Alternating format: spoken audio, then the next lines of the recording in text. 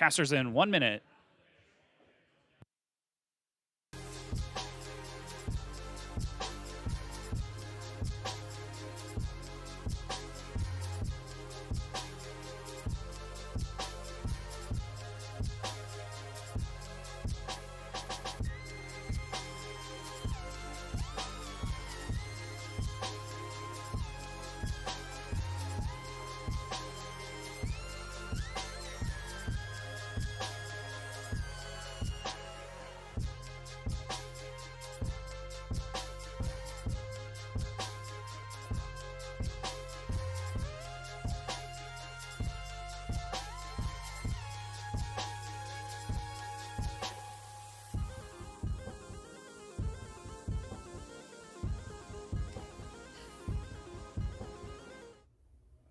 Hello, welcome Morning. back.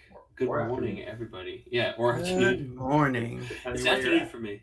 So, Yeah. welcome back, guys, to our for day 2 here for our Lunar Conflict, and it is going to be a great day of cards. It is always a pleasure to be here doing the commentary. I, of course, am John Snugsy Shriner, joined just like yesterday by Jared Scott Walters and David White Mage Nunez. Good morning, gentlemen. How are you doing today?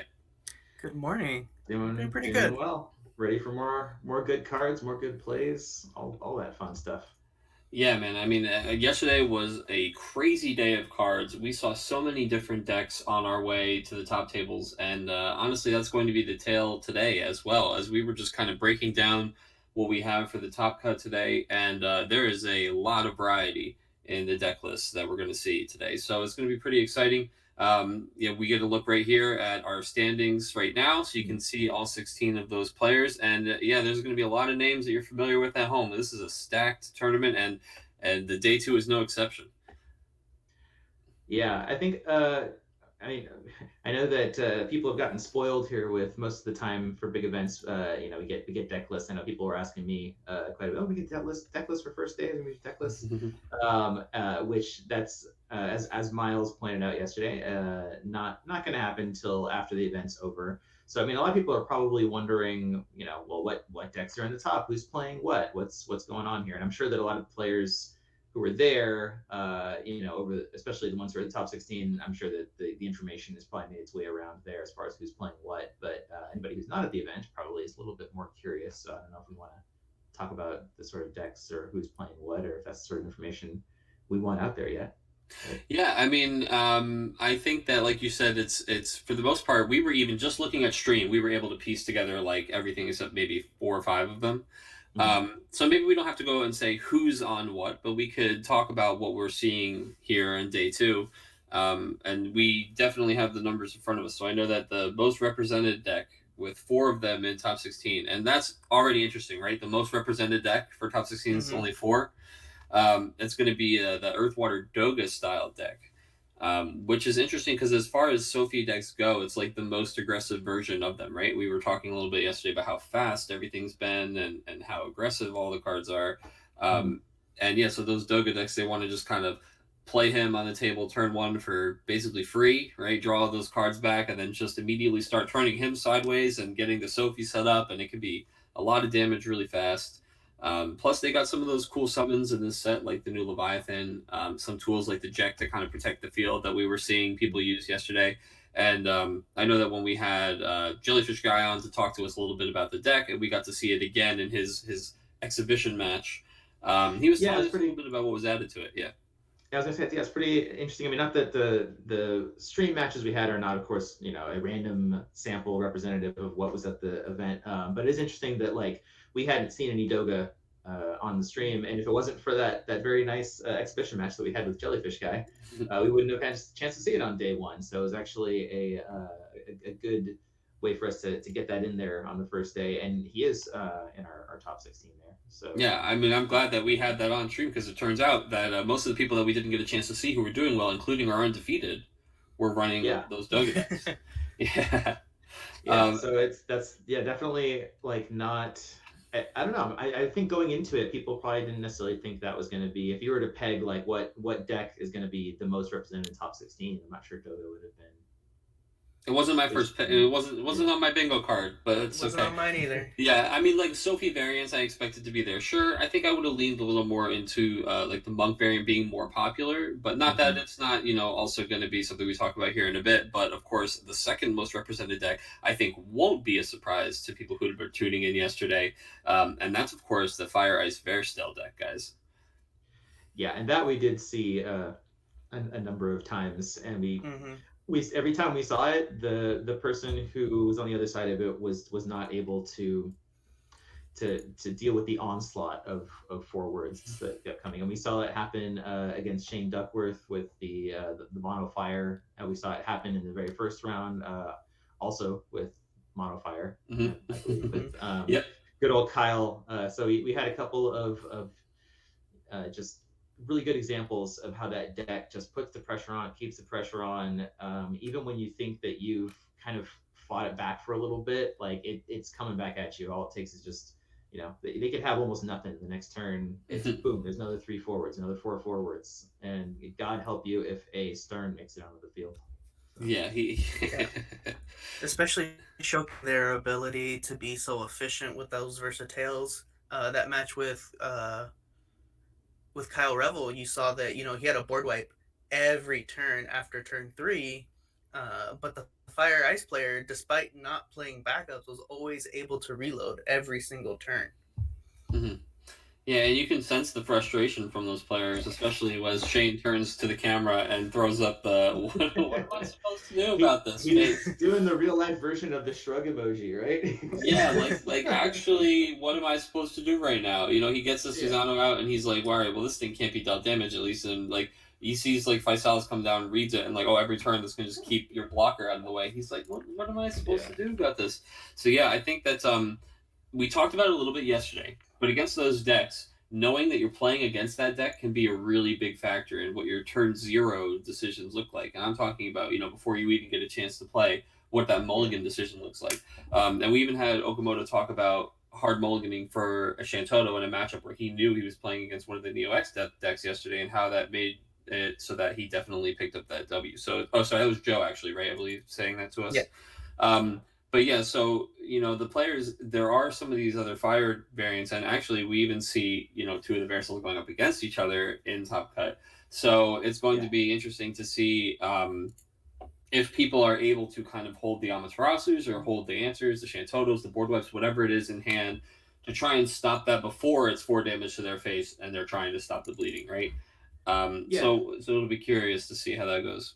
And I can guarantee that anybody who's in top 16, at the very least, they found out what their opponent was on, right? Yeah, so absolutely. Last night and today, they know what deck is coming. They know who's on it. They didn't, even if they didn't get the exact deck list, they that makes a huge difference. Talks I think quite a bit yesterday about how Verstell can do so well in Swiss because, as you were just pointing out, you don't have that turn 0 kind of extra decision of like, oh, I'm going to hold on to this specifically, unless the word's gotten around by that point. But like when for sure you're playing against that deck and you've had like overnight to think about it, kind of plan things out, you can pretty much guarantee that anybody who's playing fire against Verstell is going to be probably hard mulliganing for that Amaterasu, or maybe it's Shantoto if you're Earth. And you're really changing up your game plan. You're not necessarily going to be just going for like, okay, I'm going to play a couple of nice backups on turn 1 and I'll just start building up and everything. Like, you got to be ready to go from before anything hits the table. Yeah, exactly. Like turn -1, right? Yeah. Like before you even get a chance to play anything, because sometimes that's already too late if your opponent's going first. We see them happy to overpay for the Vercel on that first turn. Oh yeah. But yeah, I mean, this is with 2 of them going against each other, there's only going to be 2 trying to make it through this event. So we'll see how it shakes out. But of course, speaking of decks that actually do have those board wipes on demand, there's quite a few of them as we go down the rest of the list here. As when we talk about access to some of the big cards like Shantoto, anything that's Earth X is going to be packing some of those 7CP beauties to absolutely just reset that early crazy start. And Monks, which is coming in here as the 3rd most represented deck, is no exception. But something to say about our 3rd most represented deck is that it almost seems like a misleading phrase, right? As it's only 2 monks decks in top 16 here. So after 4 Doga, 3 Veristil, and 2 monks, everything else is just a one-off, and I think that that's really awesome. Oh yeah, the variety in this top 16 is just is fantastic in terms of that it's not just like, okay, we've got like 6 for stale and 4 monks and 3 mono fire and whatever else. Like there's a pretty cool mix there, and we saw some of those on the first day. We in our featured matches. We saw Okamoto on an Earthwind deck, which was definitely not something that I think was too much on people's radar. If they were practicing against a gauntlet of stuff, I don't think Earthwind was on their top 5 there, right? And then we also saw Viridian, our good friend Viridian, on a deck that was Earth, Wind, and Fire, which I'm affectionately calling the September deck at this point. And so we saw that, and although he struggled in his match there, it was a bit tough there. I know that we were, all three of us, I think, were pretty intrigued when we were looking at cards coming down to his, and we were like, was that a wind card? Is that a Garuda? What's going on here? And so I think like obviously that deck had enough success for him to make it in top 16. So it's entirely possible that his opponents were kind of going through the same thing. They might have thought after the first couple cards that he played out, okay, I know what I'm playing against. I have an idea here. And then suddenly this third element comes out, and you've got this combination of cards you weren't necessarily expecting to interact together or to be in the same deck together. And I'm sure there's a bit of a surprise factor, but it's also just the decision making in terms of constructing that deck and how it was put together to deal with probably whatever deck he was expecting. I think it's pretty cool to see something there that could be a bit of a dark horse surprise depending on where things go.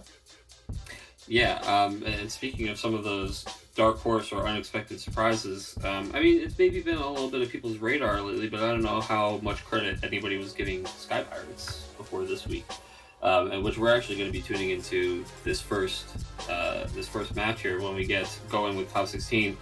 Brian Berkeley, actually the one playing Sky Pirates into top 16 on day 2. Do you think that we would ever be saying a phrase like that? No, I do not. Yeah, and we get like a little list here of exactly what everybody's playing. It's interesting to see. We've got a Sophie Booneville's deck, Earth Wind, Mono Fire, and also even Samurais making a representation here. Samurais is something that I think if I told you it made top cut, you wouldn't be surprised. If I told you it was in the room, you wouldn't be surprised.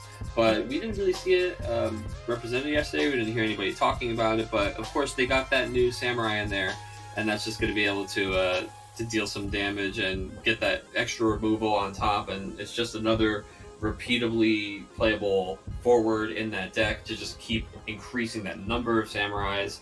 And then he has that new style that we've been seeing in a lot of cards lately, where he kind of lets you do something with all those Samurais that are in your discard pile, right? Just kind of another one of those effects that lets you do something for nothing, almost. And we see cards that do that, like Stern or Celteus, for example, just being very effective in this event, or just in general. Yeah, we've just seen over time that there's been more cards that have started to use your break zone as another resource, right? And I mean that's especially true right now with Stern. But just everybody thinks of course CP as a resource, of your 7 damage as a resource that you can use.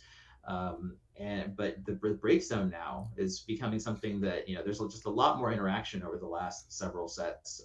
Whether it's being able to get things back from it, you're seeing all these shenanigans with Kusith and Ursula and just various things that are able to get it back. But then also seeing stuff like Samurai, which is enabled, that ability is enabled off of how many are in your break zone, or if it's Stern actually physically using the cards in the break zone there.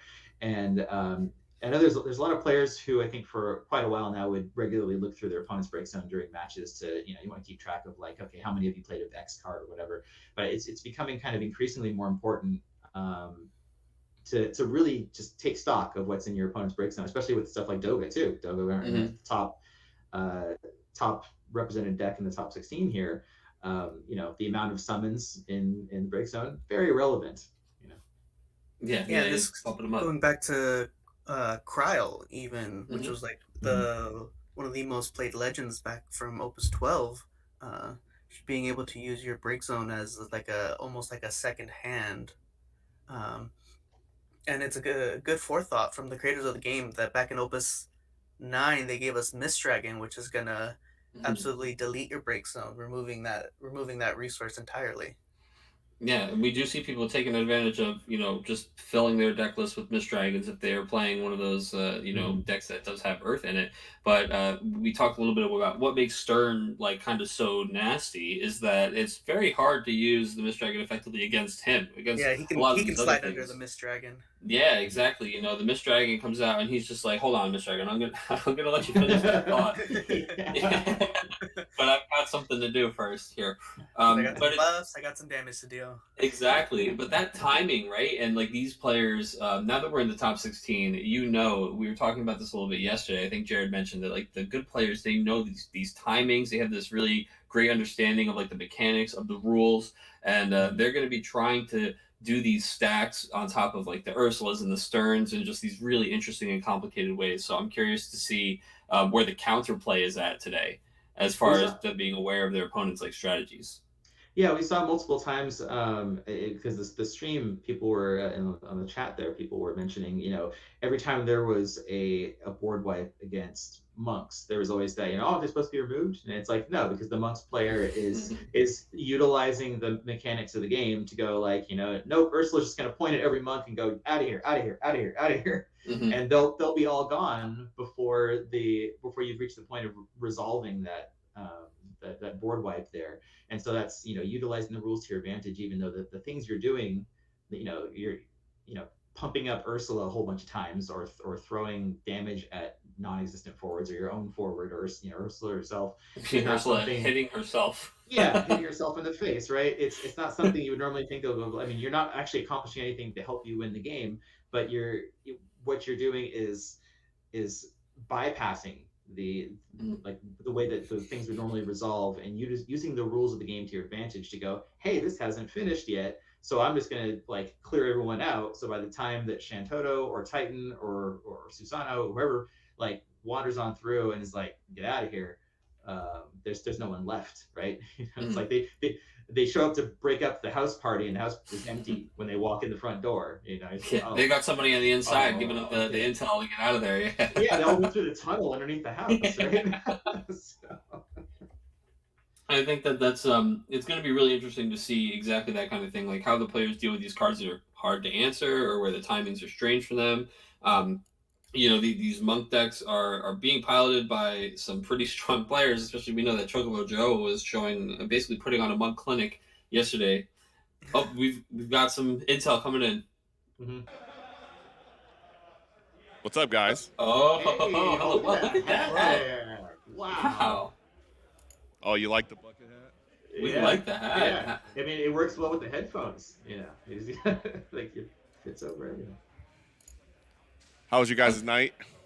It was. I'm Good. sure less rowdy than yours. Yeah. How was it? We got to Ica, and every time I walked up to somebody, they were like, "Let me buy you a shot," and I was like, "My car is a manual and worth a lot of money, and I cannot entrust it to be driven by anyone else. I have to be able to behave myself." Mm-hmm. So Miles didn't get as drunk as everybody wanted him to, but I still had a good time. Excellent. That's what it's all about. Good stuff. Good stuff. It was a great time. Everybody enjoyed the food like last time. All the people had been hyped up by this place, got to experience it, so it turned out really good. So That's awesome. So they're just getting through the final steps of deck checks. There were some issues with sleeves, so we had some people re-sleeve their decks, and yeah, that's pretty much it. So we're going to be getting started probably here in the next 5 to 10 minutes. Good, excellent. I always like to hear that. We're checking things like that, just being on top of it, just making sure everything is totally nice and fair. Yeah. Above board. Do you guys have any questions for me before we get this show on the road? So you doing? Is there side events today for the other players? Yeah. That's what I was going to ask you. So there's a cube. Somebody's going to put a cube on, and then we're going to awesome. do another status reel event, and then we're going to be doing demos for Universes because people were talking to me about it last night at dinner. So they want to learn about our Lord and Savior UFS. So Yeah. Excellent. Do you want us to cast the UFS tournament after the Final Fantasy tournament? I mean, I'm down, but just be ready for me to win it. So there's that. There you go. You might want to get some more qualified professionals for for Seriously, that commentary. I won't have any commentary except for going like, oh man, oh it's Ken from Street Fighter. Yeah. And then I'll talk about Street Fighter. Oh Like, yeah, Street it's Fighter Miles for an hour. playing Ken Two Dot for the last 2 years from Street Fighter versus Darkstalkers. I know that deck ish kinda. Mhm. Yeah. Oh, did he just turn to you? I heard that's what it does. That's great. I've heard the legends. Yes. Yes. But no, we're gonna have a good time. There are a lot of people still here and people trickling in. A lot of these people were pretty on the sauce last night. Yeah, recovery mode this morning. They got Okimoto to drink last night. They got Duckworth to drink Oh, last night. no. So, Oh, wow. and You guys neither one of try those to people team do matches. that. They roll in the Gatorade fridge this morning, just like all the extra electrolytes, get those players right back up to, tournament ready. Every one of them. So, I mean, after well, you that, guys, I'll do we'll it. see you soon, and enjoy the rest of your day. And if there's something you guys need, just let me know. Absolutely. Thank you so much, No, Miles. thank Of you. course. Make James come over here and do his job too. Oh, yeah, He's not nearly wearing a cool hat though, so I've got that unlocked for the day. There you go. Yeah. It's going to be hard to compete. Yeah. You know who top dog is with the best hat, right? Yeah, it's a real power play. Yeah. So just taking another look at our tournament format here, guys. These top 16 rounds are going to be best of 3, of course, 70-minute rounds. Going to extend that a little bit for top 8, and the best of 3 is going to be 90-minute rounds. And I believe that we're even going to have it timed after that, and it's going to be, I believe, up to 120 minutes. So there will be at least a cap on the time for today. So we will be here, not quite as long, but I imagine it's going to be probably just twice as many, action-packed games. There's just going to be a lot on the line today. These players are playing for some crazy stuff, guys. Oh, for sure. And it's always like the dynamic is so different when you're doing best of 3. I mean, it's top cut as well, so there's also a lot more on the line, but just the the nature of trying to how you play based around knowing what your opponent's deck is, but also like how do you play differently when you're up a game versus when you're down a game. Yeah, you risk play when reward it's- stuff changes. Yeah. Yeah, how do you play when you get to game 3 and you're essentially just reset back to being like a best of 1 at that point, right? It's just whoever takes this game's got it. With the exception that by the time you reach game 3, like you've been slugging it out over a couple games, and each player's come out on top once, and so it's a very different feel than just doing the best of 1 Swiss. Hello. Hey, there's the Hello. other man. Look at that. Look at that. Okay, perfect. Welcome to stream, sir. How you doing today? Pretty good. Yeah? Was a little tough waking up this morning. I guess So we've heard. people were generous last night at the sushi bar. So That's what we hear. That's what we hear. yeah, but no, everyone's pretty pumped up. They're doing deck checks right now and checking sleeves and like all that stuff. But yeah, I'm just pumped to see how this is gonna play out. We had Okamoto win Reunion 3, but it looks it looks really tight, and especially since it's a brand new set. I just want to see like how the new cards interact. I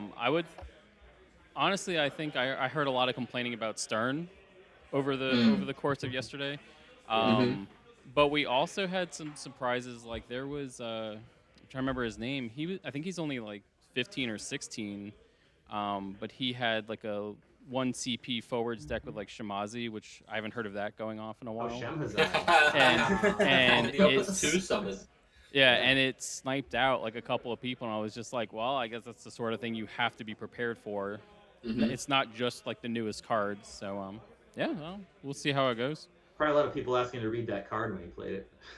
Yeah, Can exactly. I see that? People who like started playing in Opus We gotta 7 or read it. something and had never seen that card in their life. Right, it's like back in my day, we had fair cards, which people complained about. This it was a back hero? then, but what's that? Yeah, So this was a exactly. hero? Yeah. My Alcid only played lightning cards and we liked it that way. Yeah, Yeah. We were talking a little bit about how diverse the day 2 looks. It's really exciting, man. There's a lot of different decks represented. Yeah, and one thing that I noticed when we went out to eat last night was, like everyone came out, we were having a good time, but a lot of people kind of left early because they're like, well, we got to go back and practice, um, which some of us partied a little bit harder than the others, but it was nice seeing people like how serious they take it, which a lot of players don't consider. But when you see everybody, I think I was talking about yesterday, where they're all wearing like the same jersey, they all leave together and they're like, no, we're crunching until like 3 a.m. or something, and that just Squad kind of goals. shows how serious people take the competition. So Yeah, they want that. That's like something that they've been missing. Like just the crunch time, like Yeah. practicing, like the deliberate hard work, and like that, like team pride, and like just trying to like help raise up your teammate and make sure they do well. I mean, those are all the kinds of things that we really don't get a lot of when we're not having these kinds of events. So people are thirsty for that kind of social interaction, and it's awesome to hear that. Yeah. They kind of are clicked right back into it. and I don't know. I was trying to remember what month the lights event was. Is that October, I believe. October. Yeah. Okay. But no, I mean, so many people were like, I haven't even touched cardboard in like a year.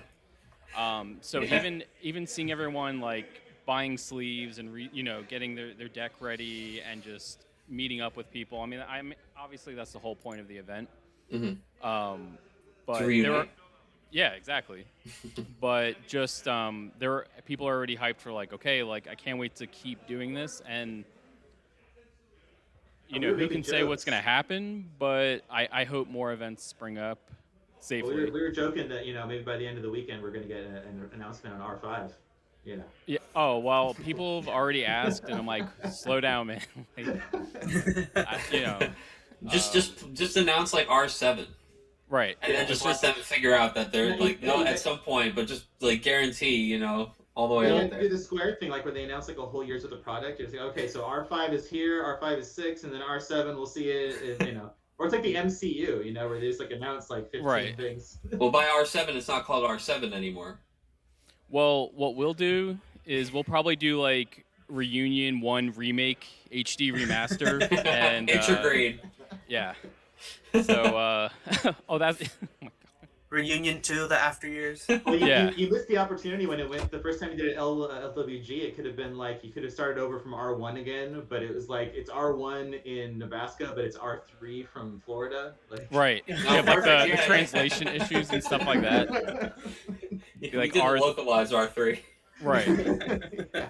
What was that one Kingdom Hearts game? It was like R3 357 over 356 divided by 2. Yeah. Yeah, Kingdom Hearts, the math problem. Yeah, exactly.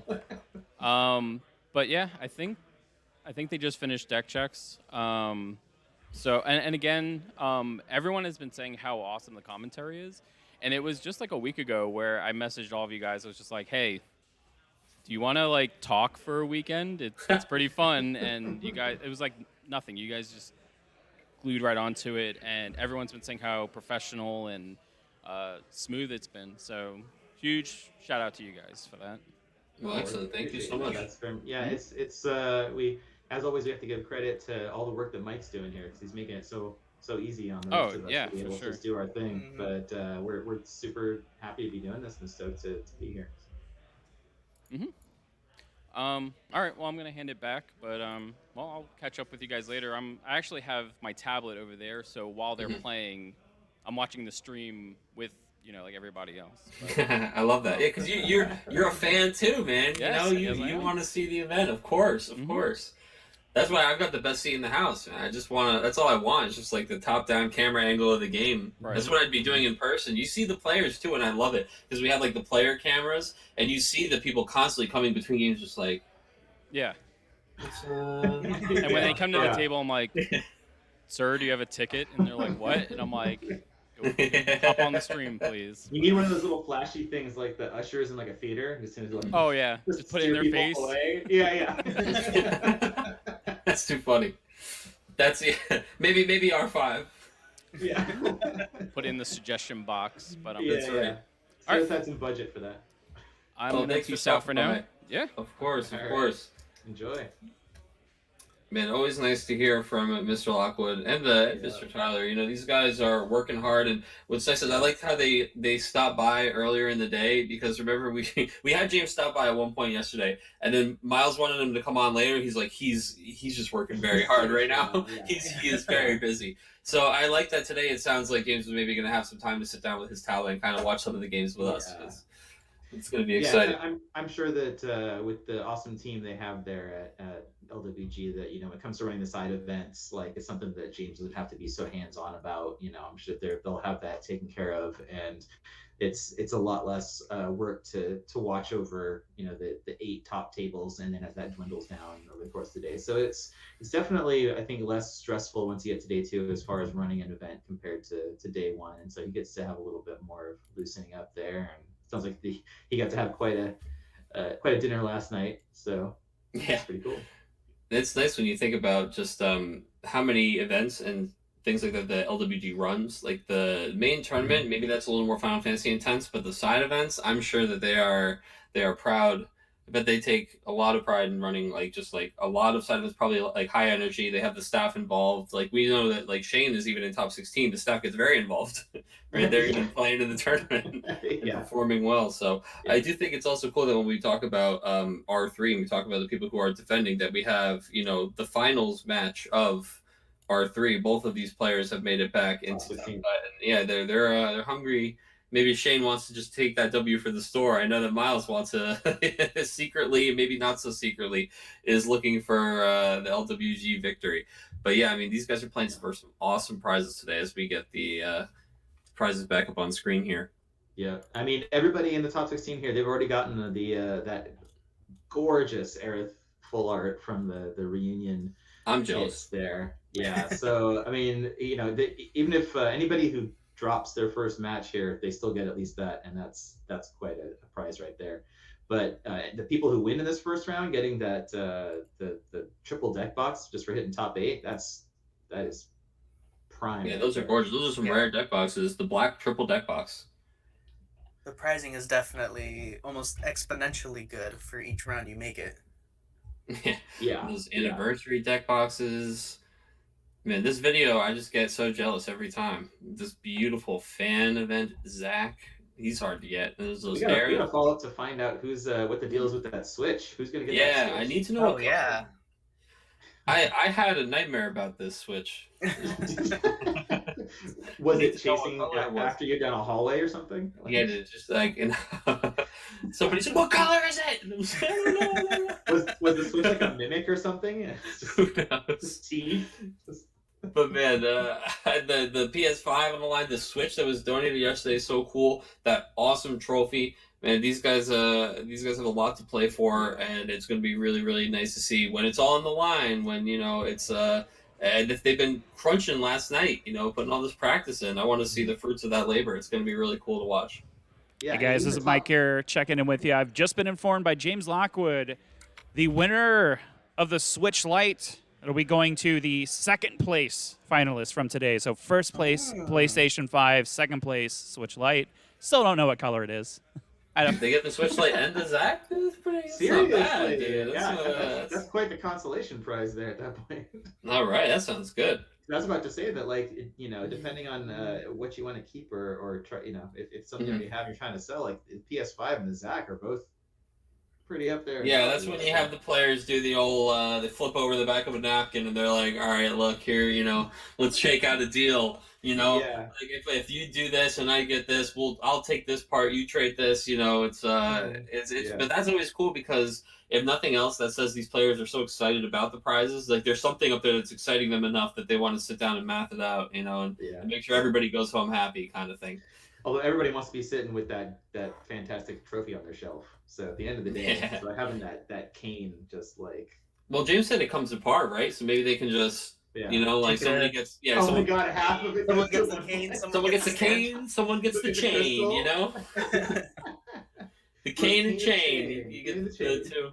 Yeah, and then they can get together and they can put the pieces back together. Once a year at the reunion. Yeah, at reunion 5, they come with it like the torch. They have to bring it all the way, and they have to connect the pieces back together. Yeah, goodness. we really try to make it as exciting as possible here. That's all right. R5, we need to get the champions of Arms 1 through 4 to all bring their trophies with them, and we'll just. They've actually been being designed to connect together. There we go. Into the Megazord trophy. Yeah. They all click together into this one mega trophy, dude. It's really. It's going to turn into a whale at that point, right? Does it just become a giant lunar whale? Yeah, exactly. There you go. It just builds into a big whale. Yeah, it's exactly opening ceremony hype. Is someone's yeah, exactly. We'll have like music be played, and we'll have like all the players will walk in, buy jerseys. Like they'll come in little groups and be like, oh, and here are the delegates from the light, and they like walk forward and they're all wearing their jerseys. Oh man, maybe we're taking it too far, but I'd be excited for stuff like that. I want the pomp and circumstance, man. Yes. I want somebody to take card games too seriously for me, please. It was cool to hear Final Fantasy music at the Olympics. Like it was surreal. Oh yeah, that countries are just marching out to the Olympics, and I hear the battle fanfare. Yeah. Like, wow, all right. Pretty nuts. Maybe we can get Olympics music for the Final Fantasy. Just complete the crossover. Oh, man. But what do you... to really steer the ship back to the right track here, guys. To get the whale back. Exactly, yeah, to get the whale on board here. What are you guys looking forward to day 2? If you guys, now I think it's a little bit fairer to ask certain questions. Maybe not, who you'd like to win, but what decks are you interested in watching and seeing how they handle day 2 here? Well, we've been discussing this weekend that, like, I'm also not, like, personally, my playstyle, I'm not much of into playing aggro or anything. I prefer them to go a little bit longer. So I guess in a very biased way, I'd like to see decks win that are a little bit more about getting set up and being able to do your thing. So, but that's just a personal preference. I just like that playstyle. Yeah, depending on what you call aggro, right? But I would even say maybe as far as like Sophie variants, like maybe not Doga isn't like a traditional aggro deck, but I do think it's trying to play forward turn 1, so it's a little bit more aggressive. If we look at those kind of just faster, more aggressive, like playing forwards early type decks, I would say it's like more than half of this field looks like it's on the more aggressive side. Yeah, I think it's always fun to play in or see matches where like you get to see both decks just completely slug it out, like at maybe not necessarily at full power, but like if you can get to where both players got down a good amount of backups and you're seeing what the deck is capable of against what the other deck is capable of. Like I think those make some of the just most fun matches to either watch or to be involved in. And so, yeah, like the full power slugfest, because while we did see Versdale steamroll quite a few people yesterday, we heard about when Cody had played that deck or the matchup against, was it Joe that he played, where he said like that they went all the way to deck out. He had to take him to deck out Versdale. Yeah. I think that's the version of Versdale that you are looking to watch, right? Where the deck is trying to do its thing the whole time instead of these. He describes that as maybe one of the best games he's played, right? Like he's had experienced some of the best games of Final Fantasy this weekend. And I think that a lot of times when we first see like the Versdale decks in Swiss, I don't think anybody would describe some of the way those games go as the best games of Final Fantasy that they've ever played. So I can see that maybe players even also are excited and looking forward to some of those really close, nail-biting, skin of your teeth type of games and victories.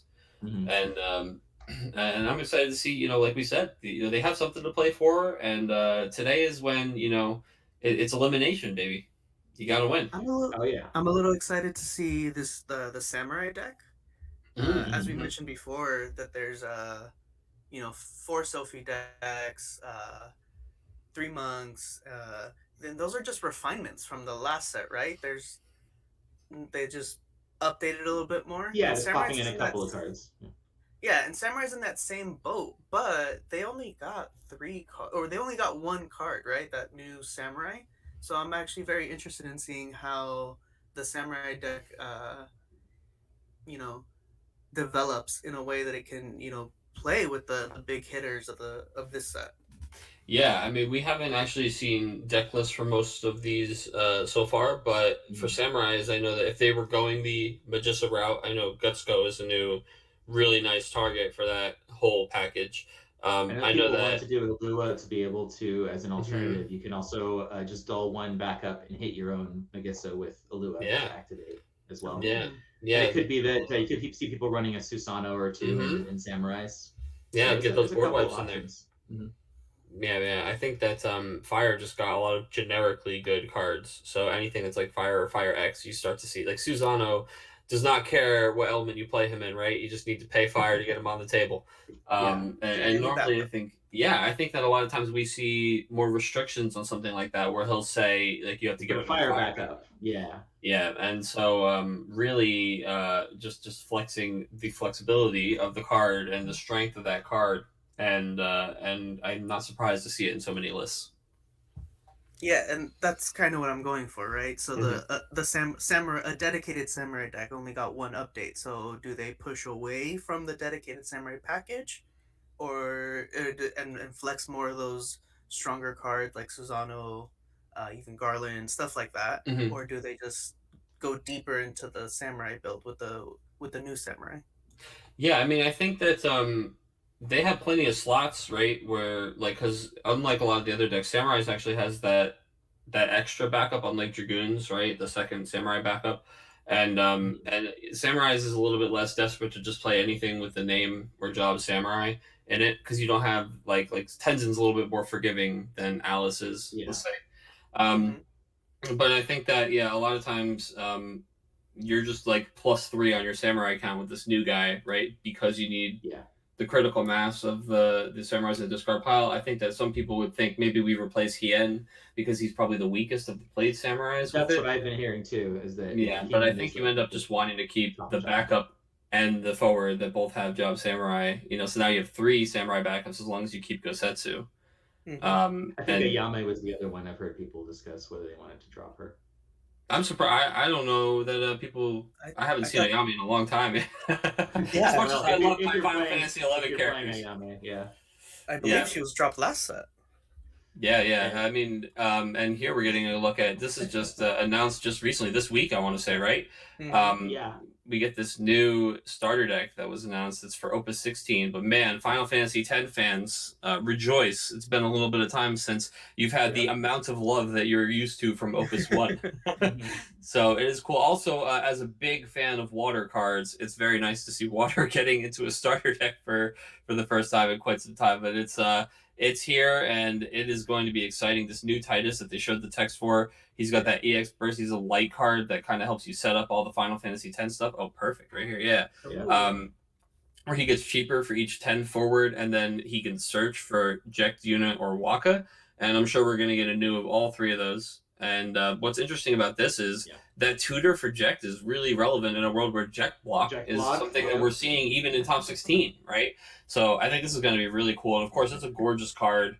And these full arts, they just keep getting better and better. So I think this is going to be a really cool product. I also just really like how the design of this product is like, it's a 50 card deck that's 2 elements. And then they have 50 cards on the side. And some of those cards are like a 3rd element that you can just change either of the 2 main elements out. Right. Yeah. So to me, that says that like Jekt, Waka, and Yuna are in 3 different colors, right? I think Jekt's probably fire. Yuna is shown as wind fire. There. Yeah. Yuna's wind. And then, exactly. And then the Waka is water. So Titus is kind of there to fix the 2 colors. And as I understand it, the deck comes in a way where you could swap wind out for fire, right? Or you could swap fire out for water. Yeah. And any of those 3 combos would work. And then they also have just a few extra cards, including the different light and dark cards. You have Sin as well, in addition to the Titus, so you have light and dark right there. Well, they mentioned that there's going to be like 2 light cards too, right? Yeah, so there's going to be 2 lights and 2 darks that they have, and they haven't shown what the second of each element is. Yeah, so I think that's it. Oh, we got links.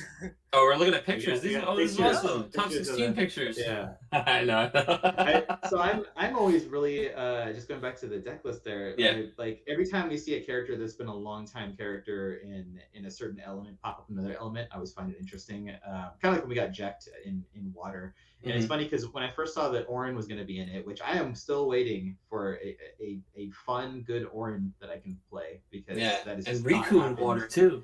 So the thing though, but I saw Lulu in wind, and my good friend Thomas Wynn, loves Lulu. Like he's like been into Lulu since the beginning, playing 5 CP Lulu and everything. And so I was like, hey, look, you're getting a Lulu in Wind. But like that ended up being a discussion in and of itself. And then in a separate chat, I was in Lostley, who was in who's at the reunion here. He was like, Lulu's in Wind? Why is she in Wind? She can't even cast Arrow. That's actually pretty funny. Yeah, there's no wind magic. Yeah, that is actually. Yeah, what the heck is she doing over there? Yeah. Fire and lightning make a bit of sense, right? But Orin is also in water this time, so that'll be interesting. Everybody's just kind of migrating to water. Like Jack kind of walked on over there, and then Yeah, like hey, what's going on? 1 What's going on in water? Well, yeah, they're one really interesting addition is that they moved Braska out of water and into fire. Oh, Summer Nebraska, yeah. It is, and Braska is usually a job summoner, which has good implications for Braska's final Aeon, who has an action ability. He kind of casts like a summon from hand. Yeah, and it's funny because like that card is so good and has seen so much play, and I don't think ever in an event or on stream have I watched somebody actually use like the second effect of Braska's final Aeon. Yeah. And it's only because like there's just not a critical mass of like playable summoner cards, right? And there are definitely people who like are just like for I think almost any job with even a tiny sliver of support in this game, somebody's out there with their summoner's t-shirt on and like their summoner's hat, dude, and they're just like horn, right? they're just like please yeah, they've got the horn, dude, and they're like the full set's online and they're just like, where is it, dude? Show me the summoner card, dude. Where's the FF Deck's job summoner, dude? They're just searching, looking to put together that summoner deck, and yeah, I think that that those are exactly the kind of people whose ears perked up when they saw the Nebraska card coming out. Hey guys, so we're getting pretty close here. Players are starting to sit down here, but I just got handed over some photos of the participants for our top 16. So we could take a look at those real quick. We got, obviously, this is here, Shane Duckworth. Very, yeah. Very excited to be here. KP. Kyle Peters. Oh, Mr. Veristel himself. That is a poker face if I've ever seen one.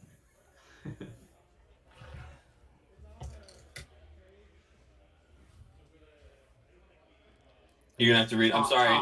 I was like, sorry, I don't know everybody. I know a number of people. No, that's Tom Gerard right there. I wonder. I don't know. I don't know who that is.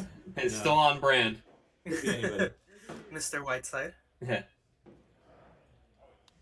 And I lost it there. There we go. It's okay. Yes, it's Mr. Riley, also a Veristel gamer. That smile on his face is because he got Veristel turn 1.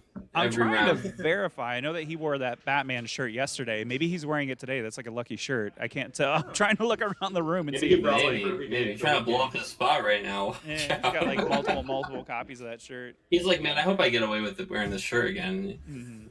Oh, is that as big as Snorlax on there? I guess so. This might be for the wrong game. Did he show up for the right now? Is this top 16 from the Pokemon pre-release on Friday?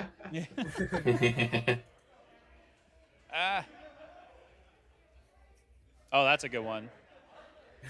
Dig it for gold. I like how that's so you know how we were talking about how some of the players here, they have like a team jersey? I think these guys came in together because they're both wearing the same. They're both wearing the same. Aqua's missing, dude. Maybe they, same one, yeah, they lost their Sky Bison. Oh, Mr. Chocobo Joe making the Chun-Li post. Cloud is judging him. Who is this player? I don't know. Viridian. And who? Good old... Exactly. Ryan. The flat Earth right there. Perfect. Yeah. I've not seen that Team Flat Earth shirt. That's great. Yeah. Oh, the People's Champion, Mr. Santoul. He is, what is he on today? Well, he's playing the Neo X Death deck. Oh, maybe not the People's Champion. Zaid? What's up on Samurais? I'm a big fan of that pizza hat. Oh, we can't see. We only see the hat covered up by a live wire. Oh, you can't see it? No. Show us the hat. Oh yeah, it's just. Oh yeah. Is that Pizza Guy? Or Pizza Face, was that his name? Pizza Face from Pizza Hut, man? Dude, that, like the commercial guy. Pizza the Hut. No. Pizza Face was there's like a series of commercials for Pizza Hut with like a talking slice of pizza. That sounds utterly frightening. Yeah. Oh. Cody just calling it like he sees it. Cody's interested in UFS. Yeah. He's like, where do I get this card? Universes. Is that Kelly? Honestly? Kelly Thatcher. Thatcher? Yeah, on Monks. Sky Pirate man himself, dude. Yep. Sky Pirate Berkeley. He's all into Optimus. Oh, jeez. You have wife and kids, so can you can't. You have 2 daughters, Doing this. sir. Can't be 2 doing daughters. it. He's got 2. That's what the number is 2 daughters. Yeah. Just a note Yeah. here on this photo here. You can see around Okamoto's neck, he's got that lanyard. Inside of his actual sleeve, that card, that is actually the champion card for Shane Duckworth in the game UFS. Oh, that's God. great. I That's love that. great. That's great. I Was don't that know. Andrew Fultz Lynch? Could be. We're running out of people at this point, so I'm gonna go with the act. All right, and Yeah, that that's is photos for everybody. Let me hear. We actually have our first matchup here. We've got Brian Berkeley versus Tom Gerard as requested. So we're getting Excellent. this matchup here. It's going to be starting here very shortly. We asked for Brian Berkeley, but also we really just wanted to get some of these more interesting matchups on stream for you guys. And not that I wouldn't enjoy watching a game at all 8 of these tables, but we're going with the Sky Pirates versus a Sophie with Booneville's twist to it here for our top game. And Sky Pirates was something that we had heard talked about a little bit, and we saw the players kind of they had that like fun match where Okamoto was playing a Sky Pirate deck. And I imagine that Berkeley's would probably look pretty similar to that. I would agree. Oh, actually, as I'm imagining, let me get rid of my guesswork, and we do actually have the list here for these players for this round. And yeah, it's I like how it's basically just enough Sky Pirates in here to have a really, really strong backup engine. We talk a lot about backups that search for other backups and just how consistent that is. And with the new, Friends, Two Sisters, you also just have the new Vaughn can search for those Sky Pirate backups. I like how right after I say Friends Sisters, I actually don't think they're playing it in their list. No, I don't see. No. I don't see either Jote or. But they are going with the a standard 4CP backup searcher that we are all too familiar with, which is that Sarah, who is able to find Althea immediately because she's a princess, and you can just kind of go right into those loops and just those really powerful turns where you're replaying Vaughn over and over and getting that value out of him, replaying the Zidane over and over and getting the value out of him. And we see that when it comes to the Sky Pirate forwards themselves, we're really just going in 3 of on the Elza because that's an EX first draw card, boys, and that's never bad. Oh, you never feel Never bad about bad. getting cards Yeah. off of that. Yeah, and that gives us another target for both Vaughn and the Balthier. We see that the Balthier from Opus 13, who he really did not get any time in the sun in Opus 13, almost feeling like an Opus 14 card here, is going to be a 3 of as well. And he then thinks he's the leading man, but it took Vaughn showing up for him to actually, get some work, get some, time in. That's right, and we're leaning actually pretty hard into Primal Legends here for Win and War. We've got like the Bismarck Leviathans at full counts. Yeah. With one Garuda, and so I think that's like the top end is very Opus 14, even if the foundation is going all the way back to some weird Opus 10 Sky Pirate packages this year. I think that it's going to be a really interesting deck to get a look at. And I'd like to note that you mentioned, backups that can search other backups, but this list has opted out of the Pinello that can search out a backup, and has opted in for the one that buffs your forwards. Is that not the Pinello that searches for? I'm pretty sure it's the Pinello that searches for Vaughn. Yeah, it's the EX burst Pinello that searches for Vaughn. Yeah. The starter buffs Pirates and Sky Pirates. Yeah, but I think this is the one that searches for the dual element Vaughn. So I mean, while you're right that it doesn't search out another backup, it's definitely part of the chain to go get a Vaughn, and then kind of either get a backup or get that the backup activation. Yeah. Correct. That was my bad. No, it's okay. I mean, you're I right think though that's- that it isn't that other Penela we're used to, right? The 4 CP that can get the other searches out backup. the Fran or the Tomage or Mhm. whoever you I need. think did he have a Sarah there in the opening hand, because that's It looks like we played the Sarah first immediately. yeah, because that's what you want in the this start. You want to be able to just pop down that Sarah, go right for Althea, or let's see, is he running Fiona? Yep, you get one of a Fiona. So if you can get Sarah and Fiona off on the first turn there, and so you've got one of each of your sources of CP, then if you're feeling like it, then on turn 2 you can just go right into Vaughn right away, get a Tamaj out, play him. You'll get to reactivate all 3 backups. You'll have 3 backups available to play either another backup or something else to go along with it. You could play a Zidane off of it. So you can end up on turn 2 with 3 to 4 backups, Vaughn in play, possibly a Zidane if you didn't do the 4th Looks backup. like And we we have the know judge that ball. with Sarah, he could. I don't know any other targets I see in the list besides Althea. Fiona is the- guys, okay, Oh, so what just Fiona? happened here was Fiona. wait, just real quick, sorry, I that's okay, but because we just had a judge call to the table. Also, I think our names are swapped. But Brian, Brian, he forgot to draw his first card. And see that pressure and that late nighter getting to these guys. He forgot to draw a card for turn, so he discarded 2 and he played Sarah, and then he's like, wait, I'm supposed to draw a card like from the top of my deck before I search. So they had to go ahead and get the judge over there to be like, okay, hold on, I didn't draw a card, what should I do? And the fix there was just draw the card off the top of your deck and then go ahead and proceed with the Sarah search. But these guys are just making sure everything's above board, calling the judge and letting them know I made a mistake. Mm-hmm. And it looks like Tom also starts off with a Sarah. So we got just mirrored Sarahs going on here. That's funny. He put like Princess Sarah. He put like Suzu Heisao on the field, and it's like that doesn't search for that. Yeah, we'll go ahead and get the Princess Sarah. I was testing you. Like, wait, am I a prince? Am I a prince? I was testing you. Yeah. Yeah. There's Suzuhisa, so I guess he's playing that. I don't know. Things are. He's searching out the Suzuhisa with the Kolka.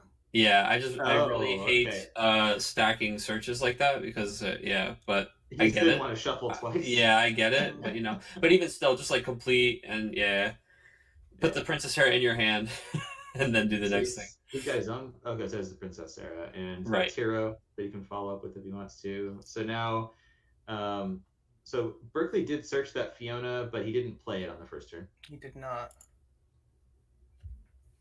So there's the Fiona we just mentioned. So does he have another Sarah, or maybe that's a lose off? It's 3 for Vaughn. Yeah. So what he's gonna do here is he's gonna pitch 3 for Vaughn, right? Vaughn's gonna go get a backup. It's gonna activate both of his backups, and then he's gonna use both of them to play the Fiona. Yeah, and he'll go to 3 backups and have the Vaughn out, which is really nice. Yeah. So we see him actually pitching another Sarah backup, the Fran backup, and I can't tell what the third card is in the middle there. Yeah. Oh, he's searching for Fran, yeah. And he's going to get Fran and then activate the backups, and we're going to have to pick up Vaughn and give that a read, because, boy, that seems pretty good. Turns out, yes, it is. That, one of those dual-element L's just showing off that power level. The thing that catches people off about that Vaughn is they forget about the second part of it, which is anytime you target a Sky, or your opponent targets a Sky Pirate, with an ability or summon, then you get to activate 2 backups, and that's any Sky Pirate. So even the backups, if you have Fran or Tamaj out there, then you target them with Leviathan, or you freeze them with something or whatever, it's still going to give you 2 activations of backups. And so it's great for being able to, as the Sky Pirate players, being able to respond to things, because even if you didn't have the CP available, as soon as they got targeted, now you've activated 2 backups, you have CP available, then you can choose to respond to whatever they did. If you've got maybe the Leviathan in your hand that reduces the next damage dealt by 5,000, or if you have a Chocobo in your hand, you're going to use that to return something. It gives you options without having to always commit all of your CP. It makes it really hard to actually remove any of the Sky Pirates, because that also works with that Balthier that we were talking about before, because he's got that secondary ability that you can dull 2 Sky Pirates to give a Sky Pirate plus 2k in haste. So if you have 2 backups that are Sky Pirates, which this deck runs both Tamaj and Fran, then as soon as you target a Sky Pirate, you'll be able to activate those two if you have them, and then if you have Balthier out, you can just dull them. You get the plus 2K. Like it gives you all this versatility in terms of protecting or getting value out of your Sky Pirates being targeted. Yeah, and I think that, like you said, it's important that, when the Balthier has that effect, that it's not just like those backups. It's cool because as soon as you play Balthier, he doesn't have haste, but he can kind of tap himself into that ability. Mm-hmm. And that ability, while it does give plus 2,000 power and haste, yeah, a lot of times that can just be like, hey, be careful because I can block, and then I can tap this guy I just blocked with and someone else and increase that power level by 2,000. So that ends up being like a really relevant buff in a lot of situations. And so then you can have these things where people are like, okay, I'm going to target that guy to kill it with damage. It's like, actually, I'll buff him up and he's going to untap these backups, and it can just get out of hand pretty quick. It's also good protection against a lot of lightning effects that require active forwards. If you get targeted by Ramu, if you get targeted by Bahamut Zero, you can just be like, cool, I'm just going to dull him and give somebody 2K just cause, and now they've sidestepped, whatever the effect is that requires an active forward. Nice thing here too, as we're rereading Vaughn, is we're thinking about doing something to get rid of him, right? But it's very apparent to us that the way Brian tapped is deliberate, right? If we target Vaughn, we will untap 2 backups, and then we'll be able to tap those 2 win backups into the Fiona, and then just discard 1 card from our hand to essentially turn that card from our hand into, well, any card in our deck. So the nice thing about these guys playing the Fiona, and I think also is there Chocolate in here? There is, in fact. Yeah, these guys are playing these cards that have those repeatable tap effects, so they can really take advantage of the fact that they're getting all of these reactivations, and sometimes even getting them on their opponent's turn. You want to be able to always have something to do without having to keep spending cards from hand. Mm-hmm.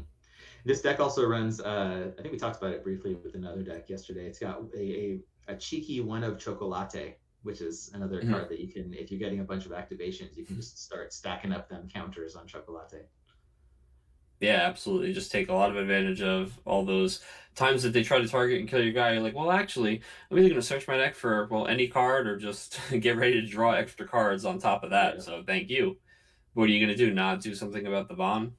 Mm-hmm. So, and I think that this is a little bit interesting here as we're seeing, the Earth Water decks that we had seen so far were the Doga decks, which are much more trying to already be punching in some points of damage, much more aggressive. But this is that Booneville's build, which means that this is going to be a lot of different colors, a lot of different advantages that you get from playing the dual element cards.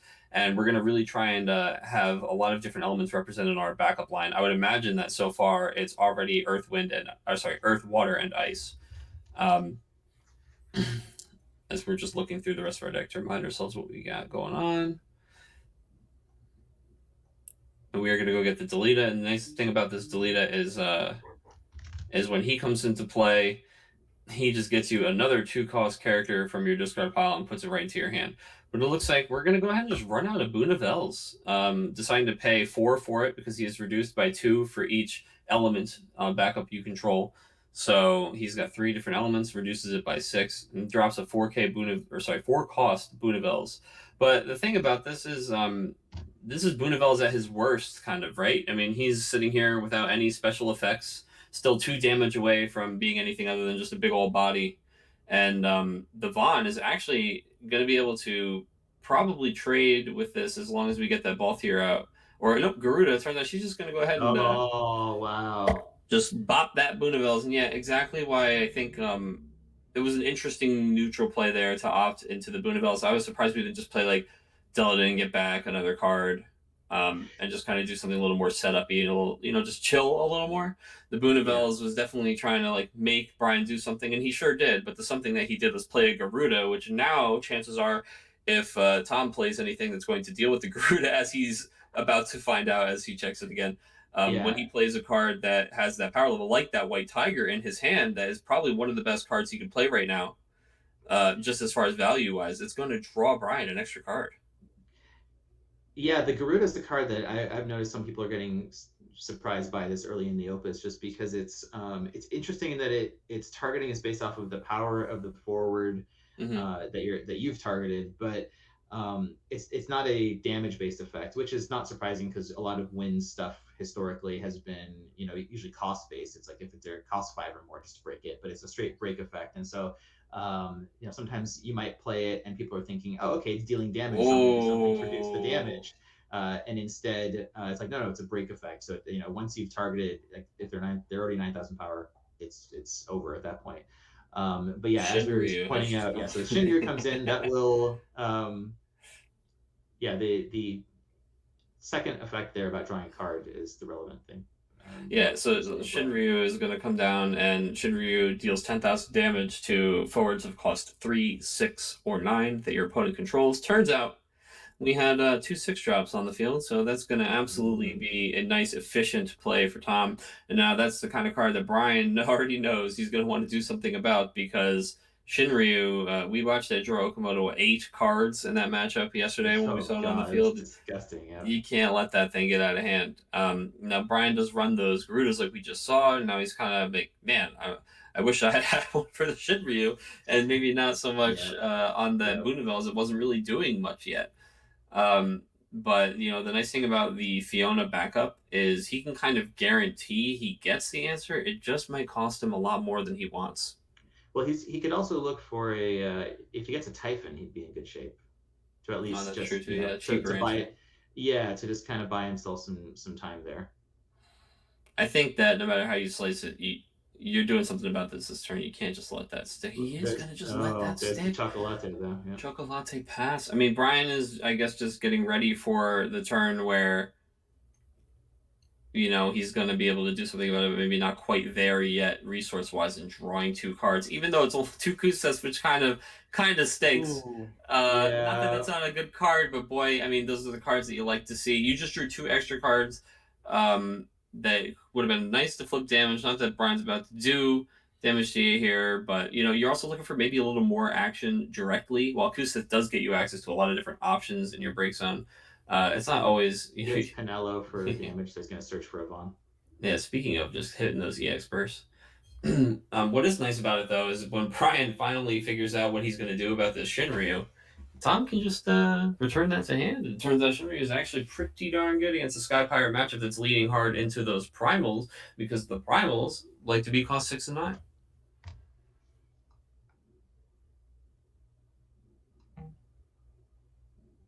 Let's see. And Sarah backup. That's fine. You don't want to be drawing any of these backups anymore. If you're Brian, you really don't hate those being your 2 points of damage. Yeah, and we saw that he chose for Nimbus to freeze Althea there, which is like, you know, if you're going to pick something there to keep on lockdown, it's definitely Althea. I like that he does have like 3 different backups you have to consider, though, right? Like, that's a lot of different activity on his backline. The Chocolate, the Fran, and the Althea all having those tap abilities. I think that this is a little bit tough for Brian, but Brian, you know, he deliberately took that turn knowing the Shinryu was going to resolve, probably get his opponent a lot of advantage. You kind of roll the dice on that, though, right? Because if that Shinryu, as great as that Shinryu felt, right? If we had shown a forward and just -7 the board, I mean, it's literally a blank effect, right? So I think Brian would have been happy with that, yeah. Yeah, Brian kind of took, you know, a little bit of a chance. I say a chance on that, right? But when you actually look at the deck, it's much more likely that a forward would be revealed than anything else. So I think he played the odds on that one. Unfortunately, you know, it happens sometimes where your opponent is going to still get that advantage.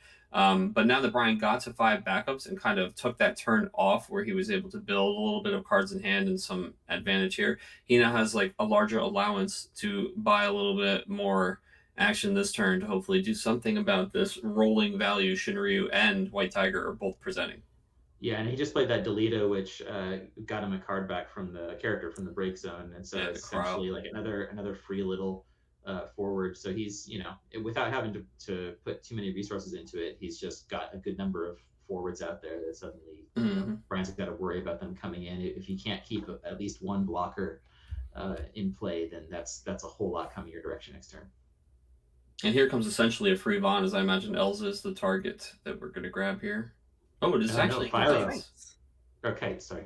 Yeah, Kites is the 1-drop. He's got that ghost energy where when you play another Sky Pirate, you can pay to win to play him onto the field. But he has that awesome sack ability where you can put him in the break zone and give a Sky Pirate plus 3k until the end of the turn.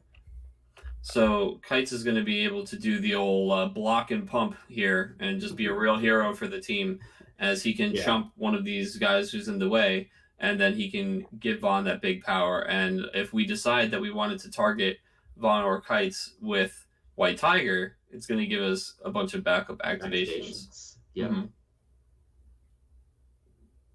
But we do still have the Shinryu problem, which I'm calling the Shinryu problem because all it takes is just flipping a forward at this point for it to be a pretty big problem. Fran here, we can cash in for 6k damage. And if we drop another Fran as a follow-up, it's another 3.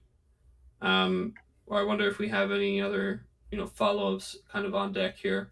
Like you said earlier, the Typhon's really just the cleanest answer for this, and he does have 3. Yeah, I mean, you're typically going to see, I think, a lot of decks running 3 of it right now, because it is. I mean, Typhon is so powerful because it gets around so many of the things that normally protect a forward. If you have Arden and Arden's like, it can't be broken, Typhon's like, that's funny, just go to the back of the deck. Or if you have something that's like, this can't be returned to hand, Typhon's like, that's funny because you're not going to hand, you're going to the back of the deck. And we also mentioned earlier how we use break zone as a resource nowadays, and Typhon says this one's not going to your resource pile. Yeah, if you send away a Sophie or something, it's like Ursula's not getting that back anytime soon. Mm-hmm. He's just making sure they didn't errata the Vaughn since he last read it. Well, one of those things is, guys, is you read the card and you go, okay, I get it. But then like another situation comes up, you're like, hold on. And you read it again, you're like, okay, yeah, no, I get it this time. And then the third time you're like, wait, does it activate 2 characters or 2 backups? And Sky Pirates, yeah, you got to give that one another read. There's the Elza, by the way. There's the Elza, and the Balthier. The Balthier came out and was able to get the Elza. Yep. Mm-hmm. So it makes you feel better about that too. He played Balthier for the 4. Now he already had reactivated his backups off of playing the Vaughn, so then you're able to play Balthier off of that. At those reactivations, you get Elza, you get a card draw. So you can see that like Brian's gone from, he had 0 forwards at the end of his last turn when he just played that Chocolate. Now he's got 4 forwards out. All 4 of them are Sky Pirates. So if you try to target any of them, then you're going to run into some trouble. That being said, if the Shinryu isn't dealt with, then at the beginning of next turn, depending on what hits from Shinryu, if you get minus 7k across the board, then you're gonna have to do some, like you'll dull the 2 that are about to die, probably to buff Balthier, but it's still gonna be pretty nasty if you have to deal with the minus 7k. Yeah, I mean, it's at least like you said, you kind of get a double with the Kites, right? Because you can dull 2 and then you can pop Kites for another 3k. Yeah, so you actually can do a pretty good job of saving your board from being wiped to the minus 7, but we're still mathing this out right now because at this point, I think we're almost less worried about the minus 7. we're just really worried about that plus 2 cards every turn. I mean, that free 4 CP in addition, not just to mention the CP, but also just like 2 more options, 2 more cards. It's insane. I love drawing cards. Drawing cards is so good. It's just it's a very powerful movie. Brian, you can tell he's just really wrestling with whether or not he wants to use a lot of the resources he has to try and stop that Shinryu, or if he's in not as bad a position as maybe. I mean, you'd love to be able to play like a Leviathan right now or something, and just return Delita and something, and be able to wreck both Nimbus and Shinryu, but it's not available right now. Seems like we're gonna gamble on that Shinryu.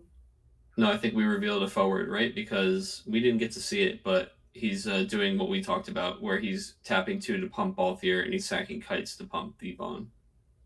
Oh. Or maybe he's doing it in response, because once the reveal happens, good players. It's too late. It isn't. Yes. It's not a when. It's an if. Yes. So that's right. That he's saying, okay, well, in response, I'm going to do this just in case. And he reveals the Zidane, and Zidane is in fact a forward, so good call by Brian to make sure that he preemptively buffed those forwards, because it is minus 7k to the board. But that also means that I think 3 damage is coming through here for Tom this turn. Yeah, because the problem is now he's got 2 forwards that are still up, but they're tiny. And so, you can block with them, but they're not going to trade with anything. And and you'd prefer not to have to start your next turn again with no forwards. Mm-hmm. And this is tough for Brian because he's got 3 backups up, and the 2 backups, unfortunately, that he has tapped are the 2 that have, probably the most potent abilities on the back line, as far as things he'd like to do going into his turn. Althea is always good to have up, and I think he had to keep the Fran up because he had to keep that line open as like a way to potentially deal with Shinryu. But it's definitely not ideal for him. He'd rather be able to, use that Chocolate going into an activation from his opponent targeting either the Vaughn or the Balthier. Right. Looks like they're talking something out right now.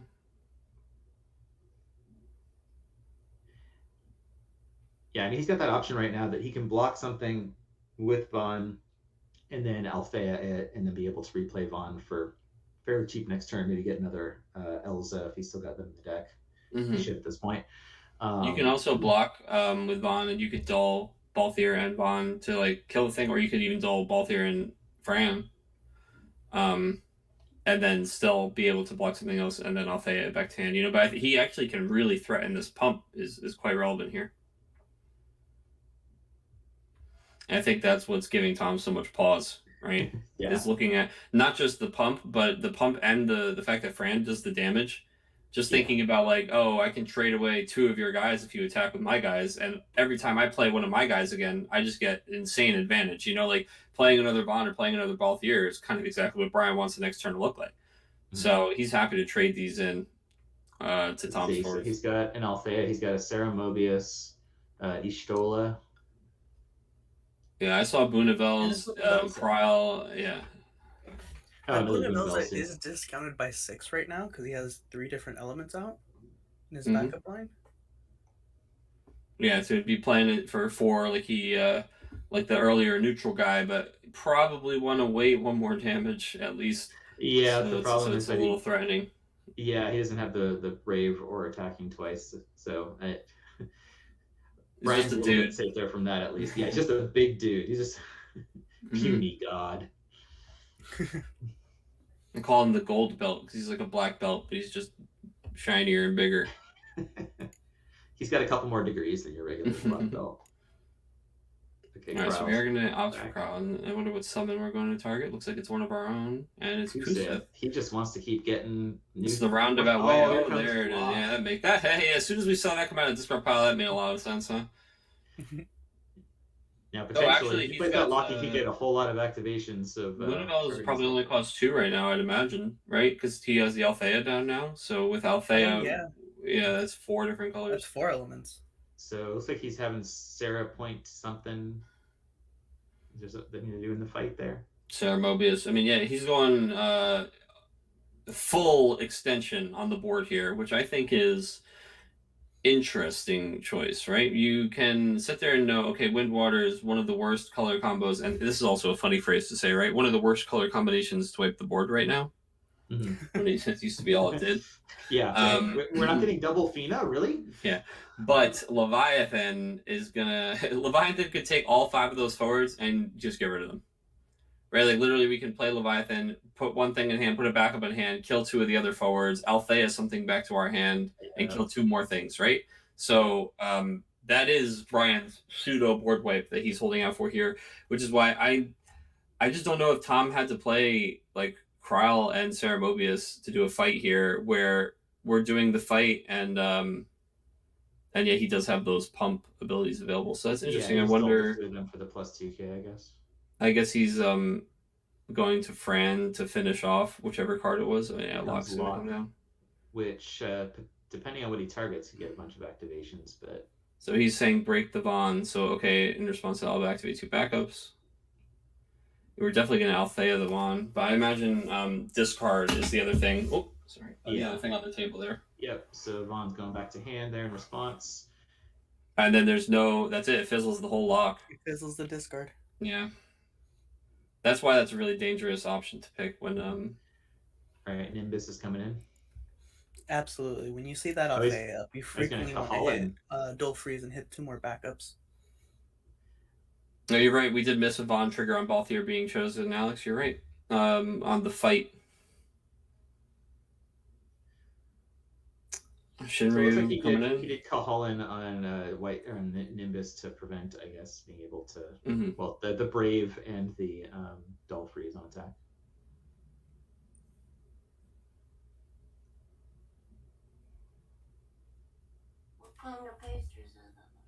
And we're gonna go ahead and use that Frania to finish off. Shinryu. So, can I read the Frania? No, you can't read my card. No, absolutely. He keeps taking it back from me. So what it was is we used Shinryu to fight earlier, which is interesting to me. I'm surprised that was the one we were willing to basically offer up instead of this. Yeah. Yeah. So we did the pump, and then we shot. Who's the lock going to? I think they're double checking the lock ruling there with the to the judge. The idea that the removing Vaughn canceled the rest of the effect. Which is absolutely correct. Yeah. Yeah. And Berkeley, you can see he's walked his opponent through it there. Yeah.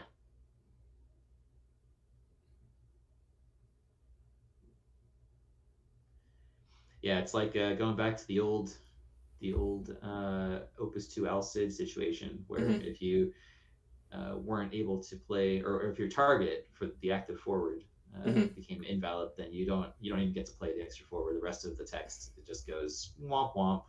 Yes.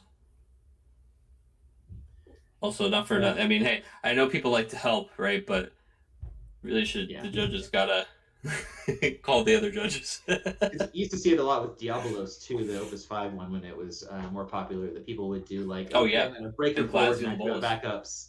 And then you'd be like, okay, well, if I just make it an invalid target, then you don't get to activate your backups either. Exactly. Wait, what? Yeah. One that's exactly like this is the Glazia, right? I think a lot of people would be like, okay, 7K that dull guy and discard a card. And you're like, well, I activate my forward. That's it. Yeah. Yeah.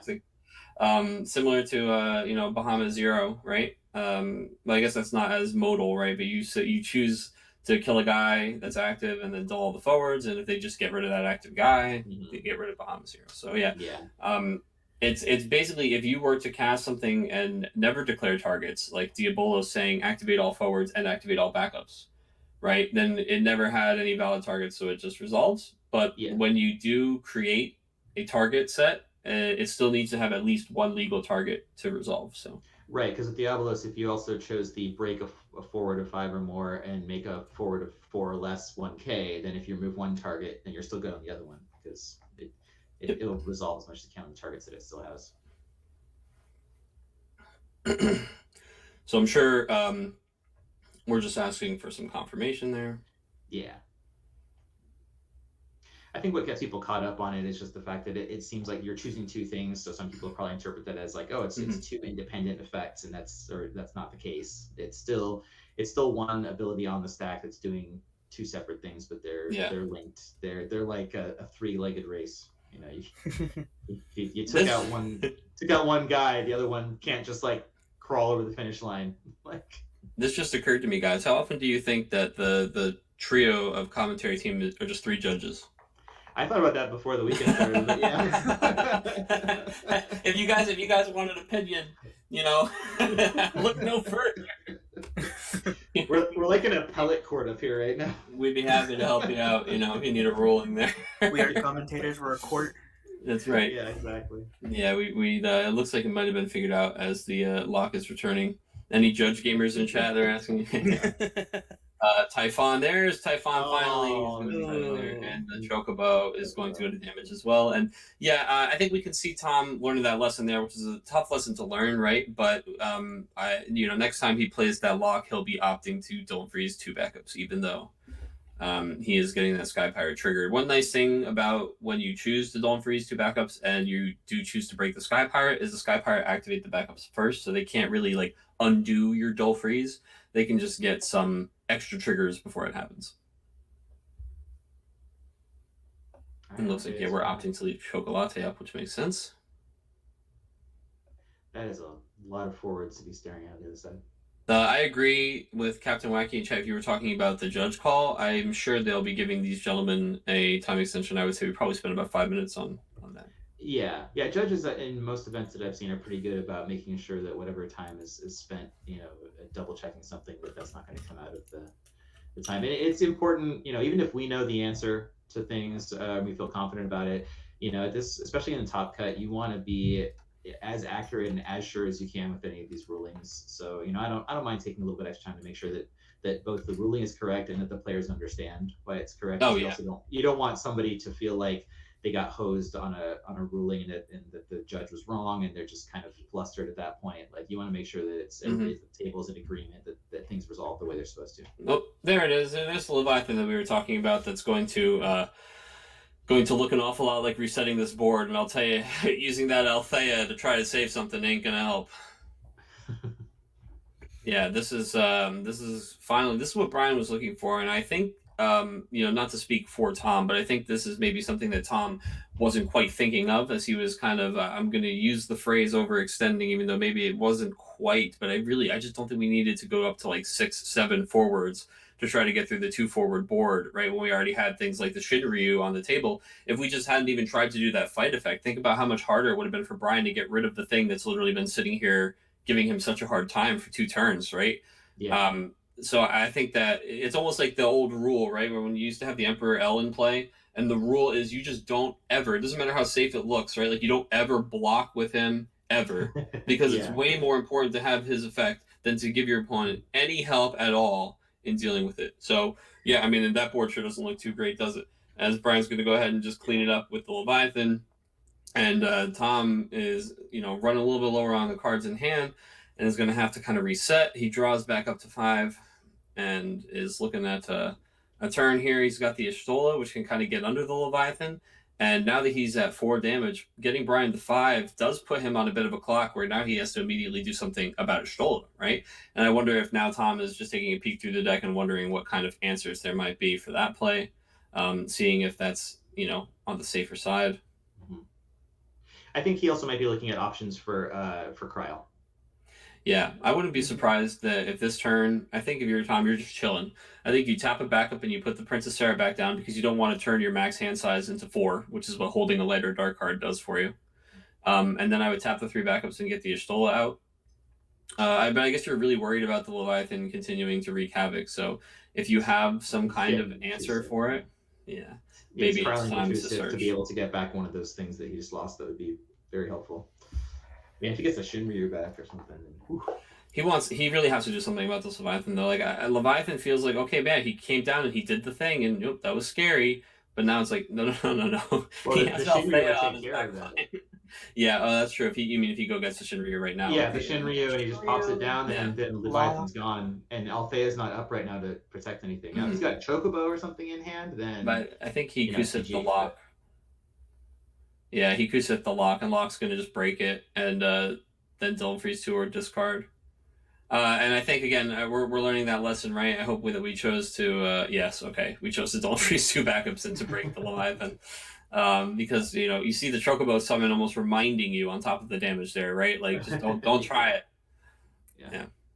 And now, unfortunately, Brian, that was a pretty good response to his Leviathan turn. And Brian, he really didn't want to have to tap the Althea that turn, but it just kind of worked out in that way where he was only able to present the Leviathan and not have a backup plan for it. Because one of the nice things about the Leviathan is if you are able to keep even just the Althea up or a Chocobo in hand, when you go to save the Leviathan, you get 2 triggers on your way out the door. Yep. So it can be really strong. And let's not forget, guys, this is game 1. We talked about wanting these games, though, right? This is exactly what you were looking for. These kinds of back and forth, these longer games where both of the players are really getting a chance to execute their deck strategy, and there's still plenty of interaction between each other. But I think that we're watching Tom just like learn more and more and more as this goes on about the interactions and about what Brian's deck is capable of, and I'm sure it's going to put him in a much better position to not walk into some of those things next game. So right now it looks like we're triggering kites, or maybe attempting to trigger the kites. We do want to. There's a Chocobo in hand. Yeah. We definitely want to keep an eye on the clock, because even if we assume that there was a 5-minute extension from the judge thing, and there's just 40 minutes left, we're not through game 1 yet, and we're not that far from using up half the time. It's only a 7-minute round. Yeah. So I'm assuming that our timer, of course, obviously is not going to include whatever extension there might be right now. So if you add another 5 minutes probably onto what's on the screen. Kites doesn't even trigger. Kite, maybe Kite's only what trigger he off did. Vaughn. Is that Oh what yeah, it is? maybe. It So only maybe triggers what off he Vaughn. did, maybe he Balthiered the Kites in and played the Elsa himself because he's got those 3 out, but he's tapped all 4 backups.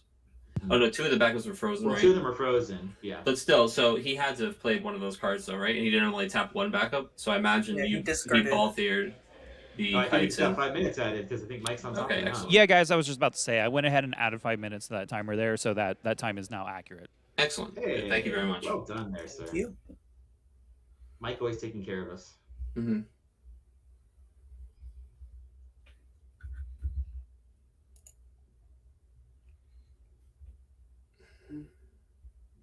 But yeah, Balthier would have been able to get either one of those. Yeah, it looks like a Alright, pitch but- 2 from hand, Balthier the Kites, and then tap the 2 backups to play the Elsa. Yeah. Now, Does of have course, that 2 or less. this is when you're really missing having Vaughn out because with all those Sky Pirates, you'd love to be able to at least get something off of them being targeted later if that happens. Yeah. So we're using Kral and we're using one of Brian's summons. He's got the Cuckoo-Lane and Well, he checked that break zone before. Cuckoo-Lane and Chocobo are the 2 options there. So he's probably trying to Chocobo his lock, if I had to guess, right? Mm. Or no, he are we doing something with probably- Kites in response? Mm. And then just like before, that effect fizzles. So he doesn't get that draw.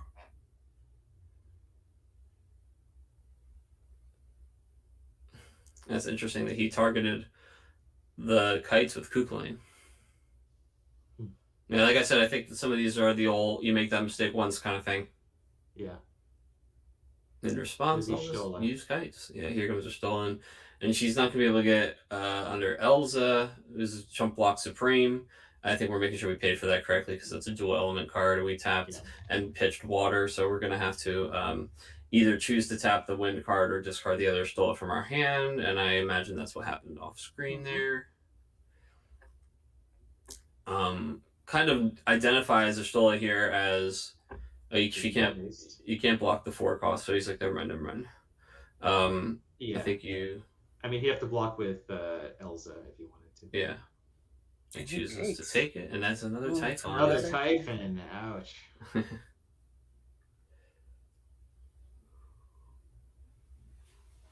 And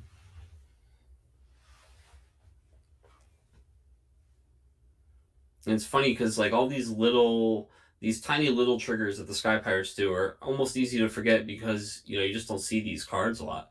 And then all of a sudden it's like, oh, like Kites can just he can tap himself into the Balthier effect and then pop himself to give somebody some more power, and then 5,000 power comes out of nowhere all of a sudden.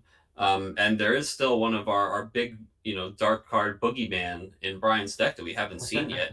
Stern That's Leonis, true. and tell me Stern Leonis wouldn't help clean up this board right now if we found.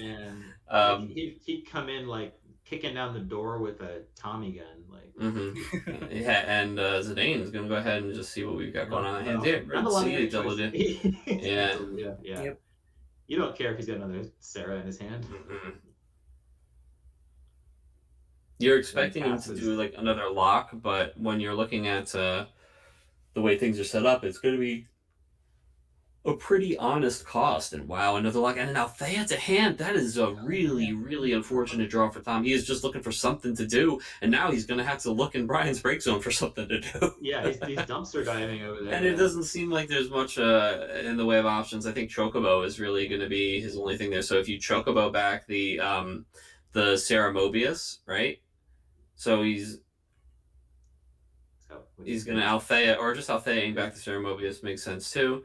Brian's looking like he's deciding if he has a response to that, and we're just going to put her back in hand, and hopefully she'll help us get a little further, or at least we can use her to do some fight and get removal going.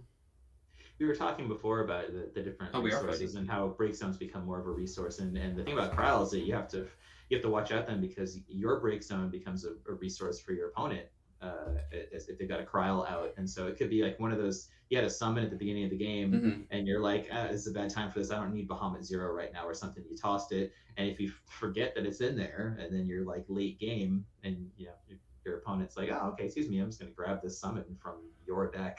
Yeah. You know, and so you can, it's something else to pay attention to in terms of what's in and breaks in at any point in time. Yeah, so we watch the Y'shtola try to fight the Zidane with the Sarah play, and we chocobo Zidane back to our hand, drew a card. We're going to go ahead scoop right into game 2. Yeah, it's in Berkeley's best interest right now to just get game 2 rolling, just get a reset. Like, I think I that agree. you can see there was the, I think I see the prize foil full art Aerith there next to Berkeley's mat. Just right there on the All side, top 16 got, yeah. I think they must have handed them out once the matches started or something. But that gorgeous, highly prized full art Aerith. So I think it's important to note that the turn he grabbed the lock, he had the option of grabbing the Shinryu as well, right? And he opted in for that short-term investment where he gets an extra Dolan freezes off of lock as opposed to the Shinryu value over the course of the rest of the game where he would get, the shrink or the draw. And you definitely got to see how he definitely would have valued that Shinryu value later on. Yeah, I mean, I think Shinryu is the reason that Tom was able to pull ahead there of Brian. Brian had a pretty decent setup in the beginning and was starting to present a lot of forwards, and all of a sudden, Tom was able to just really set him back there with that Shinryu. Not just having the turn where Brian he can't do anything about it, right? So he plays 4 forwards into the board and just hopes. Then his opponent draws 2 more cards, and the next turn, he has to preemptively sack his guys, and then his opponent basically gets a pseudo wipe and is having to deal with less forwards at a time. And when you have less Sky Pirate forwards out, you just have less access to the utility of something like Balthier's extra ability. So I think that's the fact that we had the old Vaughn and Garuda on the field looking like a really scary combo, and then Shinryu just clears that up. That was certainly a big tempo swing in Tom's favor. And Brian's definitely going to be thinking a little bit more about that light dragon going into game 2. So he's got turn 1 Fran there from Berkeley. I saw that he had a Pinello in his hand, so he can play that and search for the Vaughn next turn to get things rolling. Otherwise, he'd have to keep, in that case, a water card in his hand to be able to play the Vaughn later. But that is a Cactuar summon. That is a Cactuar summon. Yep, he's got all them different colors. Yeah, so that makes sense. 16K. I was looking at the list thinking that was the monster. So we're going to go ahead and play. We played the Beastmaster here, and he's going to go ahead and flip until we find a water card, and it's a Leviathan of our own. Which is not something you're really hoping to see at the beginning of the game, unfortunately. I mean, everything's worth 2 CP unless it's light or dark, but... I think he was hoping to see like a Sarah. Yeah, backup is what you're probably getting there, especially for a deck like his where you have to juggle your elements around and stuff. So we got both an Althea and a Pinello. Yep, searches for the Vaughn, which is the only target, but... Yeah, I mean, the Leviathan's the one of, too, so it's like you really hate to see that now, because it means there goes your Leviathan. I mean, he's got, like, Kusiths for later, but you really don't want to have to, like, if you don't need to. So. Right.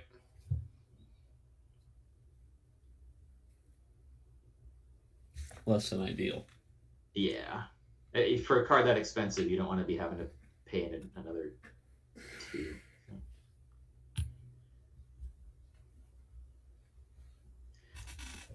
Yeah, so now Berkeley's in a good situation in terms of if he can get that Vaughn out, like, I think, usually I think this deck runs just 1 Tomage in it. But he didn't draw the Sarah, so he definitely is looking for a water source. So if he can get Vaughn out, be able to get the Tomage on the field, he's going to be at 4 backups at that point. He'll have both elements available to him. He's not under a huge amount of pressure, even though Y'shtola just came out. Or actually, he's still searching it. He searched it with Tiro, is that it? I don't know. Kolka. Oh, he's playing Suzuhisa. Shoot that Susie with... I mean, it's a shame that you already put Fran... He's going to play Vaughn, and Suzuhisa's just going to go... Zidane. That triggers the Suzuhisa, so now you put 2 more cards in your hand and improve the quality. Oh, he's going to grab that Sarah. How gross is that? Oh, yeah, totally. And he chooses the Y'shtola, actually. Interesting. Yeah, it's fair. I mean, I guess he's looking at that thing like, man, it's been giving me some trouble. It's really the only, like, forward he's got here. He's going to be setting up the Sarah next turn anyway, I think I would have maybe tried to mess with this play right here though. But oh, he's got a Cosmos, and now he's going to play the Sarah as well. Wow. Yeah, get rid of that Leviathan. Something else he's going to go ahead and he's really got a lot of the backup, like the weirdness out of the way with the Cosmos down. Yep, and she counts just as well for an additional element for Boonvelza. So. Oh, it's going to be the forward Sarah. So he's grabbing Sarah Mobius with that the backup there. I mean, he can't play another. He can't play Princess Sarah because he's got. Oh no, Cosmos isn't. Yeah, that's fine. He could have done Princess Sarah. He could have done it. Yeah. Mm-hmm. Get yet another color. Looks like he's maybe saving some room for Althea though. Yeah, it's fair enough. He doesn't have other backups that will break. Who's it in coming in for that damn? Oh God. Tyro. Oh man, you get to see it when you attack right into first damage Tyro.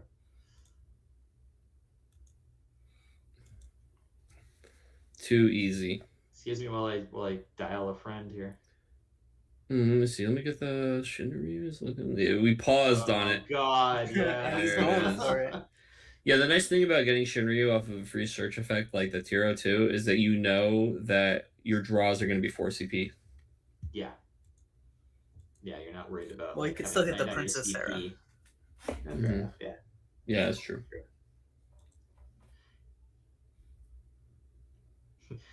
I have a player from my old locals who was playing long time ago, playing a Gilgamesh Strongest Sword deck with only like, I don't know, 2-3 non-forwards in it, and sure enough, Strongest Sword, and was like, I think the opponent started moving the card to the break zone, and then it realized the card that was flipped was a backup or whatever. That sounds like if I was playing that. Yeah, that's exactly how it goes, man. It's exactly what happens. I just don't trust it anymore. So shout out to Nia and your legendary play.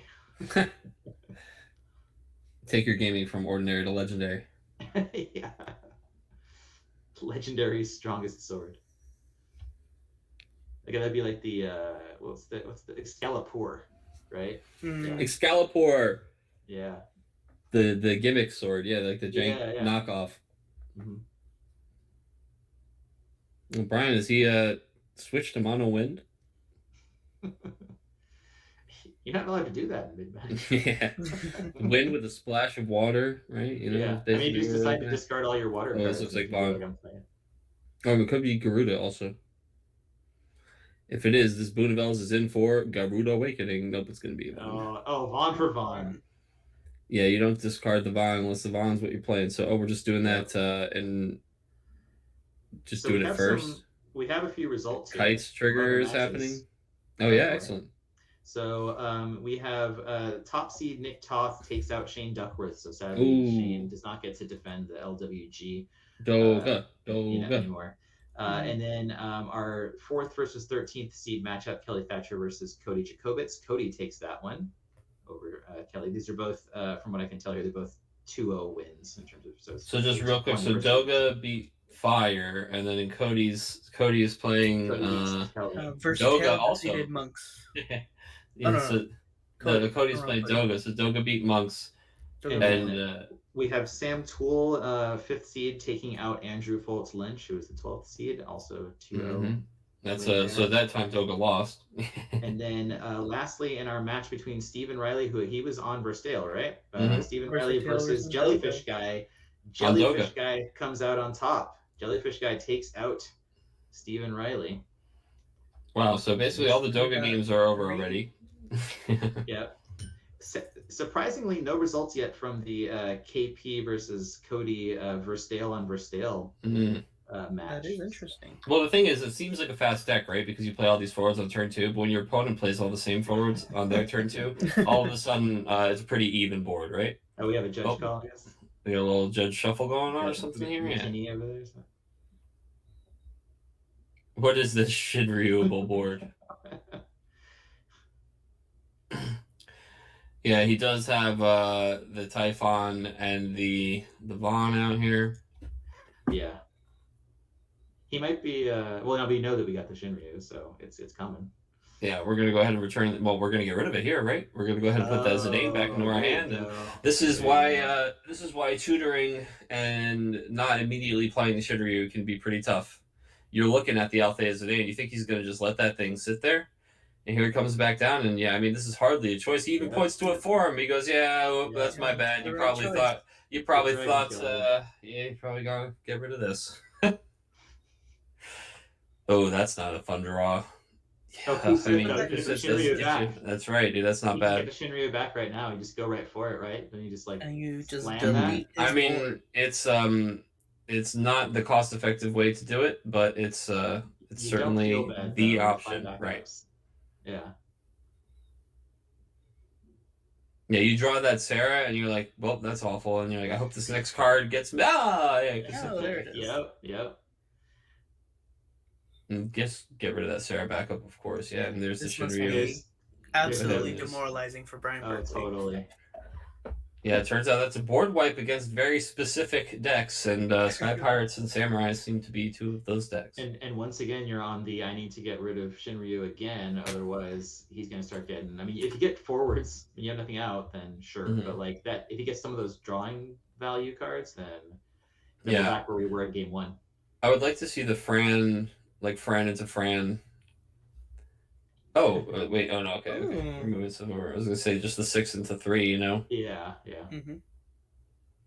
But we'll see. I mean, so the thing is, Brian, he has quite a few answers for Shinryu. It's just a matter of whether or not he has them in hand. And I think when Shinryu came down last time, he really was kind of a little strapped for cards in hand. You know, he didn't have as many options. Here, you know, Garuda can get it, which is, it looks like we're activating Fiona. Oh no, we are playing I was waiting for Typhon. the Yeah. Typhon. Yep. So the Typhons, we saw 2 of them go to damage last game, and now we kept saying, like, where is it? You know, Yeah. like, where is Yeah. this Typhon?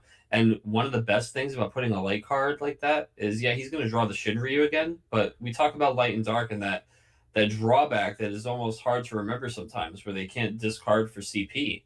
And it essentially says to you, either your max hand size is now 4, or you're playing Shinryu this turn, right?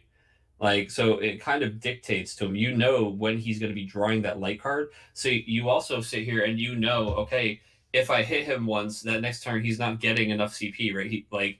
He kind of has that, like I said, allowance, right, of what he's expected to be able to spend, and all of a sudden, you know, the jar is half empty, and so he's got to play the Shinryu, or he's got to kind of just fall behind for another turn or two. It gives Brian a little bit of time to catch up, but.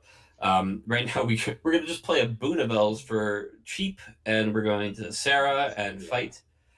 And there's Sophie. She's been missing. And Brian actually taking his first point of damage this game. And Leviathan is not what you want to see going into your damage zone if you're Brian. Yeah, because Tom doesn't want to see Berkeley have a chance to Althea the Typhon back to be able to use it again. So I mean that's pretty good there to just like get the Sarah down, have Boonavels smack Typhon in the face, and against this deck, you're not worried about Kusith or something here, so there's not as many. You know, we're not seeing a bunch of options to be able to grab a Typhon back once it's in the break zone. So we just see a Stern Leonis in Brian's hand, and he had a few backups. He's got a Yuna in there, which isn't doing too much for us right now. So I'd be surprised if so Balthier is coming. Ooh, Balthier. He gets a 2-drop or less.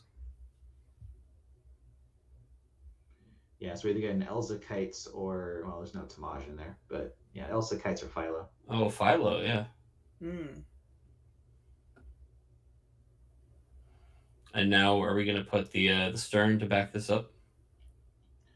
Or whatever he's... Wait, so, what do we... Philo, the 5k gets plus 1k and haste if you have another Sky Pirate forward, I want to say. I think he's attempting to trigger Kites, not knowing. Wait, hold on. Let's just... So maybe he did last game, and I wasn't... yeah, because Kites is only when Vaughn enters. Not yeah, can we step in real quick? Yeah. Production team, that Kites doesn't trigger unless Vaughn is played?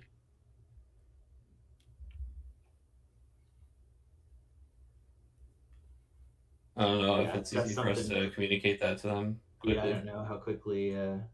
I mean... Yeah, we're grabbing a judge real quick. Okay. Yeah, so I guess it did happen last. Judge at the table, but... The thing is, last time it's like... It wasn't clear last time. I wasn't watching close Yeah, enough to know, yeah. and I saw like a way that it looked like it made sense for him to have paid for it. Yeah. Hey guys, do you just want to explain that real quick? I've got the judge here on a headset.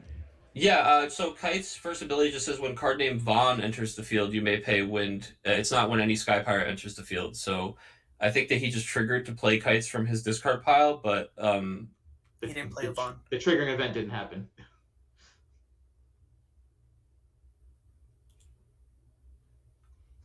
right, guys. Judge is he's going to check in and be stepping on this. Good catch. Okay. We appreciate it. We'll No get this problem. resolved shortly. He's talking with both the players right now. So Okay. we'll try and get an official ruling here. Yeah.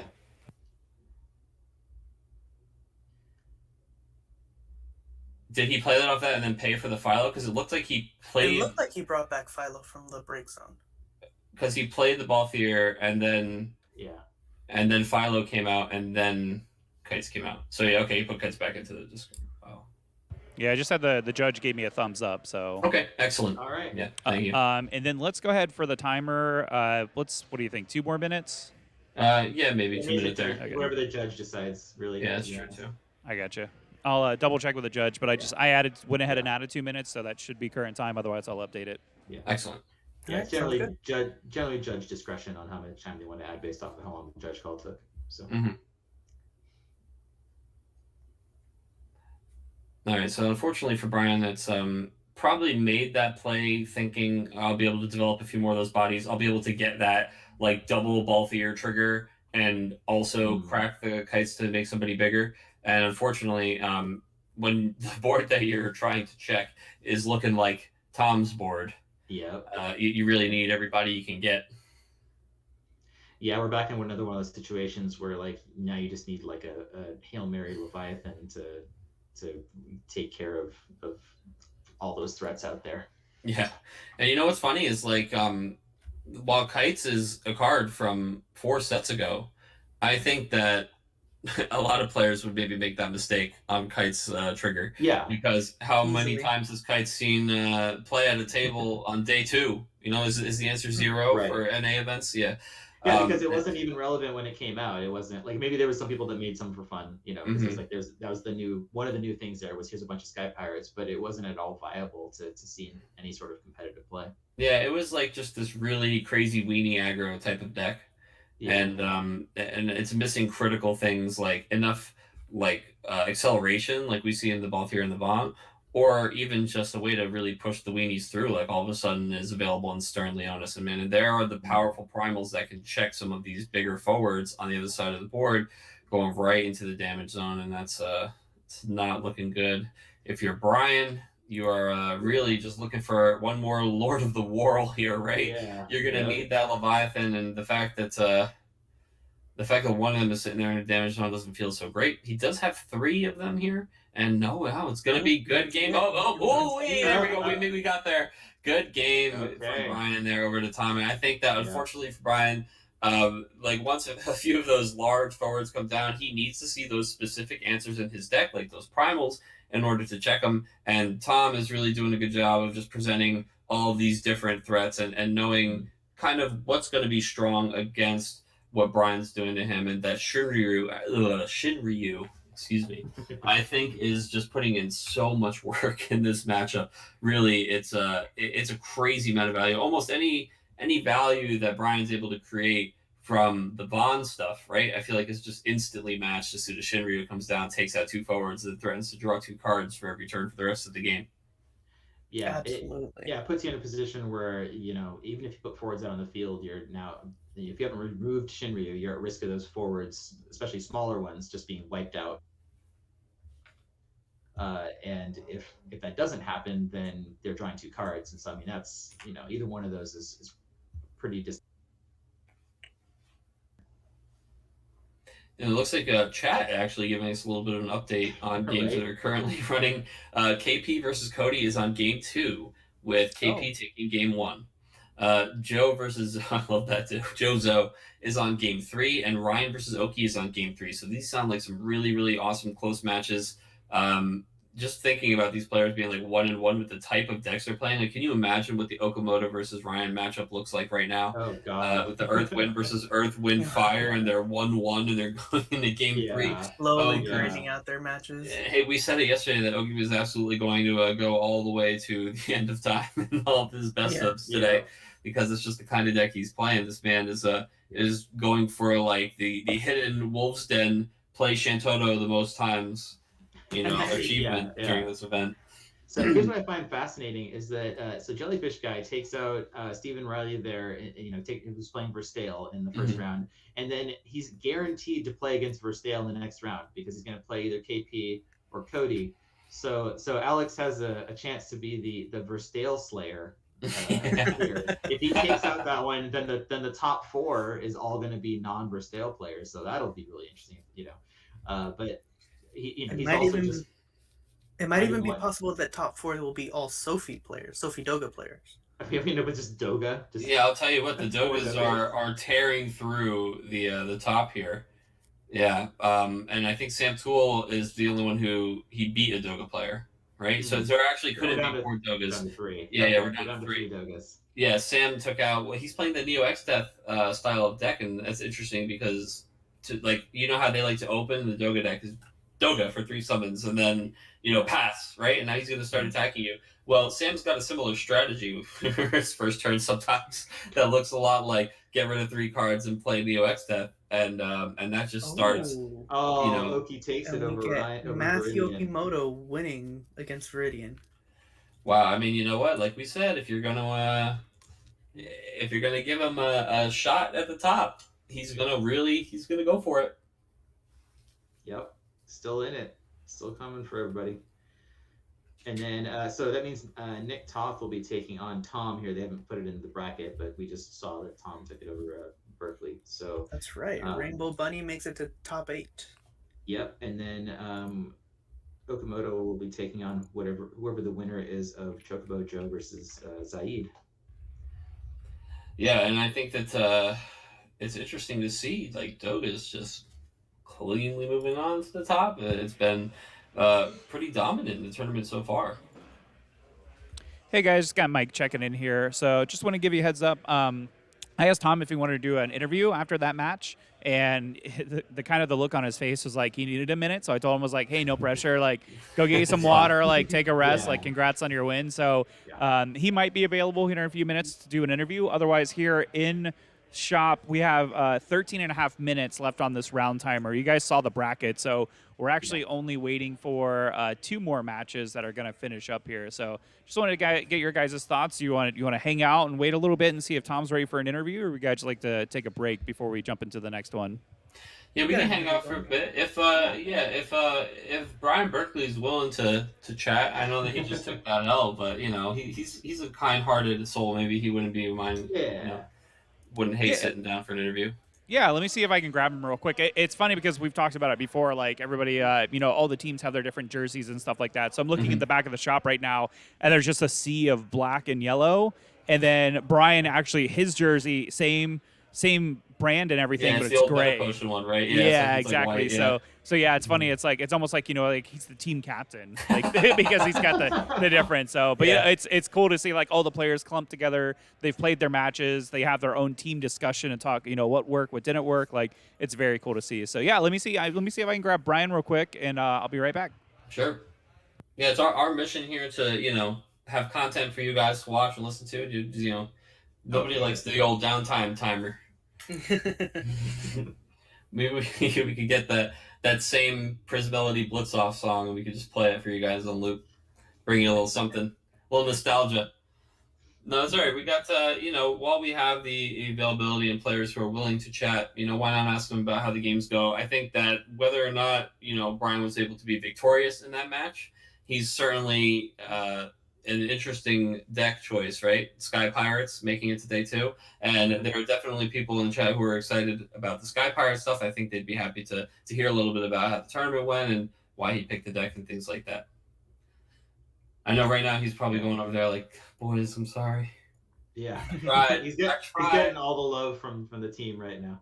But, Yeah, he's explaining beat by beat. All right, this is how game 1 went, and then he's just over there like Shinryu, and Oki's like this over there, Nightmares.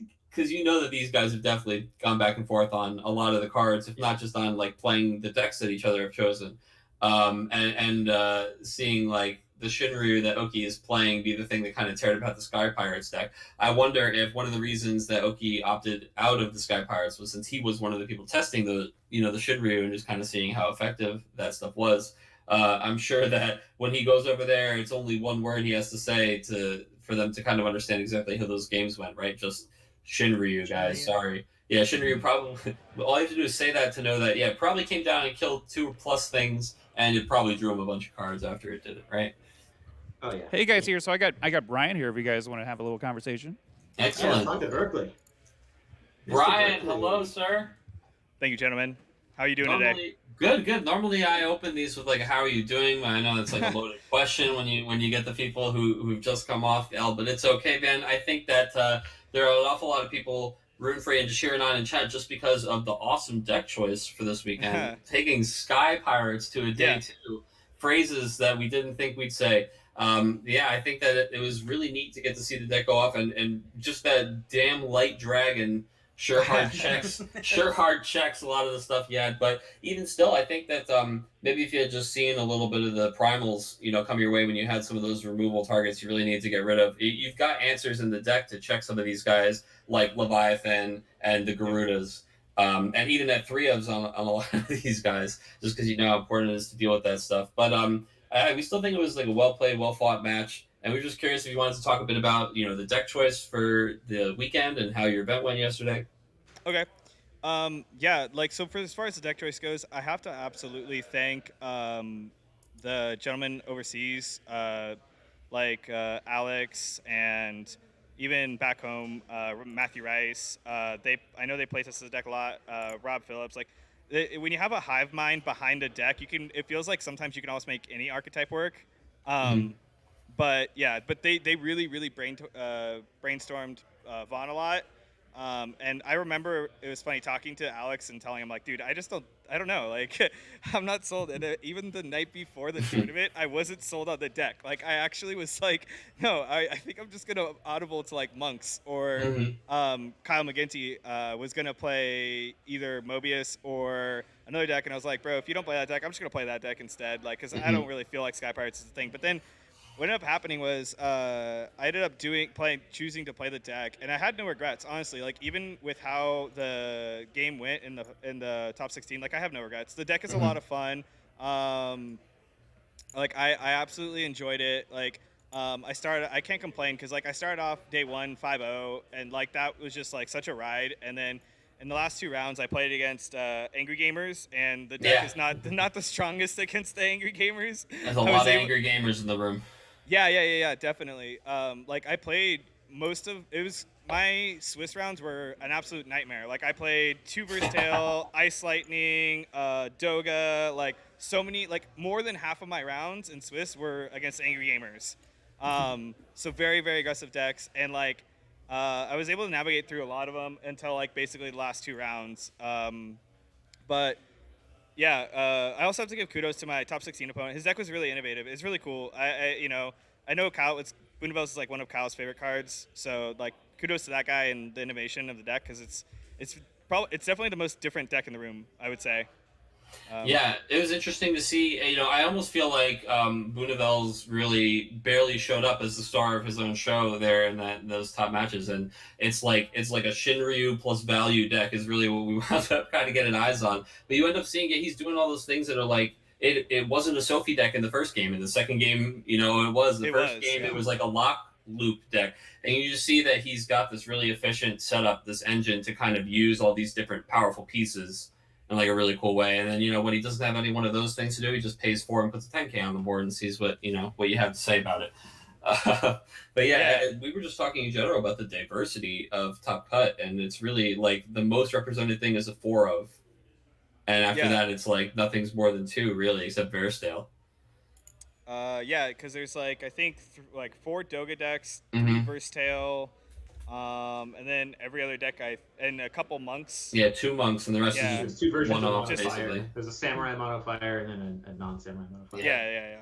There's the Shane Duckworth hasty aggro special, and then and then Saeed on samurais. Mhm. Yeah. I actually really like to see that there was like a really diversified top cut. I think part of it's like it goes back to like what I said about day one. Like there's so many aggressive decks in the field that if you play the deck that is able to stabilize against the aggressive decks, it allows for a more diversified field. Because also with a lot of the aggressive decks, sometimes they're super high rolly, right? Like, and so like sometimes you roll a die and you just don't get there. And so like the funny thing is that like with those aggressive decks, I mean when you have a deck like Versatile, when you have like someone like KP and I discussed Versatile a lot, like probably more than I care to admit. and like he even has like a spreadsheet on the Versatile and the math behind it. And like the only reason that even came up is because I started making a spreadsheet about Moogle decks. And I was like, yeah, I think like if you do this number, and like we started talking about it, and he's like, oh, I'll share my Versatile spreadsheet with you because we talk about Versatile a lot. And then we started talking about the numbers, and he almost convinced me to play Versatile at this event too. Oh Yeah, man, man. Spreadsheet gamers in the chat here. Spreadsheet gamers, I'm all for this. Like I'm Math right about place. Yeah. Yeah, it's really fun. Like but yeah, it makes it more interesting when you're like thinking a lot because I think when you go to a tournament, like majority of a tournament actually happens before round one, right? Like I think a lot of the tournament happens from deck building and like deck choice, because like we like going into this event, I had probably like 4 to 5 decks that all were candidates easily, and then it wasn't until probably like I'd say like the night before that I ended up settling on Sky Pirates, or that like the morning of actually Sky Pirates. Like leading up to that, I like bounced around between Mono Wind Earth, Monks. Like I have all 4 of those decks sleeved up and ready to go. I even have Ice Lightning on me. Like there's so many decks that are just like candidates. Like they're all just good. But I think Chocobo Joe told us he had to leave the Ice Lightning deck at home because he knew that his weakness he would swap to that. yeah. I'm sure he left his 5 CP Water Golbez at home too. Oh yeah, goodness, yeah, I've been hearing about all that stuff too. Yeah, he told us about that. I was expecting him to flip over, Vikings that deck too, maybe. But he's been playing that nonstop. I can't blame him, man. Like any casual game he gets a chance to play, like even before the top 16 started, he was just playing casuals outside with the Viking deck. It's definitely his jam. He did that on the stream. We had the bonus match, and he busted out the Vikings. Yeah. And it's been a lot of fun just to have one of these events where, people are excited to just like, oh, let me sit down and play a fun game on the stream. We're like, yeah, let's cast it because, how many of these have we gotten to do recently? It's really just, trying to get every last ounce of entertainment out of it. And we're trying to live vicariously through you guys, just having a great time. I was really glad to see you playing that version of the Windwater Sky Pirates, because I actually I built the version that Alex had on his stream last week and played it at locals this week, and it was a whole lot of fun. And was like looking forward to playing that for a bit. And so I was like, oh yay, somebody got it in the top 16. Like, yeah, it was awesome to see you get there with it, and just to see it in action, to know that it was able to just fight through that crowd, especially like you mentioned, all those aggro decks and stuff. So it's like just fantastic to see you be able to bring it up to the top 16. Yeah, it was really nice. Like it was a lot of fun. Like I said, I think. It was really like I think just by the end of game 2, I was just really frustrated. But just with the Shinryu, I couldn't. I had the answers, but I just felt like the coup sit and the recursion that the deck offered made it really, really difficult. I did note like several times. It was really. It felt. I think I was even more frustrated because like I passed several times and I looked back at my hand and I'm like, yeah. I should have done that instead. Yeah, that's which happens. I think like I was thinking, and I felt bad because I was pressuring my opponent. I think a little bit because we were up against the clock, right? Like hypothetically, like in a world where I managed to get game 2, then we go to game 3, and there's like probably like 20 to 10 minutes left on the clock. Like not even enough for an average round, right? Yeah, it would have been super messy. Game 1 was long. Yeah. So like that, I did feel really bad because I was applying. I felt like pressure on my opponent, and I think that definitely led to some of my stumbling. I think that also led to some of possibly his stumbling too. Like I noticed, I think in game 1 he had lethal like I think 2 turns earlier, but opted not to do it, and I'm not entirely sure why. Yeah, I mean, there's a lot of learning going on, right? Like we said, people Yeah. haven't even gotten like those reps in like just tournament games. Like especially you want to talk about like top cut tournament games on camera. You know, that's a very specific kind of practice. Yeah. And, It really is. and Yeah. There's only one way to get it. Yeah, One of the things and I like I noticed- said, I think I just take fault at some of that because like I felt like we're playing in a competitive environment, and I don't know that everybody I don't know that everybody's experienced like a top cut level event before, and so there's different things that different players are thinking about as the match reveals itself, I guess.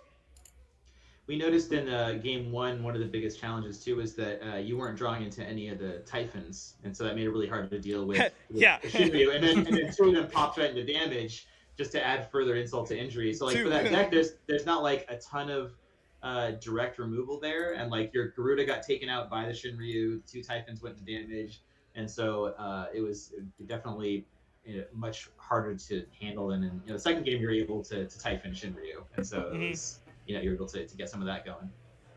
Yeah, there was just like I think the Typhoon is really good. I'm not sure like what else. Like in game 1, it definitely sucked losing the Vaughn and the Garuda for free, basically off of the Shinryu. And I was like, I got a draw card, and I was like, when I was drawing for drawing for the Garuda, I was like, Chocobo, Chocobo, Chocobo, Chocobo. Yeah. Like- Oh, that would have been prime right there. Yeah. And then it's funny as we watch him and he draws like Sarah back up. It's like, oh man, that's not what I need. And it's like Kuseth is like, oh yeah, and he just goes and gets the Shinryu back. Yeah, because like it's weird, right? Like I'm in a situation where I decided to cast 3 forwards which again it's a high risk. Like I know that. Where I cast 3 forwards knowing he has the Shinryu in hand, and then I opt to Zidane him, and then I'm like, oh, there's a Sarah backup. That's really good, but I have to get the Shinryu because otherwise he just casts. If I get the Sarah backup, obviously he just casts the Shinryu, and I lose 3 forwards. And if I hit the Shinryu, then he just probably casts Sarah backup. So it's neither line is really honestly bad for him. Like both lines are pretty strong because he just goes Sarah, and I don't remember if he had Althea out yet, so he probably just goes Sarah into Althea. Something like that. So that play was disgusting because we saw you did the Zidane, you got rid of Shinryu. It was like, from your perspective, it feels good moment, all right. And then we watched him, we were able to see his cards, and he draws the first card, and then the second card was Kusith. Yeah. So like yeah. we're watching like right after you get rid of the Shinryu out of the hand, he just draws right into the Kusith, and we're like, oh, here it comes. Yeah, and there was some it was funny, like there were some awkward moments I think like where like I I'll admit I fumbled at the beginning of the game because like we were just sitting there and I was already thinking about my turn 1 play, discard, whatever, like what I was gonna do. And I actually it was so good you didn't need the 6th card, bro. Yeah, you saw that. Oh, wait, I saw. I was like, oh, sick. We get to do all the things with the opening hand, like and then I was like, hey, Judge, we got a problem. I had to sick them on you for kites too, bro. Sorry. Yeah. Oh no, yeah. It's funny because like I almost never do that. Like the kites, I pretty much only ever do when I cast the Vaughn because that's like majority of the time that's the time when I have the CP available to do it. Yeah. 'Cause you're reactivating the. Yeah. And so like I basically like so like most of the time I didn't even think about that, and I think also I was just stressed because I was like I'm pretty much just dead. Like I need dudes now. Yeah. How can I make more dudes appear out of thin air right now? You're just like calling people from the next room, like I need you, anybody. I'll take anybody. Come on. No, yeah. And then when you called me on the kites, I was like, huh, yeah, you are right. Whoops. Wasn't it though? You know how many times Brian's practiced playing kites this week? Yeah, like never before. You know what I mean? Like it's just. No, I go, this card's old, but I bet most people in the room couldn't tell you, word for word what his ability did. So. Yeah. And I mean, you're honestly right. And like most people didn't even understand or walked right into like the 3K pump thing. Like, the pump's so big. frequently. And people would, it was funny because I remember people would ask, like anytime somebody asked what the cards would do, I would tell them because I had it asked a lot, and I would just be like, yeah, this does this, yeah, this does this. And my opponent was really good too. I remember in top 16, like he remembered a lot of the effects, like like even on certain things, like like the kites. Like I don't think I ever had to explain to him the 3K pump. Like I think he just knew. Yeah. Um, It's also really, it works really well with the ball theater, like where it's like, oh, you can type kites as one of the things to give that pump, and then get rid of kites to double pump. Pretty yeah, cool. yeah, yep, yeah. So it was really good for like the Versatile matchup, like that. That's when I play. So I played Versatile in like I think the 4th or 5th round of Swiss against KP, and I managed to squeak that one. That's probably been the best game of the weekend. That was probably the most fun game of the weekend because it was like super tight on both of us. Like I think if I misstepped one time or more, like in the wrong direction, like he just closes it out. Yeah. But and then like the last game of Swiss was again against First Tail, and it's like, so I think it was really funny because like I think the first game against Versatile gave me the confidence I can do this. I can handle the Versatile gamers. And then I go into the 7th round against the Versatile gamer. Our game was over in like 2 minutes. I was like, okay, guys. Yeah. Yeah. But anyways, yeah, I don't know. I think we've got our top 8 though now. Yeah. Yeah. Actually, we're just figuring out right now what we're gonna watch. Cody Okay. Snodgrass took out KP, so that's the winning Versatile from that match was Cody. Dang. And When the then- master becomes the or when the protege beats the master, right? I know there's some real Sith stuff going on there. Yeah. And then Chocobo Joe over Zaid. So we've got, you can see up there on the graphic, we've got Joe versus Okamoto, which is like a battle of titans right there. We talked before about, actually there's literally titans in that matchup too, because Oki's on Earth. So battle of at least one titan. And then we've got Jellyfish Guy going up against his second Versatile in a row there. And then Cody versus Sam, which I'm forgetting off the top of my head. But So- playing. We have a Doga in there somewhere, right? Yeah, it's Cody's Doga. Doga and Sam's Neo XF. Yep, Okay, so, Mobius. yeah. Mobius. Not Yeah, Neo. Mobius. He is not a Neo gamer. Don't you dare call him that. Bro, I'm not the one who sent me the list of dude. That's Ricefield's fault. So I'm gonna call that Doga versus Moby then. Yeah. Doga Yeah, versus Moby. Are there Neo XFs in that deck? Yeah, there's 3. Brother, what the hell are you talking about, man? He's not What a else Neo player. He constitutes only a puts Neo 3 in player? his deck. Come on. Yeah, he's too nice. We can't give him a title with that kind of connotation. Sure we can. Look what he's doing. Isn't that an Look what accurate he's done. description of what he's doing? Yeah.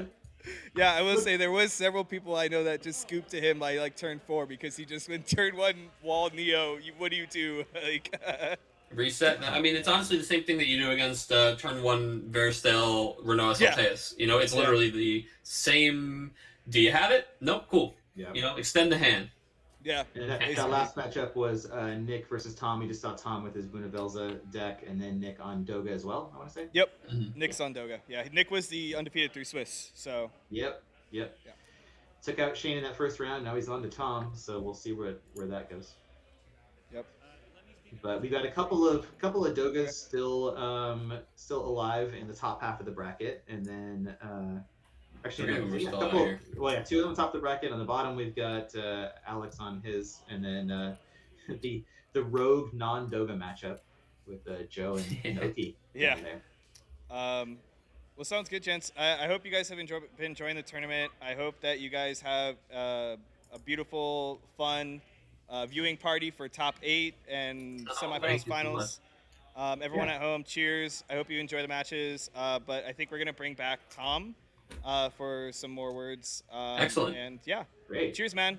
It's good talking Thanks to for y'all. talking, All right, Brian. talking Good to see you, Take man. care, Bye, everyone at home. Take care.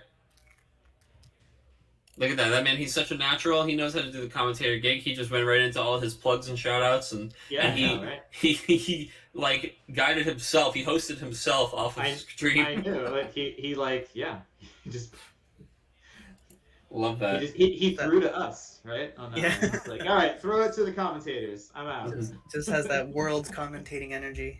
Yeah, I know. Yeah. How's it going? Hey, how are we, Dan? How's it Don't read the going? graphic. This is not Brian Berkeley. This is Tom. Hello, sir. Slayer of Brian Berkeley. Yeah. How's it going? It's Ryan's going doing great, man. We loved watching those games in Top Cut. I think there's a lot of people who are pretty excited about how different your deck is, man. And please, if you just want to talk a little bit about how your tournament went yesterday, your deck choice, and a little bit about your top 16 game, we'd love to hear it. Okay, so um, in terms of my deck choice, I picked this deck because I've been labbing with it for 4+ months. As soon as they put in Bonnevilles, Wow. I read the card and I was like, how do I break this card? Mm-hmm. And the kind of the assertion that I came to and figured out that I should go with in terms of breaking the card is I was looking at all the other strong cards that came out around the same time as it, and the cards that I kind of fell on were the White Tiger Lucia and the Y'shtola. Mm-hmm. And and then the next step I went to was what cards are very good in tandem with these cards, and I kind of landed on the Sarah Mobius as another card because I have very big forwards or forwards that don't receive damage from abilities or combat like the Y'shtola, and that card partnered very well with them. And essentially from there, I just try to figure out like what's the fastest way to turbo into 4 to 5 different colors of backups. And what I had figured out was I could play Beastmaster, and I could wheel into the Sarah as pretty much have the Sarah, the 4-drop water backup, is pretty much having it is my only valid target apart from the Sarah Mobius's. Right. And then I went from there, and I was like, that card can grab the 1-drop backup, the Princess Sarah, and that can mix to a different color. And then I just Googled every different kind of king, prince, and princess that were in the 3 to 4 colors that I was interested in. Oh, Althea. And I was like, Kolka. I'll play an Althea. And originally I didn't play Althea to have any tricks with other cards in my deck, apart from maybe picking up a Sarah Mobius or like having a Bumbalez dodge a card and then like play it again, or using it to bounce my Sarah back to my hand and fix backups again. But eventually, like, I talked with Kyle and like tested out other stuff and came to the assertion that like my deck should be like half Bonnevilles and these bigger forwards, and then like half an Althea deck. So that's why I was playing cards like Leviathan and Siryahu or Shinryu and Locke, essentially. Yeah, Locke. Yeah. And I mean, I'm talking about Shinryu, man. We saw Shinryu do an awful lot of heavy lifting in that top 16 game. Almost like, wow, this Garuda and this Vaughn, and like, it looks like Brian's in a pretty good position, and then Shinryu just like, wow. Yeah. I was thinking about cutting it because like one of my lose cons is drawing that card out of order since it's a light card. Right. I was thinking of playing a second of the new Leviathan in its place. And I had my doubts about that card because I literally played no matchups in Swiss yesterday that were good for that card. I never resolved as ETB once in Swiss yesterday. And how funny is it, right? That the top 16 is just like, oh, this is insane. This card, I'm going to resolve it like 3 times and win the game. And wipe this board every time.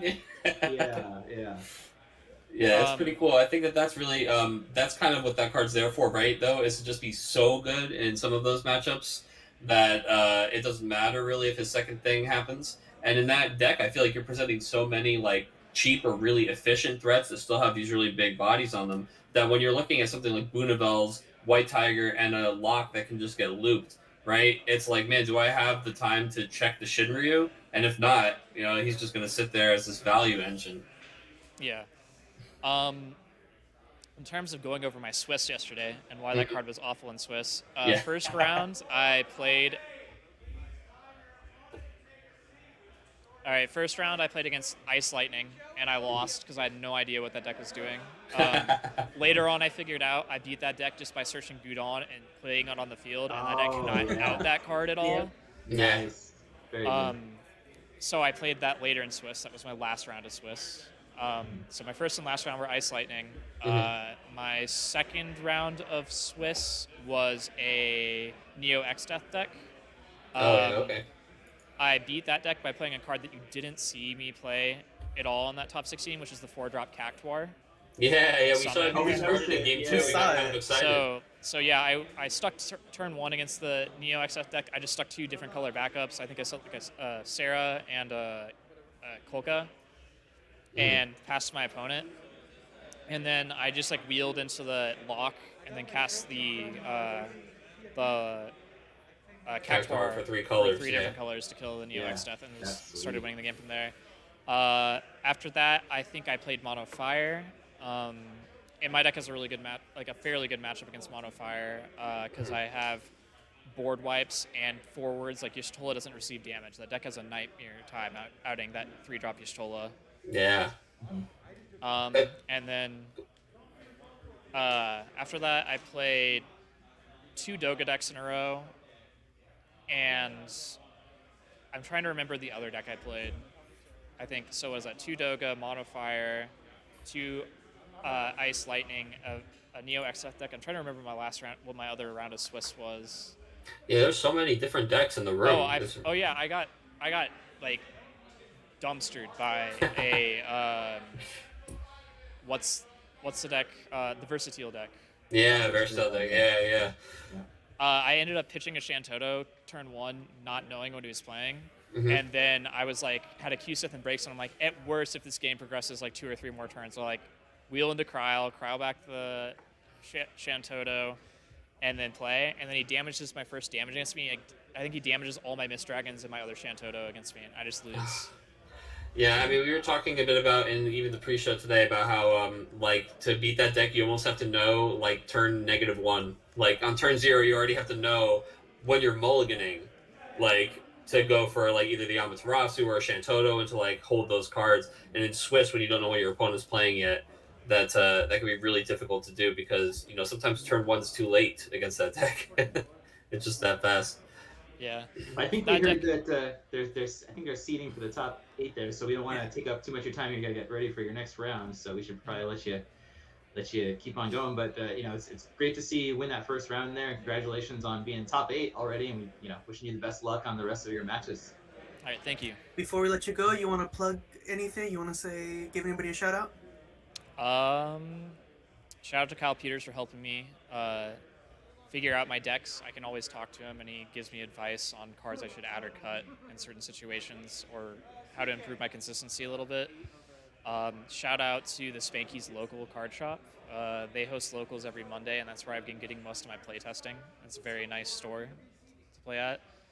And shout out to all the players who play there for being great people to play test against and being great members of the community. That's awesome, man. I love that. Always, everybody gotta make sure they plug that locals. That's awesome. Those are the guys that help you, forge those decks in that local fire, man. And then you get to show up at the stage and perform. I bet there's a lot of them cheering you on from home. Happy to watch on the stream. All right, thank you. Take care, man. All right, good luck, Bye. man. Can we get the Versatile game on stream? I think. Don't worry, you may get to see more of those later. If you go check out the VOD from yesterday, you can watch a plenty couple of of Versatile games, and you can just put that side by side with this match, and you can probably watch both of them in the time that's going to take us. Yeah, guys. So I know that people are saying they want Sam on stream. So here's what we're doing in this game. We're going to watch Chocobo Joe versus Okamoto, because we're going to watch this Monks versus the Wind Earth. And if Sam, no matter what, we're going to the other side of the bracket for next game. So if Sam gets his top 8, we'll be watching his top 4. Absolutely. We got a whole lot of Earth coming up here. Some Earth action with a chance of wind.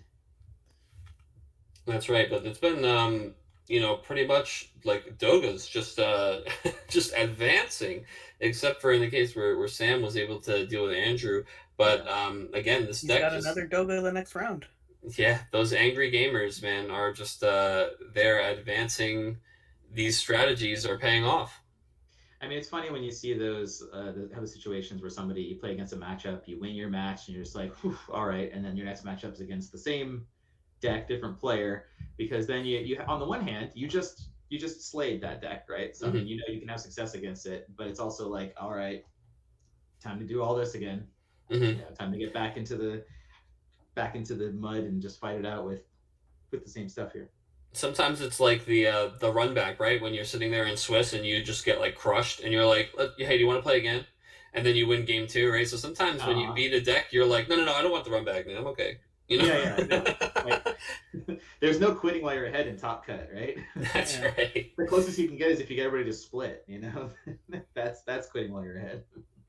So here we have Chocobo Joe and Okamoto sitting down to play against each other in a top 8 match, and both of these guys no strangers to top 8 or playing on cam, and certainly no strangers to playing each other. Probably about to have a great time in this match either way. Yeah, I love that Joe is repping the mat from this here. That R4 mat is.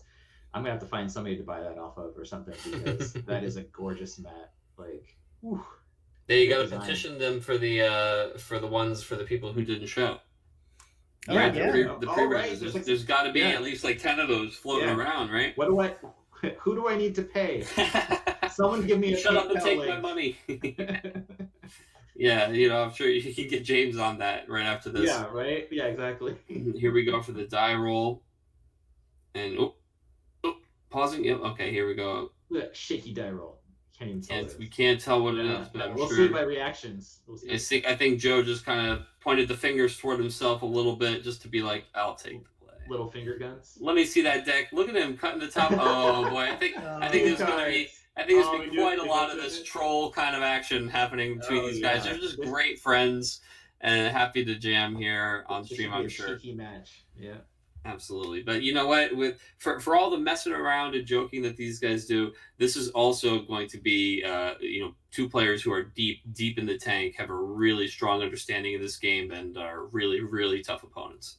I mean, these are guys who've been around since the beginning and been big names since the beginning. I mean, Chocobo Joe's legendary going back to storming his way to the top of the first Nats, and even at that point, Okamoto was also super well known, got that SoCal circuit going before there was anything beyond just locals at that point. Didn't have any LQs, no Crystal Cups, anything. He got stuff going. It really helped to get that SoCal scene up and running that has just chugged along strongly since then. So I mean, these are two players who've been around since the beginning, know their stuff. They're super versatile. They've had a lot of success. Obviously, Okamoto is the reigning champion from R3. So he stormed back yesterday from when we saw him on stream.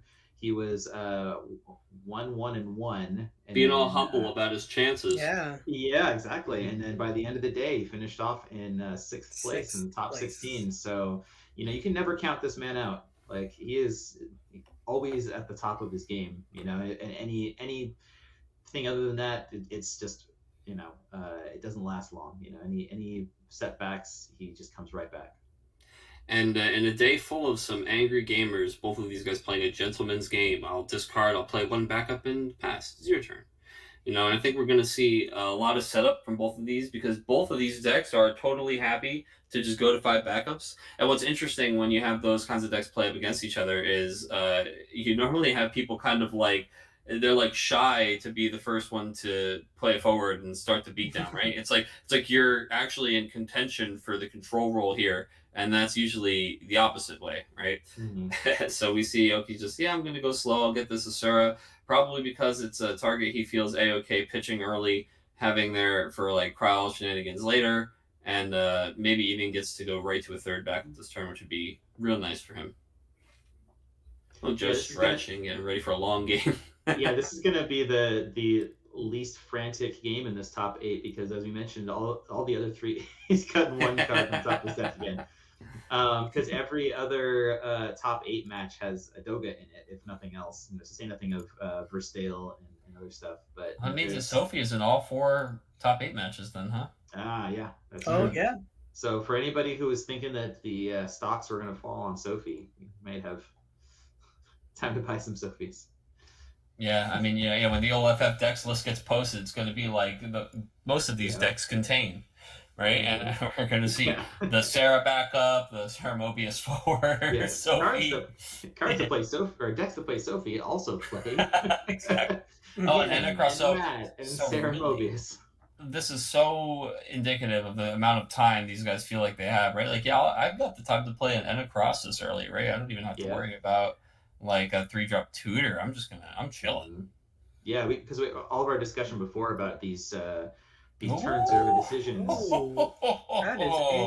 That's spicy. Now, I don't know that we saw this at all when Joe was playing earlier. He has opted for a Kadaj here, and the Kadaj is going to be very interesting because he's just, really didn't get any worse. And he has that ability to, in a match where you're both sitting here, like we just said, vying for kind of the control role, Kadaj just slammed his resume on the table and said, "Sir, I would like to be the aggressor."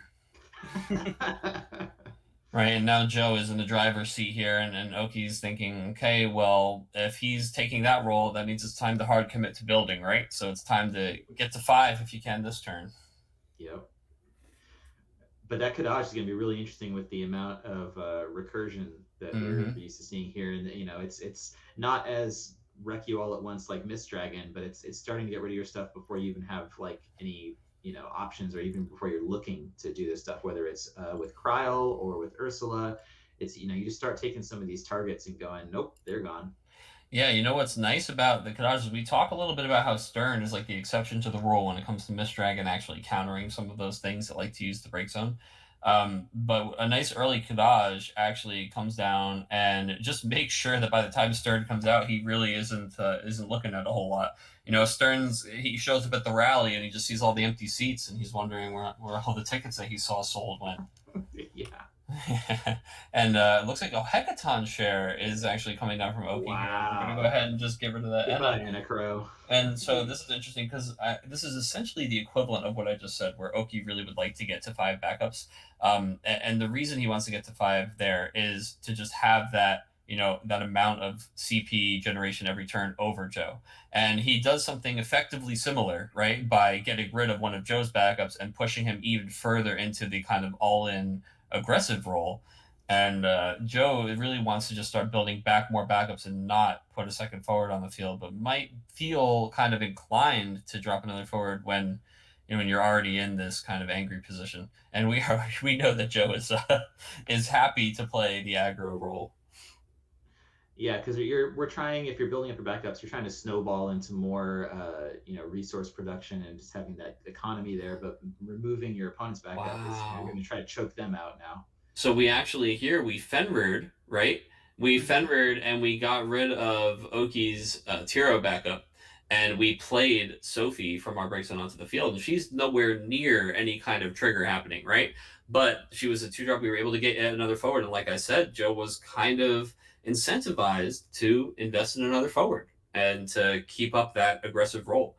And that means that Oki is smart here to just play more backups and set up and just try to, while he has another turn or 2, he can afford to take this damage, do the most he can with this time Joe's giving him to set up. Yeah, and he's good to go now because we saw that he had the Nordstrahlen. He discarded an Althea, but he searched an Althea off of it, but he's also got Immune in his hand. So, I mean, he's got the fuel to get to 5 backups and then just start working the engine at that point.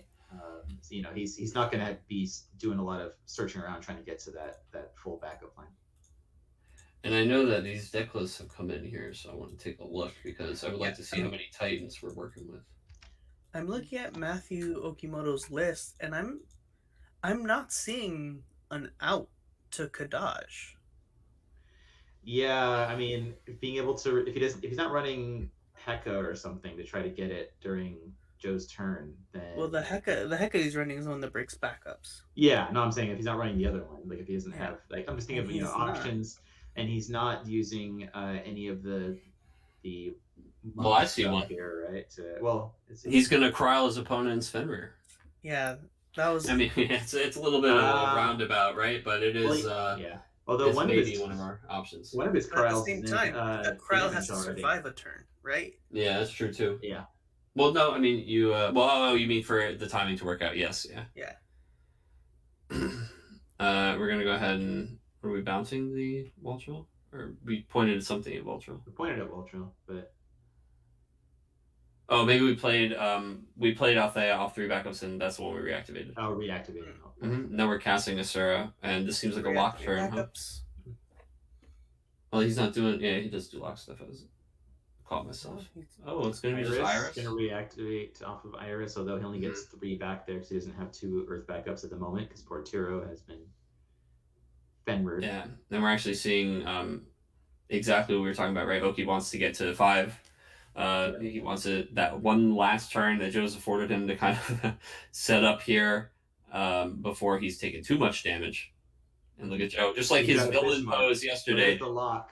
Look at him. Look at him with the hands crossed, just staring across the top of his hands at Okamoto, down the glasses, like, So I mean, sizing with the him up. option with that lock, he could freeze the backups to really shut down Joe's CP for a little bit.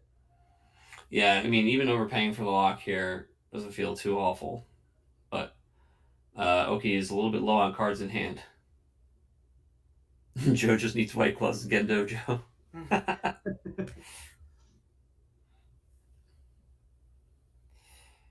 No, he's gonna Bismarck, and then yeah, he did the double dull to take out Sophie since she was only 4K at the time.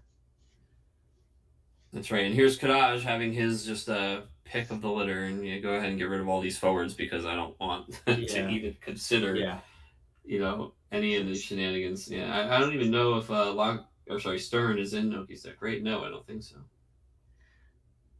No, and that's one of the things about right. that's one of the things about the fact that we, I know for a lot of these events, people are used to Top Cut seeing your opponent's deck list, but beforehand to be able to prepare against the specific list.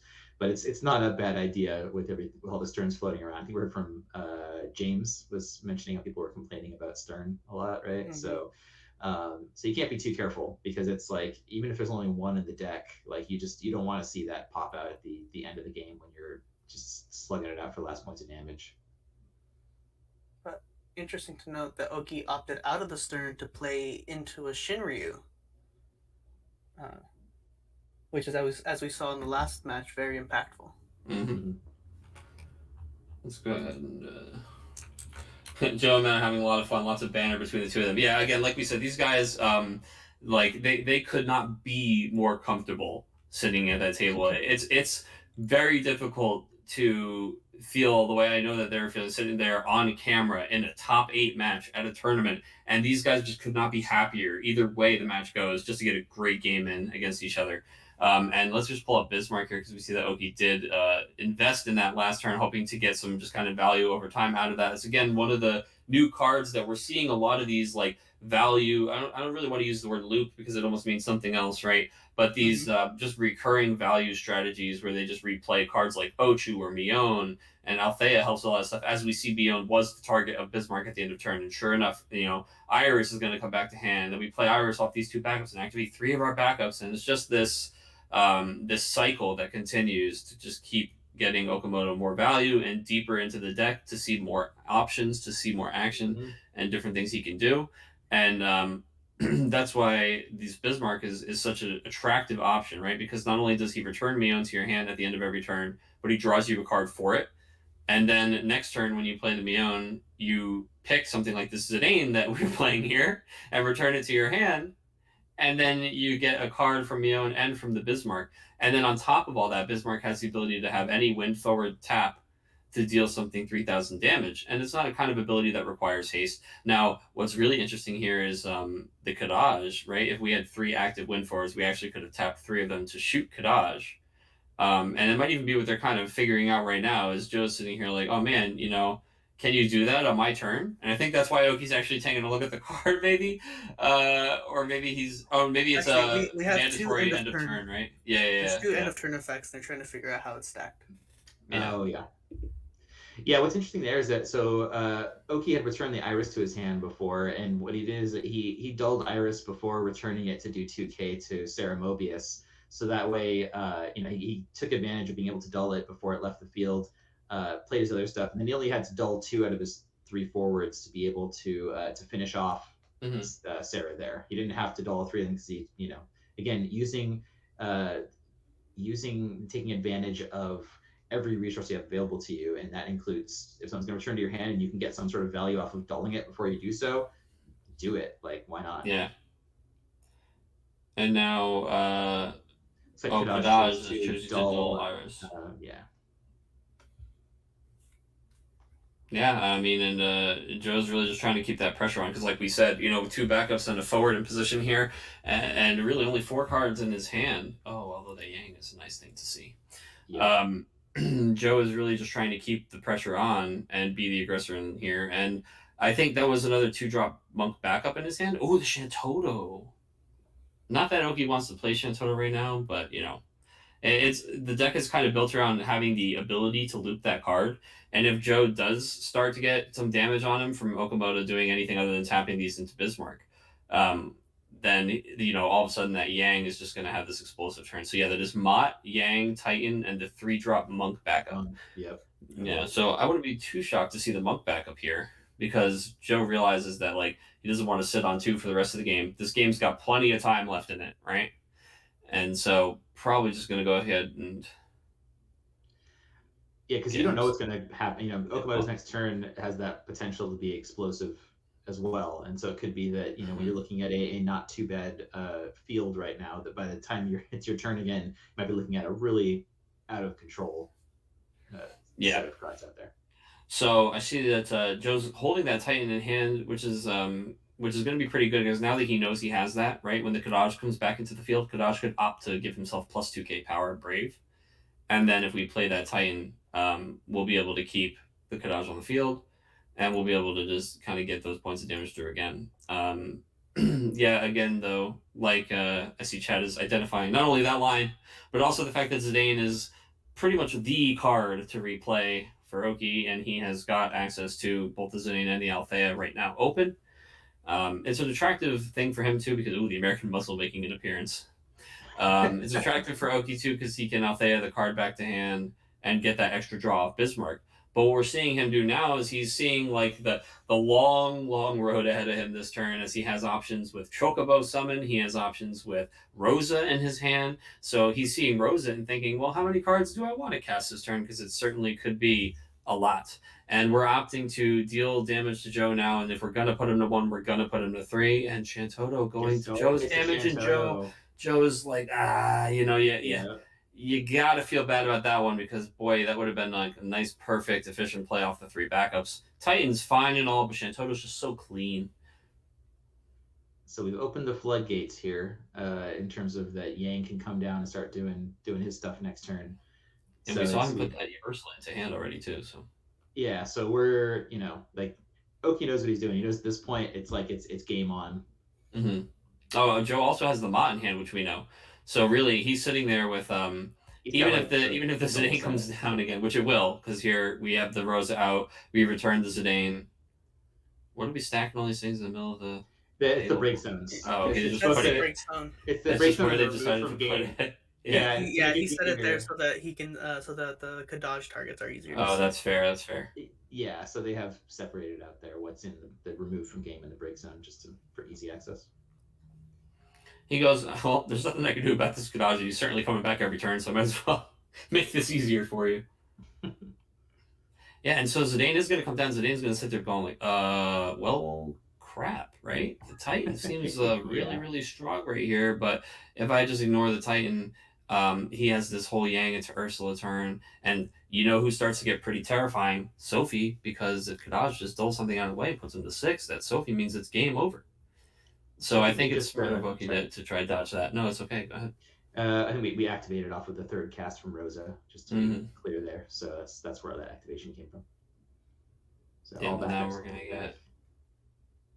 Oh, we tap. We have a Chocobo still, or is that what we used to return the Zidane to hand? I think it was, because he still got Althea on the field. Oh, no, there's the Chocobo. Oh, there's Chocobo. All right. So we're Chocoboing the Zidane because now we're going to get the Titan, I think. Yeah. Now, or honestly, it could still be Ursula just because, cracking that Monk backup to pump the Sophie and just playing one of their 4, just really, you gotta worry about Sophie getting to 10 when you're at 5 damage. 5th cast, so we flip the top. Well, after this resolves, we're going to flip the top card, and we'll see if we get a free character out of this for Oki. This is a tough one for Matt. He's actually asking about the active abilities on the monks because, he's considering that line where if Sophie comes in and just triggers that automatic 6 point of damage, that's going to be a real awful way to take that final L there. Yeah. Since Kadaj has the ability to come in and just scoot somebody out of the way, and Oki doesn't know that he'll be hitting a forward when he reveals that top card, so there's a lot of mystery as to how this turn's going to end that's out of his control. And so he's really trying. You can see him sitting here thinking through all the different lines, and this is what really identifies these guys as just these top tier players. You see him just Berkeley channeling strength behind him. Yeah, you see him sitting there thinking about like all the different ways that this can go, and he's trying to pick, the one that gives him the best chance for his outs. I also love that the deck box that he's using there has the blue piece of tape on it. Bismarck. Oh, the top card is a Bismarck. Oh yikes! That's my kind of luck right there, man. You reveal the top card of your deck, and boom, it's an illegal target. Yeah, it's ain't that the worst. Sorry, you were saying about the deck box? Oh, his deck box has the blue piece of tape on it, which is from the Boston Crystal Cup, the first ever Crystal Cup, when they took everybody's deck boxes and they labeled them with their name on a blue piece of tape. I love that he still got that on there. That's a flex. Of course, winning the first ever Crystal Cup for the Final Fantasy TCG. That's his claim to fame. So we have two, well-known champions, as we mentioned before, duking it out here. Yeah, it might be an even bigger flex. That's right. Yeah, we do have an update from chat. Again, thank you so much, Wolfcoin, getting us the updates here. All other matches are on Game 2. Cody, Nick, and Cody. Oh, Cody, and Nick have all won. Jacobitz and their Game 1. Yeah. So that means Verstel took Game 1 against the Doga deck. Yes, Doga. And that Doga took Game 1 against Sam, yeah. You got the Doga Sophies ahead as well. Mm-hmm. All right, we see him really puzzling this one out. He plays the Y'shtola, which is really, really nice insurance. I love that Y'shtola right at the end there, just to make Joe have to think a little bit more about where he's getting value from things. Oh yeah, I mean, I'll tell you what, Joe's world is looking a lot different now that he lost 2 pieces of his hand from Zidane last turn, and then all of a sudden Y'shtola comes down on the field, and what looked like a pretty manageable problem thanks to Kadaj is starting to look like it's getting out of hand.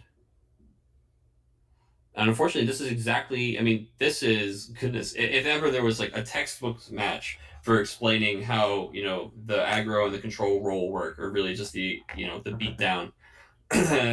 We see that Joe, he played the Kadaj early, which locks him into that role. Okay, I'm the aggressor, which means I have to try to finish the game before you hard stabilize. And we're watching a perfect example of what stabilizing looks like for Oki, as he's got 5 forwards out and is finally able to hit those turns where he's able to get to the 5th cast on Rosa. He's able to have enough resources to secure his board with the Y'shtola, and things are just really looking like an uphill battle for Joe. It's really going to depend on whatever he top decks to combo off the Yang that he was able to keep in his hand. Yeah, because he's been aggressive the whole time, but now he's got to start thinking defensively, because he can't just let Oki come in with 5 forwards next turn. That is a non-starter. Yeah, so it might be the first time where Kadaj doesn't leave the field. Wow, I think that he just had to play a Yang, like just a naked boy. And he plays the monk off of the Yang. Backup. That's interesting. And he gets gets something back, but Sophie, that's not where you want to be at this point. Sophie's probably just the most bang for your buck in this situation, right? Yeah, but I think that was also the last card in his hand, right? So he's just gotta. Yeah. Well, thankfully he can still afford. That's why. If he gets the Sophie, he has the Tiro and the monk. Yeah. He's just gonna have to wait on it. Is the thing. No, you can play it right away. Wait, he's got the other monk. Sorry, he was. Yeah. That's what I'm saying. That's why you got to get that. That's why I think you have to get Sophie and just play it on the field. Yeah. You see him looking at the Ursulas, thinking like, well, if I survive, the only way I can win this game is if I survive this turn. So then you think about, okay, well, if winning the game means I have to survive the turn, then if I assume I'm surviving the turn, I'm going to need some way to win the game, which looks like Ursula. So you can see him thinking between, what's maybe better if he makes it through and the chance that he makes it through at all. And yeah, that we said they were going to be deep in the tank. Tell me that's not what that looks like to you right now. Look at those eyebrows. That's some serious thinking going on right there. Dude, I wish, I would love to see the calculations just running through, like all of the lines running through this mind right now. It's the meme there, right, with all the calculations. Oh yeah, all the math. Right? Somebody else make that too. Somebody give us a little look there. Joe or Oki or both with all the calculations coming out of their head. Mm-hmm. And you can see it. I mean, this is a mental position I think many of us have found ourselves in, where you're like, okay, if he does that, then that. No, that won't work. Okay. Well, then he can do this and that. Well, no, that won't work. Okay. Let's see. And you're like, I I want to make sure I'm giving every line the right amount of thought, right? Considering, whether or not I want to attack with this Kadaj is such an insane thought process. It seems simple, but It's there's a a rough, lot that goes into that. it's a rough position too, because once if he plays the Sophie out, then she's not getting a lot of support right now. I mean, she's going to be 6K from off, or actually 7K. I guess, 7 because of Yang. Yeah. Yeah. Mhm. But it starts, she's more vulnerable to things. This isn't your 10K, 12K, 14K Sophie out there. Well, this is exactly why Oki, like Joe's even threatening this attack, right? Because putting Okamoto to 6 is a very different thing than him being at 5, right? Just the fact that he can sneak the Sophie in. I see the pump Sophie with Tyro, but he's not at 5 damage, and Tyro will be tapped when he plays the Sophie. Yeah, so he blocks with Rosa and then deals 2K with Bismarck's ability to trade with To Kadaj. finish off. Mm-hmm. So that's how he manages to get rid of Kadaj after all those turns. It does get rid of the Rosa, which is kind of nice for Joe, because you can't just let that thing stick around with Althea and everything else going on. Although Kadaj is the entire reason we were able to even sneak by some of these big forwards before. And Ishtol is really the one thing that's saying that Joe's list of outs has shrunk drastically. We're asking what Sophie's power is because this is one of those things where if Joe sits here, takes 3 damage, and is able to, get Sophie up big enough and move something out of the way, all of a sudden, Oki couldn't have attacked that many times. So Oki's sitting here and he's trying to puzzle out how many attacks do I get in this turn. Yeah, he's had the the Shantoto he's got. He certainly doesn't want to Shantoto his the board as is. And I think what he's worrying about here is actually just losing if he attacks too many times. So it looks like he's going to potentially tap all 4 forwards to AK Yang and then play Asura to activate forwards, which is kind of cheeky. And then he could just blow up Ursula with a couple more if he wanted to. This is really interesting use of Bismarck's ability here. Yeah. So we get 4 2Ks stacked there. Yeah, and that's when you're Joe, you're just kind of like, yeah, dude, sure. I'm done. Miyun back. The Iris. 2 card draws, one off Bismarck, one off the Miyun. And giving us plenty of fuel. Gonna replay Iris, activate those 3 again. And good thing Rose is not on the table. Yeah.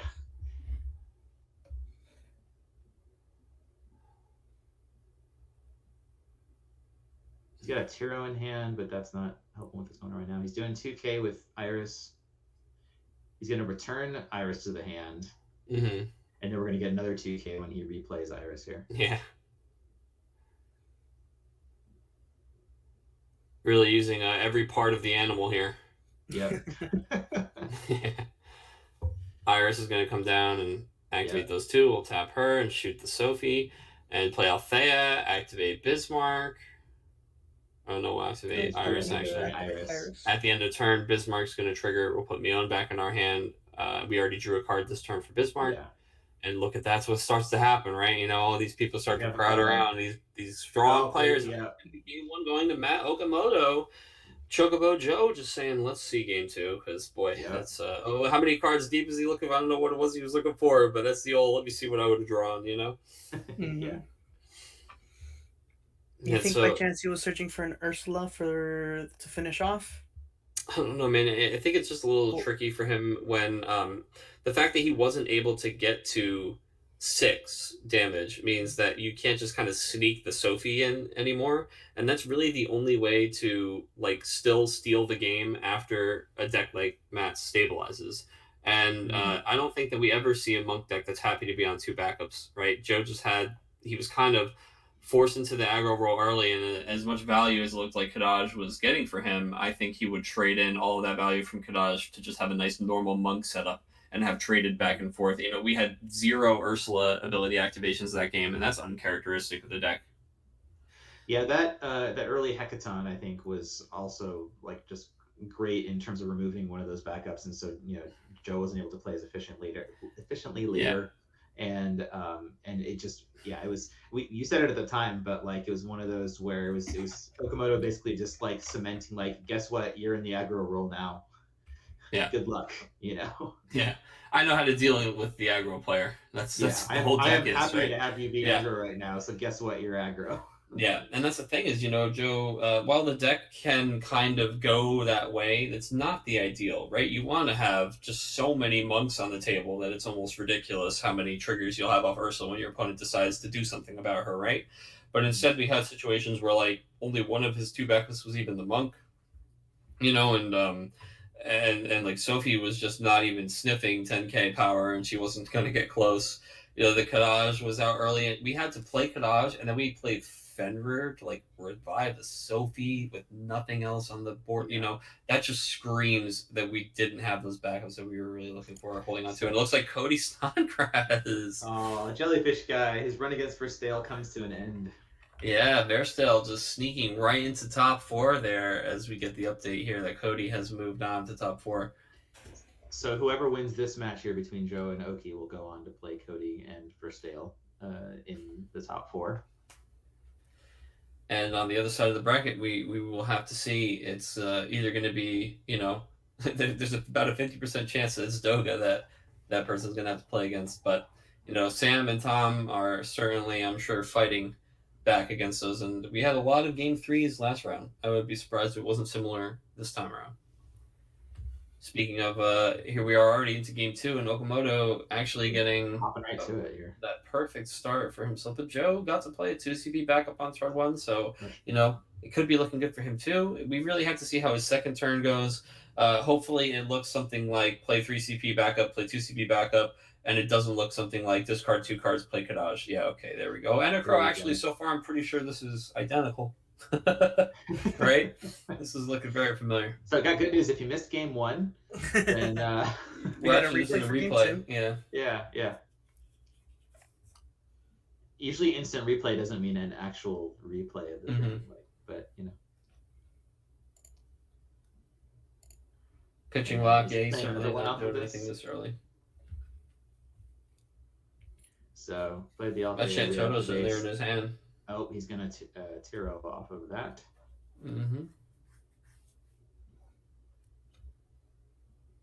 So he's going big on building up here.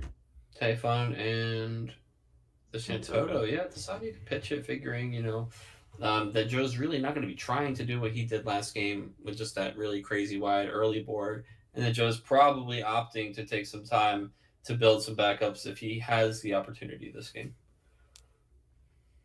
Same. Hopefully he doesn't have the Hecaton follow-up. That would be another... If we go back to that and blowing up more... Yeah.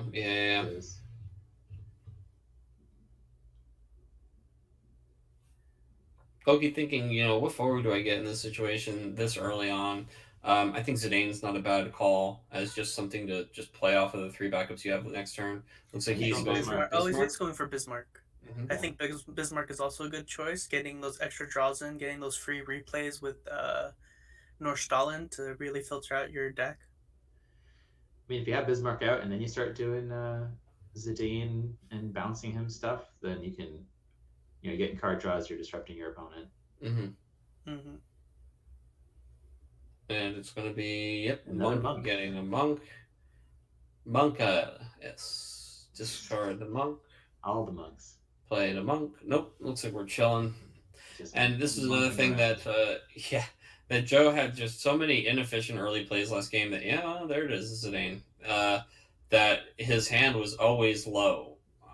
But now, this time around, hand's looking a lot better. And Oki is deciding, get those out of here, because it's certainly not going to be one of those, right? Just make my decisions easier. Get these out of my face. Take them away. It's not going to be the 3-drop monks, so get him out of my face, too. Good. I think Ursula. Yeah, that's Ursula fair. can go. Yeah. But that's a lot of great information there. You see that Shantoto and you go, oh, cool. I'm not going to play more than one more forward onto the board. Yeah. And you also know that he has the Kusith, so discarding a forward just makes it more expensive for him to bring it back. Joe, maybe draw 2 of the old 3-drop backup here. Oh, no, just play the monk and have it fight Zidane? Or does it fight something other than himself? Yeah, it's just the old... It directs something else, right? Yeah, I don't think he can actually do himself. Oh, actually, it says choose one monk forward that you control.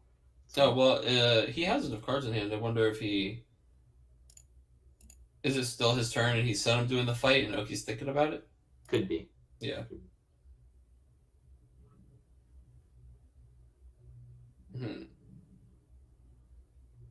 I don't know why you wouldn't, right? Yeah, it doesn't really make sense to give Zidane a pass unless you just Yeah, but don't want to Oki, use Zidane again. But well, that's true too, yeah. But Oki untapped the backups, right? So he did. He just let it go. it's pass turn. Interesting. Maybe the card doesn't Actually, do that. I believe Isn't that why we that's Oh, is that the the other monk? Is it it's the the 5 Opus CP monk? 13 Is monk. it the cheap It's the guy? 5 CP monk. Yeah. It's the monk and not a Lunith monk. Okay. Look, Yeah. here's the deal. You guys need to realize that the preview that I get to see is in like 20p. Yeah. You're watching this nice high def video of the field, bro. All I see is like something wearing a headband that has blonde hair. That's I guess Yeah. that's one. Yeah. I'm seeing the same one you're seeing. I just went off the block. Yeah. I was like, I think that's that new guy. Yeah, it's a different one. Yeah, we definitely can't even see the power on it, which would make a difference. But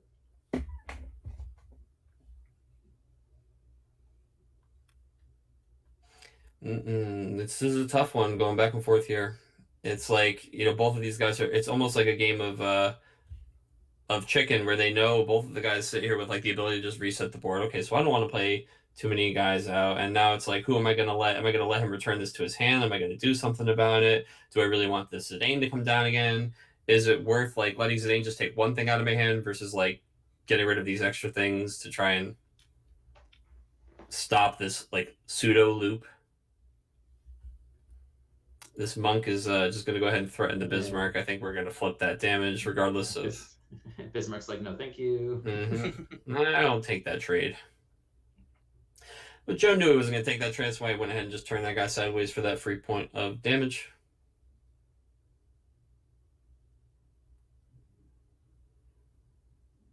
Thinking.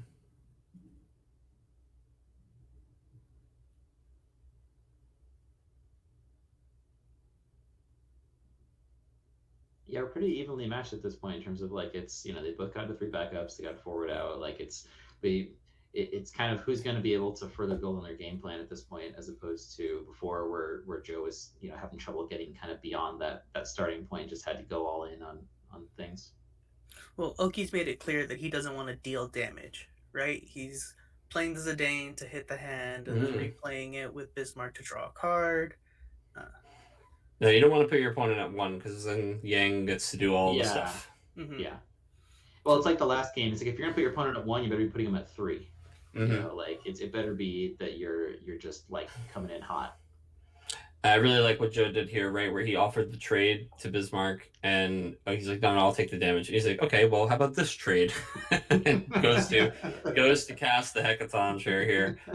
Now he has to think, like, do I Althea the Bismarck back to my hand? Because, sure, Altheaing Bismarck back to hand also gets you an extra draw, right? And does make sure that you have that Bismarck hanging around, but there is absolutely nothing that Oki likes about the idea of being on 2 backups next turn. So this is an interesting way to actually kind of get the best of both worlds, right? Keep 3 backups and also save the Bismarck and get that extra card. And no, we're going to go ahead and Misdragon that. We're going to cancel that, and the Althea is tapped now, so that means that trade is going to happen. And what we're trying to do there is hopefully really gum up Okamoto's value engine.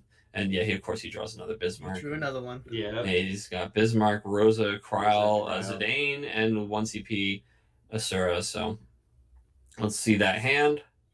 Shantoto, Kusith, Yang, and I can't tell what's on the left there. Go Gabranth, yes. Gabranth. And that's what he's hitting, Gabranth. Yeah, he doesn't want him to go and find just any of the big Titan and just park it in his hand and be able to threaten that wide board, or Mott and just help him get all the rest of the backups he needs set up, or have that, uber powerful Yang target when he does get to put to that first point of damage. Joe is unsure, do I want to do that? Do I want to do this? And, every one of these decisions is just so difficult. Yeah, this is the sort of match we were talking about, where it's like slugging it out back and forth, just trying to have your deck do what it does. He's throwing down the Shantoto. Wow. Yeah, He really get rid of that Really Zidane, on the dude. backup. That Zidane has been trebucheted. I And think he that draws another and he one. draws another one. Yeah. So that's one of those. What are you gonna do, man? Right? What are you gonna do? It's like That's the monkey's paw you can't get rid of, right? yeah. I mean, these two different things that he's worked hard to clear off the table, and boy howdy, Oki just well, I wonder what I'm gonna draw for turn. Well, that's not too bad. Yeah. And it's funny because Joe is like, God, the fourth backup means so much for monks, right? Being able to just play Ursula off the backups, being able to play Mott more efficiently. And Joe just knows that when he's been trapped at this like 3 and under backup count, then it's been really, really difficult for him to keep up with what Oki's able to do. So he puts the Shantoto down, figures, and not only will I get rid of the Zidane, I'll stop him from being able to loop the same Zidane over and over again, and I'll actually get to my fourth backup. It's not ideal.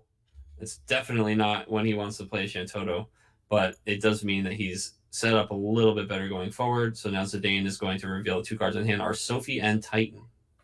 Ooh. Titan is in fact going to get chosen, and Locke is going to say discard that last card in your hand, don't freeze 2 of your guys. And Wow. I think Joe sees the writing on the wall starting to come into And we do focus here. have an I'm update thinking- on the other matches.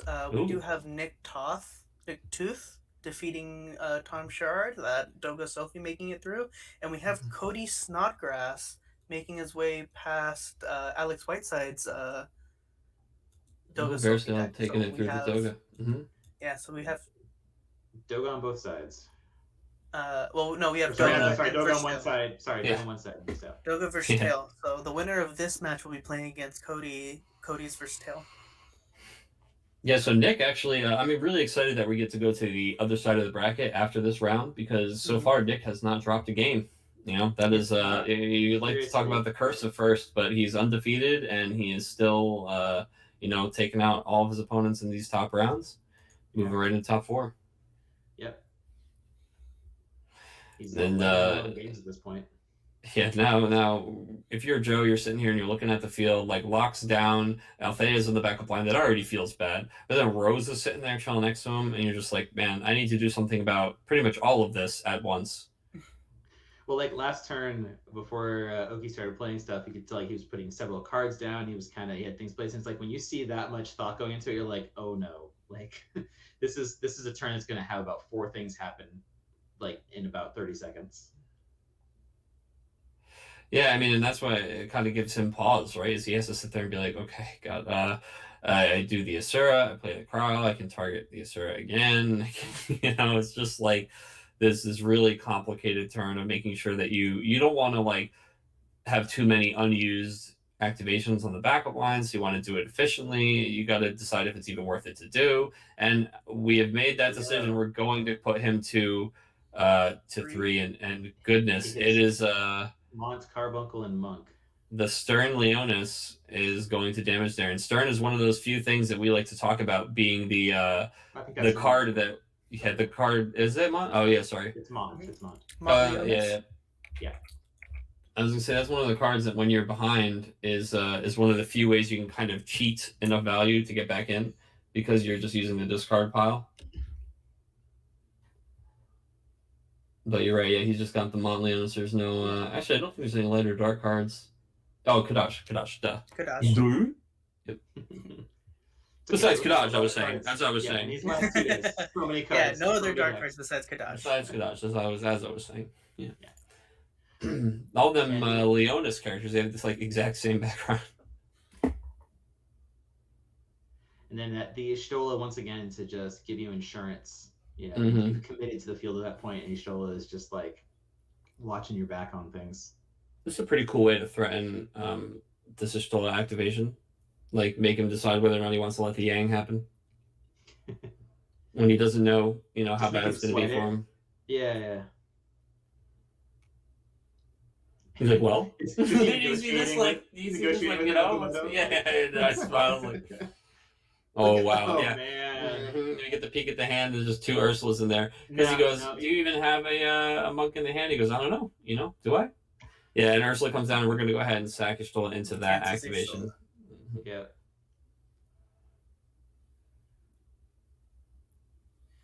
But now we have an Ursula. Another So monk.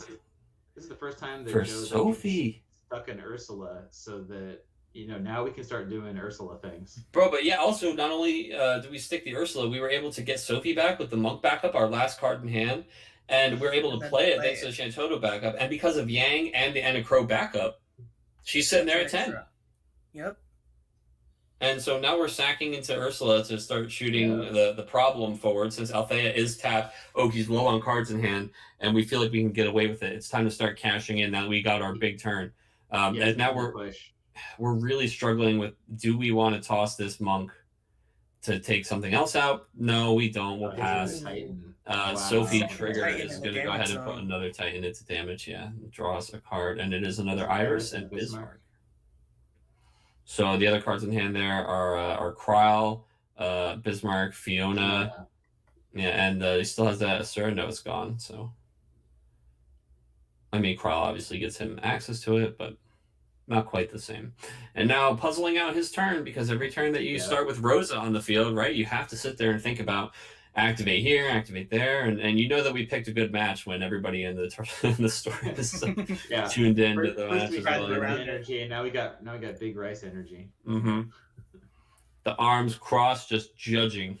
Yep. Judging every decision Oki made. Oh, now he has to walk away. This is too intense. Right there too. No, that's Berkeley on the side. Yeah.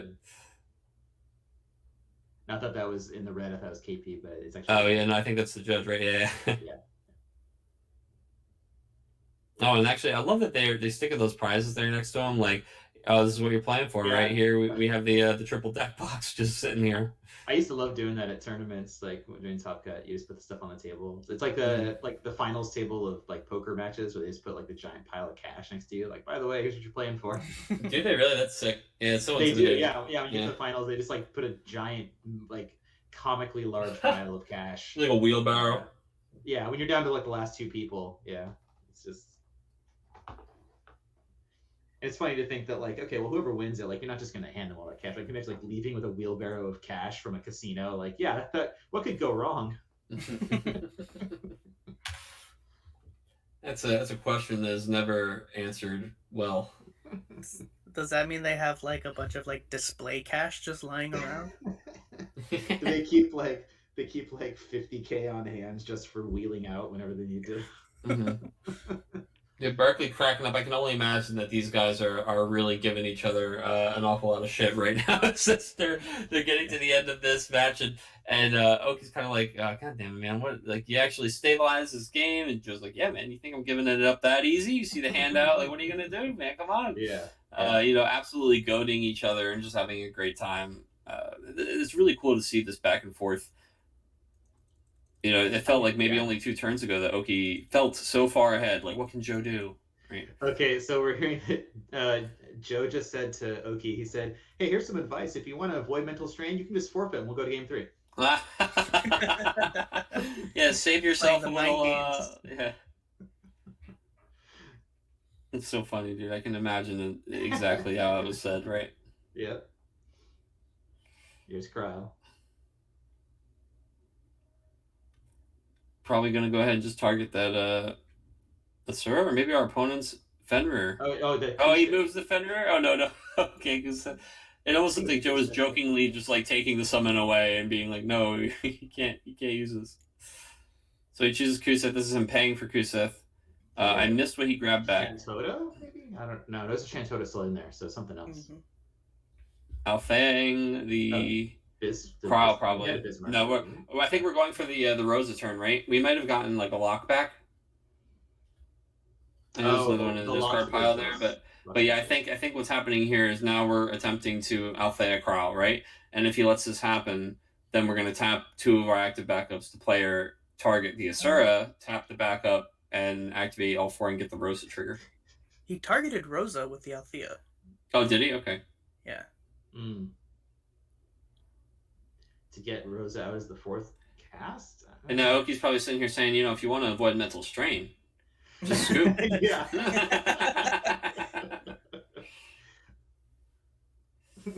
Yeah, act it out for us, guys. Give us that. Yeah. The furrowed brow. Oh my goodness, dude! Wow, yeah. that was like the all in. Sure, Right there. sure, absolutely, whatever. I'm done thinking about He's this. attacking with Zidane. He's like, It's Shantoto time. okay. Yeah. Oh, there it is. He had another Shantoto in hand. All right, and now we know how this goes, right? Mm-hmm. All right. Well, in response, let me go ahead and pump, shoot. Yeah. Pump, shoot. Quick, let's get all the monks out the escape hatch before the house blows. And we have reset here, and Joe nicely getting a Tiro, and I imagine Tiro's for Yang or something comparable here, as we were trying to just have one of those. Whatever yeah, exactly. You're missing, the Mott, the Yang. Trying to have one of those windmill slam. Yeah, it's not a good thing when you're looking through your deck like 3 times to find the forward you want, 4 times to find the forward you want. It's like, making sure you pick right. That's all. Is it Mont that we landed on? Yeah, because he needs to get some. It seems like a lot of his pieces are in the break zone at this point. If he's looked through that many times, then he's not finding the pieces that he needs. Yeah. Or you're just sitting there thinking like, what's the best, right? Because there's actually just so many choices, and Mont is a really interesting one because it's just a way to get yet another body onto the field. Yeah, and that's for anybody who's not familiar, because that is a newer card. Oh, we can pull that up. Yeah. Yeah, 11 CP, which seems crazy, but it's -1 for every Earth character that you have on the field. So at this point, it would be 7 to play it. 7. But it takes a forward of 6, I think Earth forward probably, of 6 CP or less from your break zone, plays it onto the field. So you can get back whatever monk you're looking for there. You can do Mont into Ursula into Sophie, or Mont into Yang into, if you have like a mat in your hand or something. There we go. And then the other thing that I think it's overlooked sometimes, just on the defensive side, is that he's got that other auto ability. It says that when he's put in the field, from the field into the break zone, then that turn, the next time you take damage, it becomes 0 instead. So he becomes like, once he's on the field, he's mostly a vanilla 7K, except that he can not only chump block something, but then he's going to prevent the next damage to you. So it's going to prevent a double chump block. Yeah, exactly. It's like your opponent's going to be like, well, I'm not going to come in and attack and hit nothing, right? So it's like it'll change the math a little bit in terms of what they're doing and kind of just stem some aggression. So you get the value when he enters the field, but then if your opponent's not paying attention, forgets or whatever, they have to think about the kind of the implications for once he leaves the field. Mm-hmm. Oh, even James getting in on some viewing action here.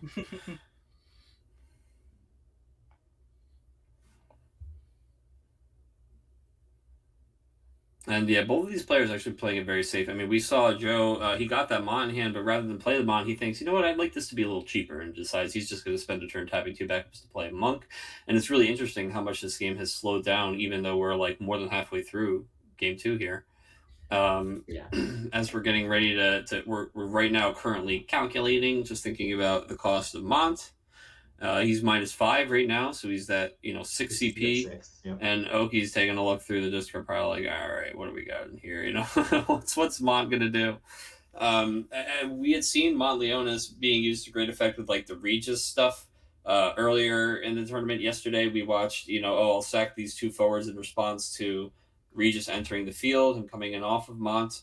But it looks like it's going to be a much more honest Mont, like you were mentioning earlier, where he just comes in and does like Mont into Mott, or a Mont into Yang into Mont into Ursula, into whatever, who knows, But again, this one is going to be discount Monk. It looks like. Yeah. Yep. Did we just play that crowd last turn? No, I think that one's the one that's been down. Right? Yeah. Then I think you gotta watch. You gotta watch for Mist Dragon doing a crowd and Mist Dragon on Mont. Yep.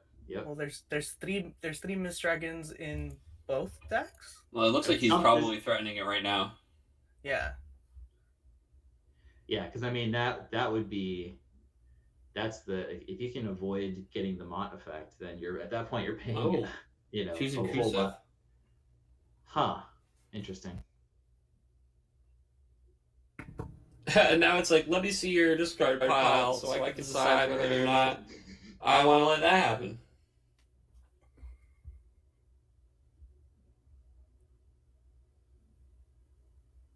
Really neat.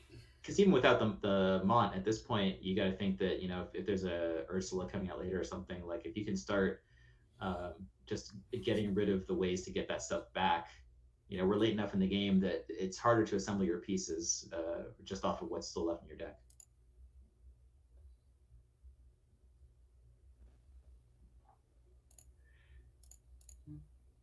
Looks like we're using that monk back up to deal a whole lot of damage. Yeah. Trial. It's gonna be what? There's 1, 2, 3 monks in play. Actually, so it's just enough, right? Because when that monk breaks, that means there's 2 left there. So we're gonna only hit it for 6, but it's enough. It's enough. Yeah. Yeah, there are a lot of lines in this match. That's for sure. You don't get bonus points for doing extra damage to something. So important to note that he got back a lock with that Kusith. Mont being 11's relevant when lock breaks. Lock can easily break something that costs 6 or more.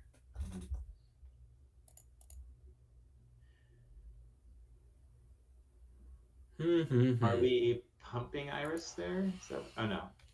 Oh yeah, I see Daniel saying it. Yeah, these guys are pretty much notorious for the table talk and the banter and like just having a great old time playing each other, even though they're sitting here on stream. Yeah, they talk a lot of smack, dude. That's for sure. Yeah, Locke is gonna come down and say, Dolan freeze this guy and one of those and discard a card, please. Discards Shantoto because we don't need another one right now. That's right. And then passes over to him. So now we're back to Okamoto's getting ready to just break the lock. we're back to Mont costing 6 if you were to play at this point.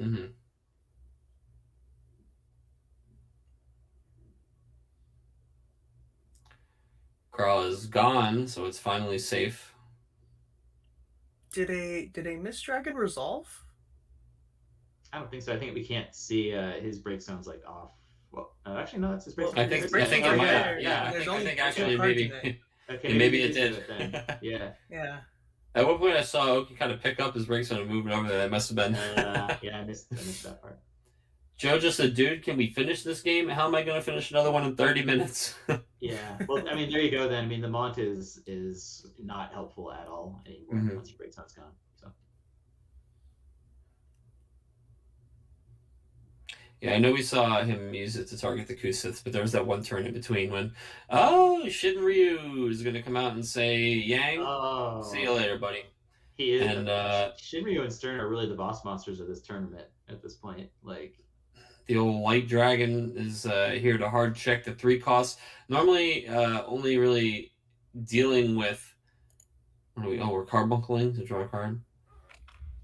Oh, because Yang has enough power, so it doesn't actually break them, right? It does them 10k. It's not, is it? So Yang, it does them 10,000 damage. So Yang is +1 from his ability. Enna is on the back line, and we played Carbuncle to +2 and draw a card. Yep. Very, very clever there. That's that nice. Yang goes to 11. Yeah, that's right. He took damage. He could block this if he wanted to, but looks like Yang is is deciding right now whether he wants to stick around or not. And we are going to take that 5th damage. And that is, I can't tell, is that Sophie looks like? That is a Sophie. Yeah. And if you're Joe right now, you really are hoping that you have more damage on Oki than only 2. Yeah, that's rough, especially with the Hero. Hero. Oh man, the damage 6 savior. Yep. But his options don't seem very wide. No, he wasn't that stoked on that before. Yeah, I mean, dude. I mean, the Titan would take out both Locke and Shinryu because of the Hero backup, and a Crow. Oh, that too, yeah. And a Crow, yeah. Yeah. EXs and chat love that.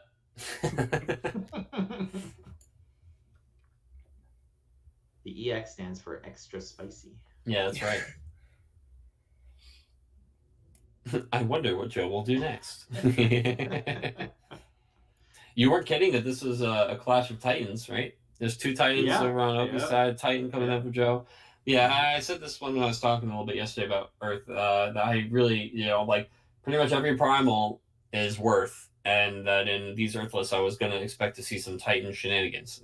Sure enough, these players. You know what's funny is I think that a lot of times we've seen people trying to like stop each other from playing it so much that we haven't seen them get resolved as many times. But right now, it's looking like a good option for Joe's. Now, yes, the most important question: how many cards do you have left in your deck? Yeah. When the match suddenly turns into a trivia contest. Mm-hmm. Yeah, I mean, because that's got to be the angle that Okamoto's eyeing up, even if he's unable to do those last 2 points of damage, because Joe's just running out of time.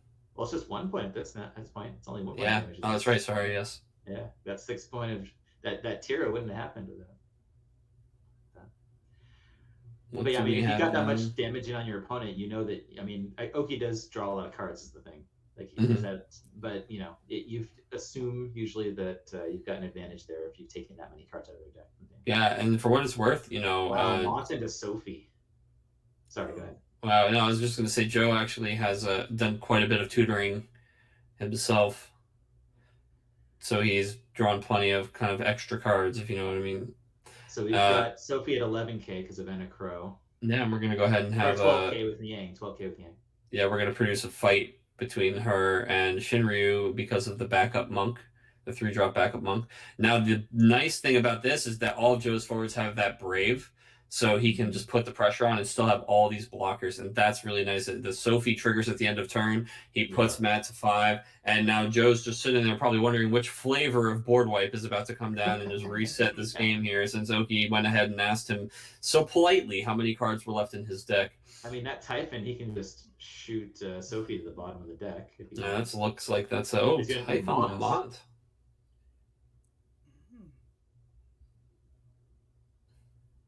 I think it's because we don't want Mont's extra trigger, right? Yeah. Where Mont can prevent that second point of damage. Yeah, the defensive thing that. And now he's asking for a power check because he's trying to push through this board. Because the nice thing about this becomes removal, right? When your opponent's at 6 damage, attacking with things that have a higher power than their forwards is basically just removal. Yeah. So Sophie's still at 10 right now, exactly. Mm-hmm. And that's why I think we see Ogi. He's like considering, who he wants to have fight. I think he just used Iris's ability there to give herself plus 2k. I think he's attacking with it and threatening the ability, and then yeah. That's unblockable. You're right. Yeah. Oh yeah. Well, it's unblockable by a certain by a certain power level. Power level, yeah. Oh yeah. So like 9k or higher or something. Oh, look at him! Look at Joe picking up the Iris. Like, what the hell is her second ability? What? Yep. Cannot be blocked by a forward with 9,000 or more power. Yeah, that is excellent. Man, that's love around to see. The Anna Crow right there. Everything's too big to block. That's right, man. And what a great match between these two players. And but we said it once, we said it 100 times. You don't give Mao Okamoto a window to climb back into the tournament and expect him not to be stopping himself through the window, dude. I know, right? He is absolutely threatening that repeat. He is defending his crown here at the Reunion Championship. Our 4 finals is what he's got his eyes set on. And that Earth Wind deck is very unique, and he's piloting it really well. And I think it's really, really cool choice to see that deck, progressing into top 4 is exciting. So now he's going to get to play against Cody Snodgrass. And I imagine that if you guys enjoyed the banter between Joe and Oki, I imagine it to just keep on continuing as Cody is going to get to jam Okamoto in top 4. And we will be watching the winner of Cody versus Sam Toole face off against our currently still undefeated Doga player Nick Toth. Nick something. I'm gonna go with Toth. I think maybe I would imagine that that Miles was like messing with him or picking on him a little bit. When he was reading off the top 16. So yeah, I'm really interested to see what shakes out for the other round there, so we know what our top 4 is going to be. And then I believe after we know our top 4 matches, there's going to be just a little bit of a break so the players can kind of collect themselves for the final rounds, and they can get a little bit of food, get some lunch. But really, guys, this is just such an exciting day of cards, and already I'm really loving kind of like how the bracket's shaking out. Mm-hmm. Yeah, we've got. I mean, at this point, 3 of the top 4 are going to be. We got a First Dale deck, we got the Earth Wind deck, we got a Doga deck, and then we'll have whatever the winner is of the Cody and Sam matchup there. So a Mobius deck or another Doga deck. Mhm. Yeah. So it might be double Doga up top, or it could be Doga versus Moby, as I'm now calling it. Yeah, in which case, if there's two Dogas, then the Doga will be in finals for sure, which it honestly feels like it's deserved today, and it feels strange for us because and it's not like on purpose, though, it's kind of like wound up weirdly dodging a large number of those matches and those players on stream, which is why I'm really excited to get to go over to Nick's game, because he certainly deserves to be in front of the camera playing it, and maybe that's going to be maybe that's going to be what finally knocks him down, is everybody else has had all this extra stress, right? This extra extra pressure. Yeah. Mm-hmm. So maybe that's going to be difficult for him. But I imagine that he's been in this position before, and he's ready to flex those Doga skills on camera. Mm-hmm. Oh yeah, I mean he's running on all cylinders right now. Just running through these top 8 matches, top 16, top 8, through all the Swiss yesterday. I mean, he's got momentum going. Tell me we've got the king. Home. I've got Matt here for you guys. Oh, hello, sir. Hey, what's up? Hey, you know what? We had you on here for an interview yesterday, and I feel like you were being pretty humble about your chances to even make day 2. And we said a couple times that you're one of those players where, if there's a path to the finals, you will absolutely find it.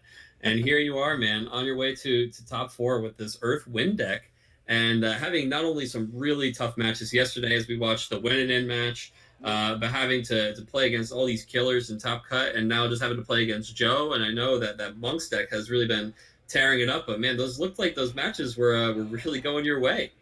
Yeah, the Monk matchup for the deck isn't that bad, which is one of the biggest reasons I like the deck. But yeah, I think I said yesterday where I felt like my deck is better suited for a Top Cut, less for Swiss. Because once I know my opponent's deck, the lines for Earthwind become so much easier. Then in Swiss, I have no idea what I'm playing against or any of that. So. Right. So now that you've got, especially when you see something like a Monk deck, but also like Joe's Monk deck, you're like, okay, I know the list. He runs right? Kadaj. That was he so runs good Kadaj.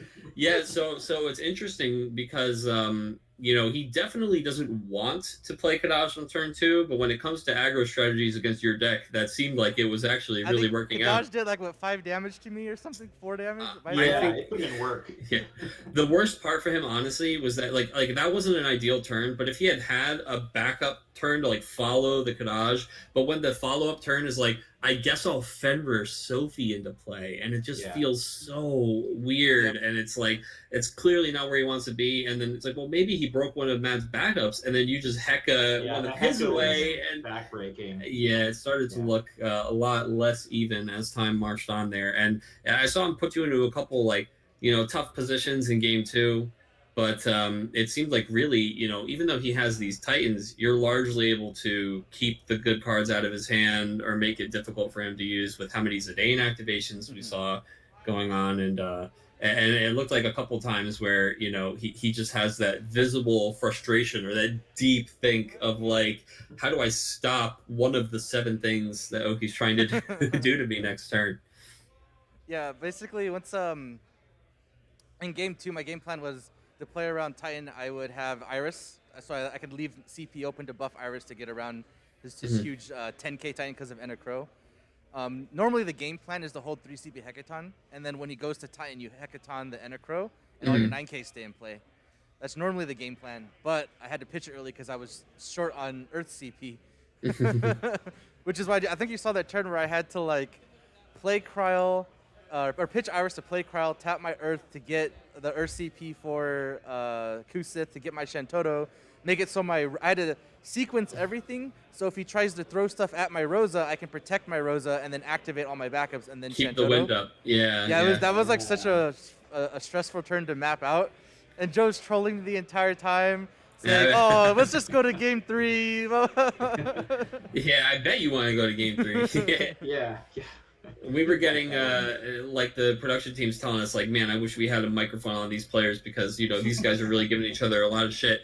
And I was like, yeah, that sounds I can imagine the transcript. I can imagine exactly what it sounds like sitting at that table. And I said, man, don't think that's going to stop as you get up against Cody now next round. You got a Oh, Verstel man. gamer that's coming How do knocking you on feel your against door. the Burstale matchup? Did you face much That of that is day a one? very hard matchup, because I mean, he knows my list. I don't have Star Sybil, so I literally have to draw into Shantoto and hope he doesn't have Amaterasu. Or Or I like have to. Titan, but sometimes Titan doesn't get all the guys, so That's, it needs to. the thing. So like my alternate plan is if I have a Kobold, I can play Kobold, EX burst Tyro, get Titan, and then I could Titan Kobold. That's my other backup plan. But it'll definitely be a quick match. Either I will stabilize or he will kill me. So. Yeah, man, it looks like Analysis. yeah, the other decks that are shaking into top 4 here, we know that there's the Doga deck being piloted by Nick, who seems like he hasn't dropped a game. No, he's undefeated. I was gonna say I don't know how the best of 3s went, but yeah, I would be willing to believe that he is just completely undefeated on that deck. And we saw 4 players taking that into top 16 today. 3 of them advanced to top 8. And there's finally a little bit of them getting whittled down here. That there might still be a Doga on Doga match. We haven't gotten a heads up on what's going on at Sam Tool's table yet. But oh man, look at this! Is support? Hey, Man, Joe, that's Joe, come back. support. They want to see you. Of This course, is some Joe. support. Yeah. You want to get in on this Yeah. too? I need more I'll support. I'll give you guys Joe so you can chat with him too real quick. Okay, man, absolutely. Is that okay? Oh, yeah, 2 heads. Oh, Oh, we got a second. Oh, Look at dang. that. Look at this Ooh. production We right here have- on the. we have- Oh, man, we're in here. We have the technology, guys. Yeah. While we have both of you together, we were hearing a lot from our production team about how much shit talking was going on at the table, and just trying to get inside each other's heads. These mental games of skipping forward to game 3.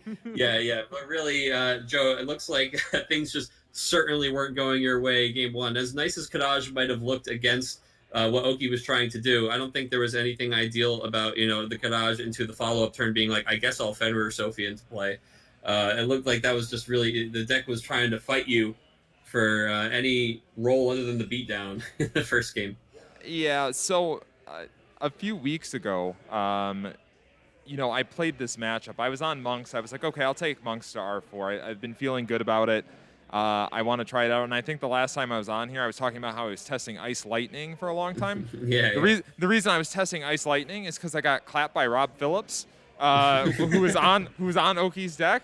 So, we had this conversation. We're talking. We're like, well, I don't want to take this deck if I'm just going to get clapped by it, eventually. And he's like, well, you're not going to get clapped by it. Like, there's no one on this deck, so you don't have to worry about it.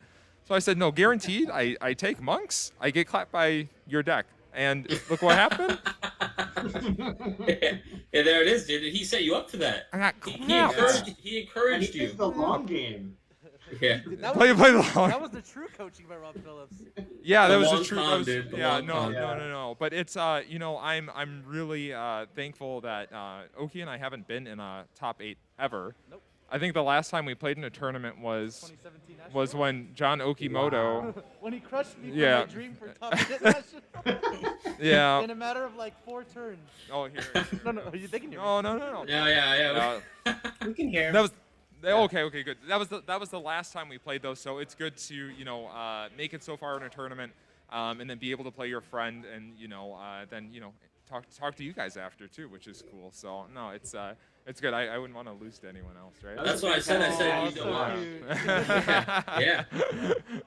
I was saying either way it goes, these guys are gonna have a great. They'll be happy. You could definitely be a lot saltier losing in another way. So. Yeah, for It was sure. it was a great for everybody watching at home, like that you guys are putting on a clinic in terms of just the lines of decision making and the amount of thought going into it, but also just being like having a fun time with it. Like it was great to be able to watch that match and have everybody else be able to see that. So like you guys were just like showing real top tier level decision making and plays, and just it was a whole lot of fun to watch that match. Yeah, game 1, the reason, just so I'm sure you guys figured it out, but the reason I put my break zone and my RFG up there was because Kadaj, I don't want to have to hand in my break zone every single turn. So I was like, here's my RFG zone, here's my break zone, pick what you want, and I'll move it over. Yeah, at first I was Just to like, make what it are all easier. these cards? And it's like, oh, it turns out that's Kadaj's catalog, dude. He's Yeah, just choosing, here you go, pick which he's- ones you want, we'll move it over. selecting what he'd like to get from the pile there. Yeah, On Amazon. Yeah. I mean, yeah, that was it's interesting to see because we talked about how Stern kind of is like one of those cards where the Mist Dragon is like too late. right? And it's kind of cool that I like Kadaj from you, Joe. We didn't even see that yesterday or get to talk about it, that he's like this proactive way to just stop that before it really becomes a problem. And then Oki's just trying to use all these extra subbins, and we saw you just go ahead and just picking away all of his options. So it was cool because you guys, like you said, you know the matchup. You've even tested this matchup. Maybe a deck that like we didn't even know was going to be in the field today, and you're already practicing against it, and know that you got this bad matchup against it. So I think that all things considered, you guys both played a great game. There were a couple times there where it sure looked like Joe was going to be able to swing it back. And Oki, I feel like you always had that Ashtola right when you were about to turn the corner, huh? Yeah, I think I even one saw of like, Stola. no way. I think I even saw Joe just like one of these, like one of the times the Ashtola comes down, just like, come on, man, of course. After all of the hard decisions, you go ahead and just drop that. But yeah, man, I think this is awesome. And yes. Oh, trust me, as we're getting reminded that you won R3, Okamoto. We know that this man is the Two-time defending champion? champ. Question mark? We told him yesterday that he's defending his title and he's gonna have to get there to day 2, and he's like, I don't know if I can make day 2. I'd have to. I don't know. I'm a so-so player. No one knows about me. Win the rest of my games. Oh, I do have to win the rest of my games. To be fair. To be fair to his opponents, he's got to play through some tough opponents still. Yeah, I like his deck. He's got to deal with some aggro next round, I think. So we'll see how it goes. Yeah, he's gonna get the old turn 2 4 forward Verstel check, dude. See if we just got the update here. So Cody Jacobitz took it over Sam Toole. Oh man, I am sorry to chat. I know there were some Sam Toole fans who wanted to see him get in front of the camera. It is going to be a Doga off, but I think to be fair to Doga, Doga definitely deserves some time in front of the camera here. As I don't know that I would have pegged this as being one of the finals decks, guys. So it looks like actually, Oki, even if you want to defend that title, you're gonna have to play against Angry Gamers for the rest of the day. I lost to Doga round 1 yesterday. Well, we'll see. That's right. Everybody gets one. Well, okay, you know that we're rooting for you. Not to say that we're not rooting for all these other great players, but it's always nice to see somebody go for the repeat. The defending champion. I'm sure there's a little bit of pride there from the store as they see the champion still up there defending. So, best of luck, sir. The rest of the rounds. I know that we've had both of you guys on here already to interview and to plug. But anything you want to say, as we go into the finals here, or sorry, top 4. Just the same as always. Shout out to my wife, my daughters, everyone in the rice fields, Joe, everyone, we all talk and play. Shout out to LWG. The production's awesome. The production team is dope. As you saw, we got the headsets in seconds. Absolutely. The environment's been great. The same stuff that I'm sure everyone has already told you. Like, these are really cool events. It was for a lot of people. It's felt comfortable. For me, it's personally felt safe for the most part. And excellent. That's great. But you know what? Yeah, I know that we've had you on here before, but you guys have earned the soapbox, so you get to say whatever you would like to now that you know. You got Sarah. Come on. Well, no, always. I mentioned it yesterday. I can't talk so about did my wife both enough. You guys got the double thank you on the wife, so that's some serious brownie points. Hi to Angelica. Hi to Oki's wife. If you're wow, watching. He's got their farming reputation right now. No. We're getting the brownie points, boys. No, Exalted, dude. No.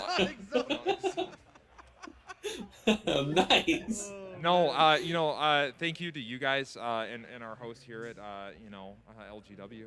It's a great store. I'm glad to be out here. It's you guys, running this stream. John, we had the conversation. I told you I have brand new locals who come into my store, and it's like they talk about RVA weeklies, and it's like this kind of content that goes out there while we're waiting for OP and stuff.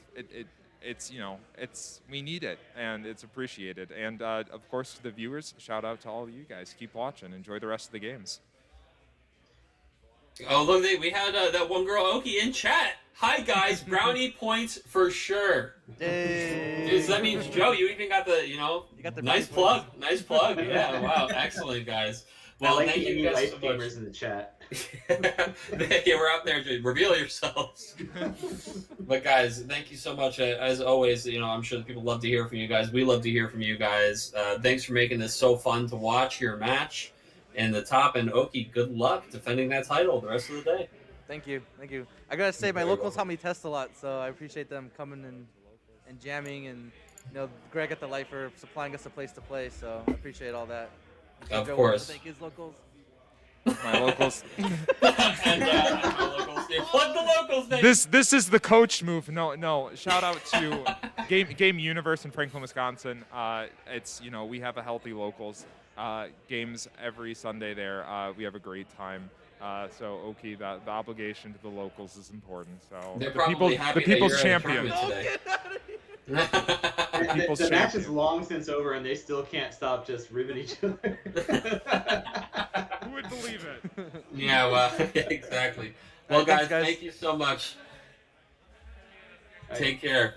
All right, so I think that's it. Now that we have our top four, I think that we're letting the players take a little bit of a break, which means we're letting us take a little bit of a break, which means we're letting you take a little bit of a break. So please feel free to go grab a drink, grab a snack, get your popcorn popped, because we have got 2 intense matches until the end of this event, and I can't wait to see what makes it to the top, guys. I mean, at this point, we're playing for like the fancy Zach promo, right? In the second place, the Switch, right? The PS5 is in sights. We've got consoles and yeah, man, it's going to be. And that the trophy. Oh, baby, man, I love it. 5 people and then spread to the corners of the earth. The 5 pieces of Exodia, just the trophy, just like shattered, dude. Yeah, goodness.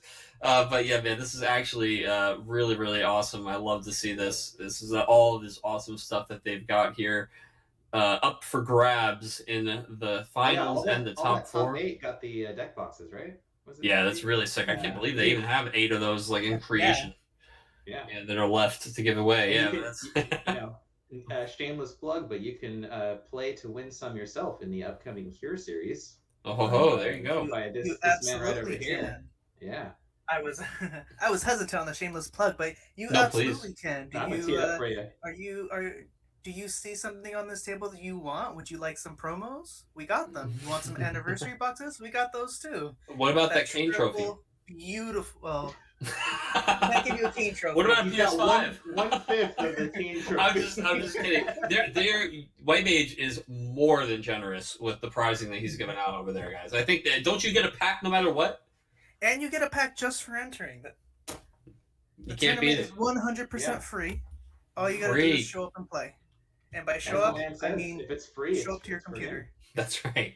Yeah, guys, don't worry, Jared. I wasn't going to let this stream end. When finals is over, don't think they're not going to be hearing about the Zodiac Braves and the RPA returners. We've got plenty to plug ourselves. But yeah, no, for now, guys, just another quick look at what the semifinals are shaping up to be. That's Doga at Nick and Cody's table. And then Cody versus Matt is going to be Verstale versus Earthwind. It's going to be exciting. Yeah, you can come back in and watch the Doga party after a break. The Doga party.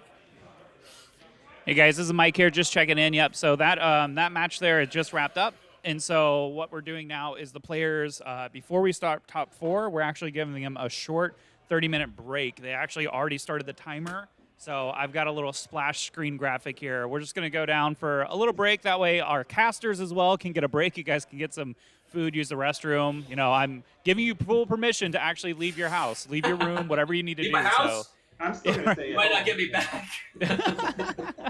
Yeah.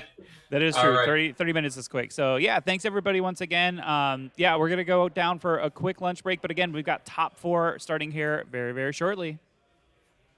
See you then, guys. Yep. All right.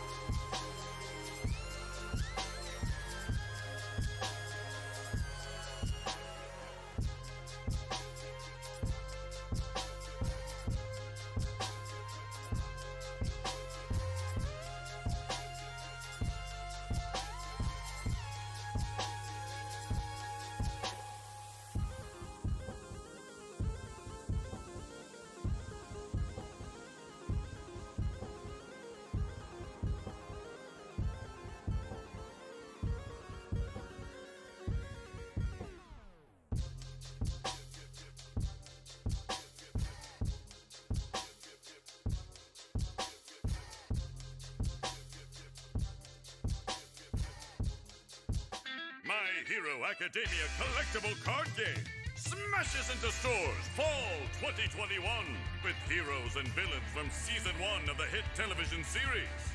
Choose your quirk from a cast of your favorite students, pro heroes, and villains.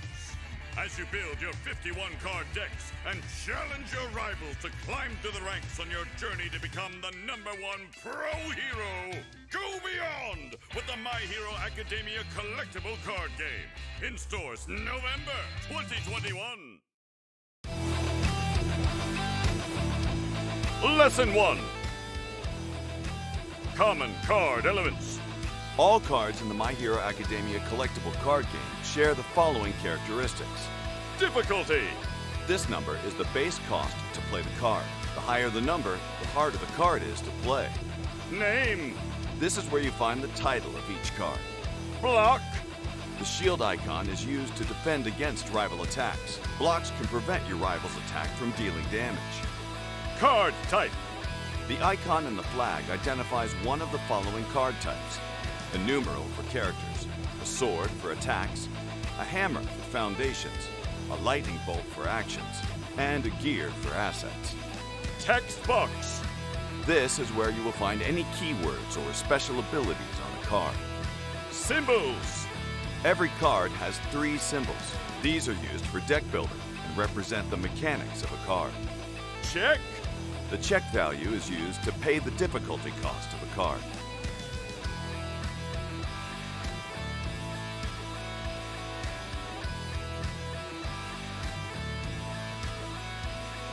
To learn more, check back each day for a new lesson.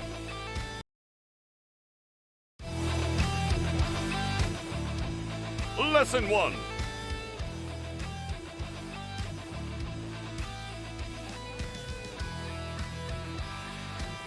Your curriculum starts now, young heroes, with the introduction of character cards. Health.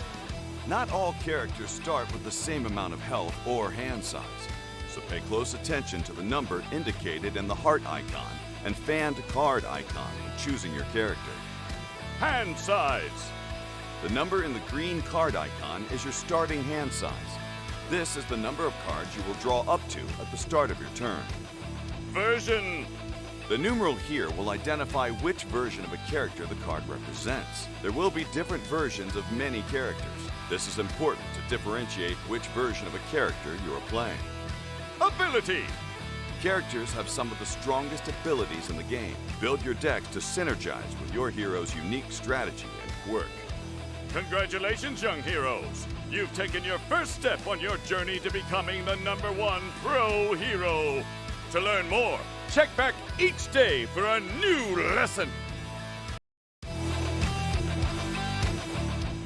Lesson 3. Foundations. Foundations are the backbone of your deck. They represent the character's history, training, and personality. Foundations in your hand can be used to block rival attacks. Or you can play foundations on your turn to build them for later use. Once built, you can use the abilities on foundations in your stage. Foundations in your stage can also be committed to play for an ability or to help play other cards. To commit a card, rotate it sideways.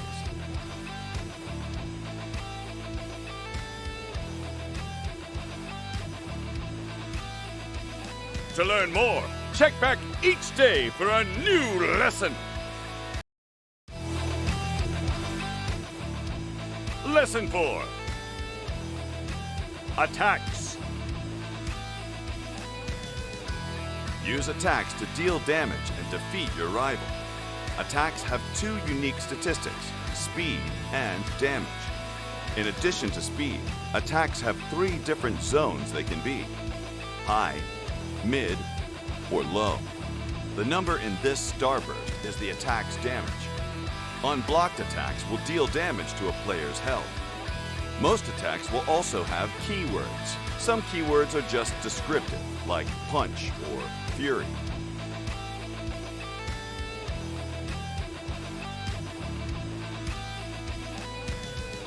To learn more, check back each day for a new lesson.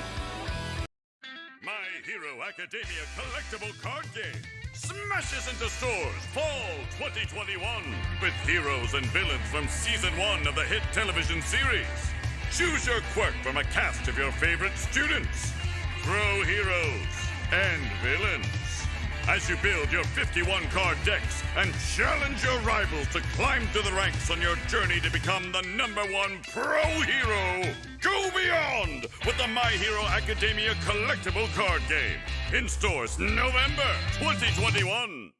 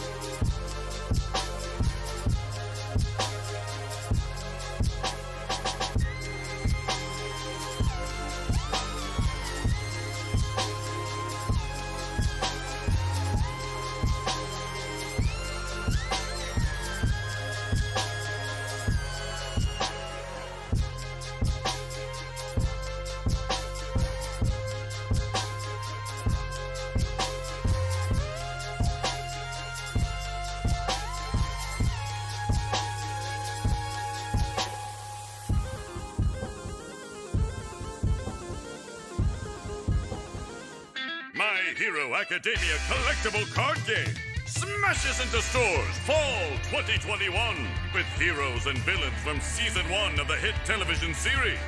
Choose your quirk from a cast of your favorite students, pro heroes, and villains. As you build your 51 card decks and challenge your rivals to climb through the ranks on your journey to become the #1 pro hero. Go beyond with the My Hero Academia collectible card game. In stores November 2021. Lesson 1. Common card elements. All cards in the My Hero Academia collectible card game share the following characteristics. Difficulty. This number is the base cost to play the card. The higher the number, the harder the card is to play. Name. This is where you find the title of each card. Block. The shield icon is used to defend against rival attacks. Blocks can prevent your rival's attack from dealing damage. Card type. The icon in the flag identifies one of the following card types. A numeral for characters, a sword for attacks, a hammer for foundations, a lightning bolt for actions, and a gear for assets. Text box. This is where you will find any keywords or special abilities on a card. Symbols. Every card has 3 symbols. These are used for deck building and represent the mechanics of a card. Check. The check value is used to pay the difficulty cost of a card.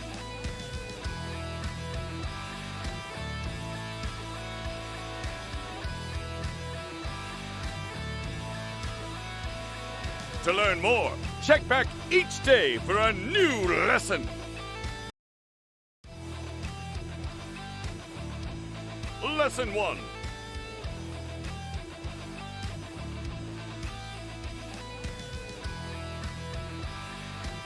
Your curriculum starts now, young heroes, with the introduction of character cards. Health. Not all characters start with the same amount of health or hand size, so pay close attention to the number indicated in the heart icon and fanned card icon when choosing your character. Hand size. The number in the green card icon is your starting hand size. This is the number of cards you will draw up to at the start of your turn. Version. The numeral here will identify which version of a character the card represents. There will be different versions of many characters. This is important to differentiate which version of a character you are playing. Ability.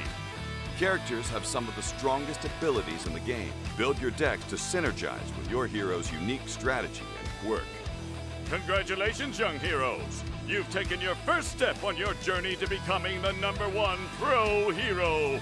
To learn more, check back each day for a new lesson. Lesson 3. Foundations. Foundations are the backbone of your deck.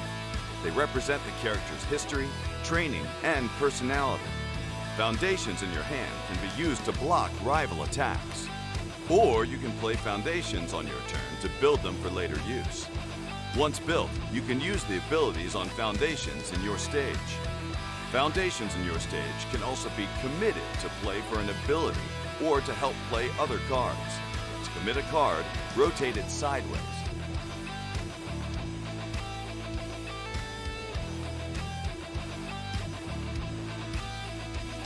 To learn more, check back each day for a new lesson.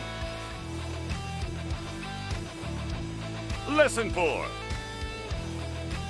Attacks.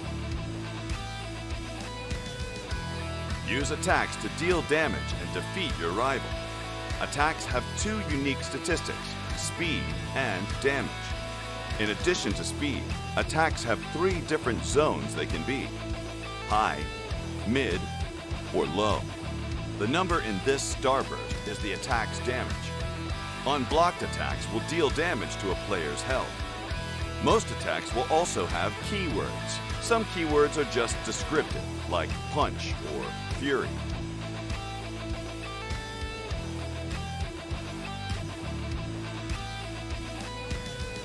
To learn more, check back each day for a new lesson.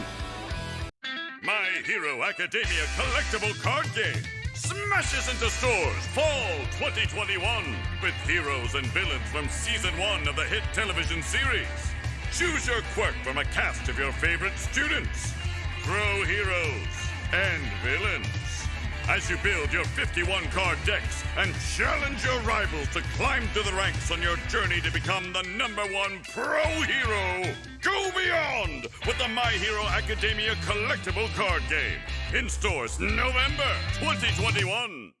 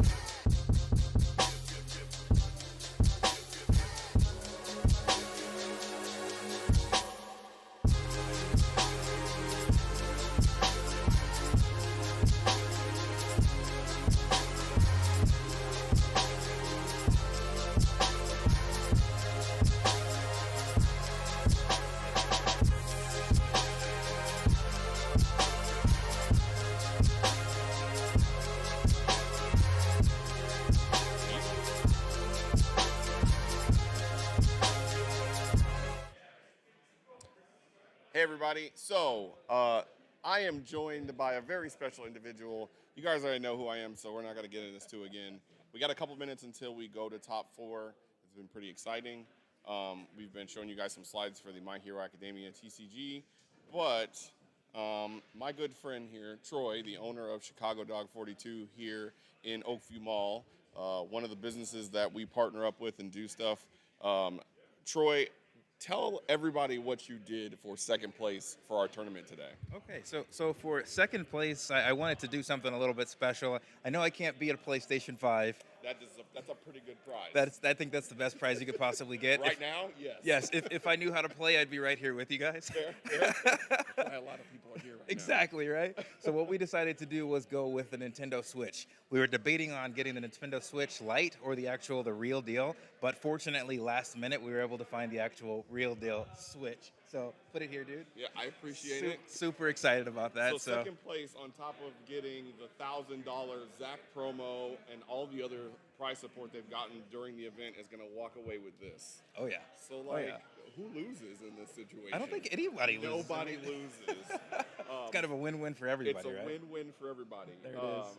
So also, fun fact, Troy, in honor of Legendary Wolf Games and our big events, we have a secret item on their menu called the Legendary Dog, which is a bacon-wrapped chili dog because I like Sonic. Oh, yeah. With onions and sour cream on it, if I recall that's correctly. right. That's right. It's got fresh home-cooked fries on it. It's got the guacamole, onions, sour cream, chili cheese. Yeah, top of the line. So it's really good. All of Troy's stuff is awesome. So when you're here in the future for no matter whether it's Reunion 5, if we do that, My Hero Academia pre-releases, or anything else we do here at Legendary Wolf Games, you'll be able to get yourself some good food at Chicago Dog 42. So thank you, Troy, for this gift. I'm sure second place will appreciate it. Definitely. And everything that you do for them all, man. Thank you, Miles, and thank you, Legendary. We'll see you later.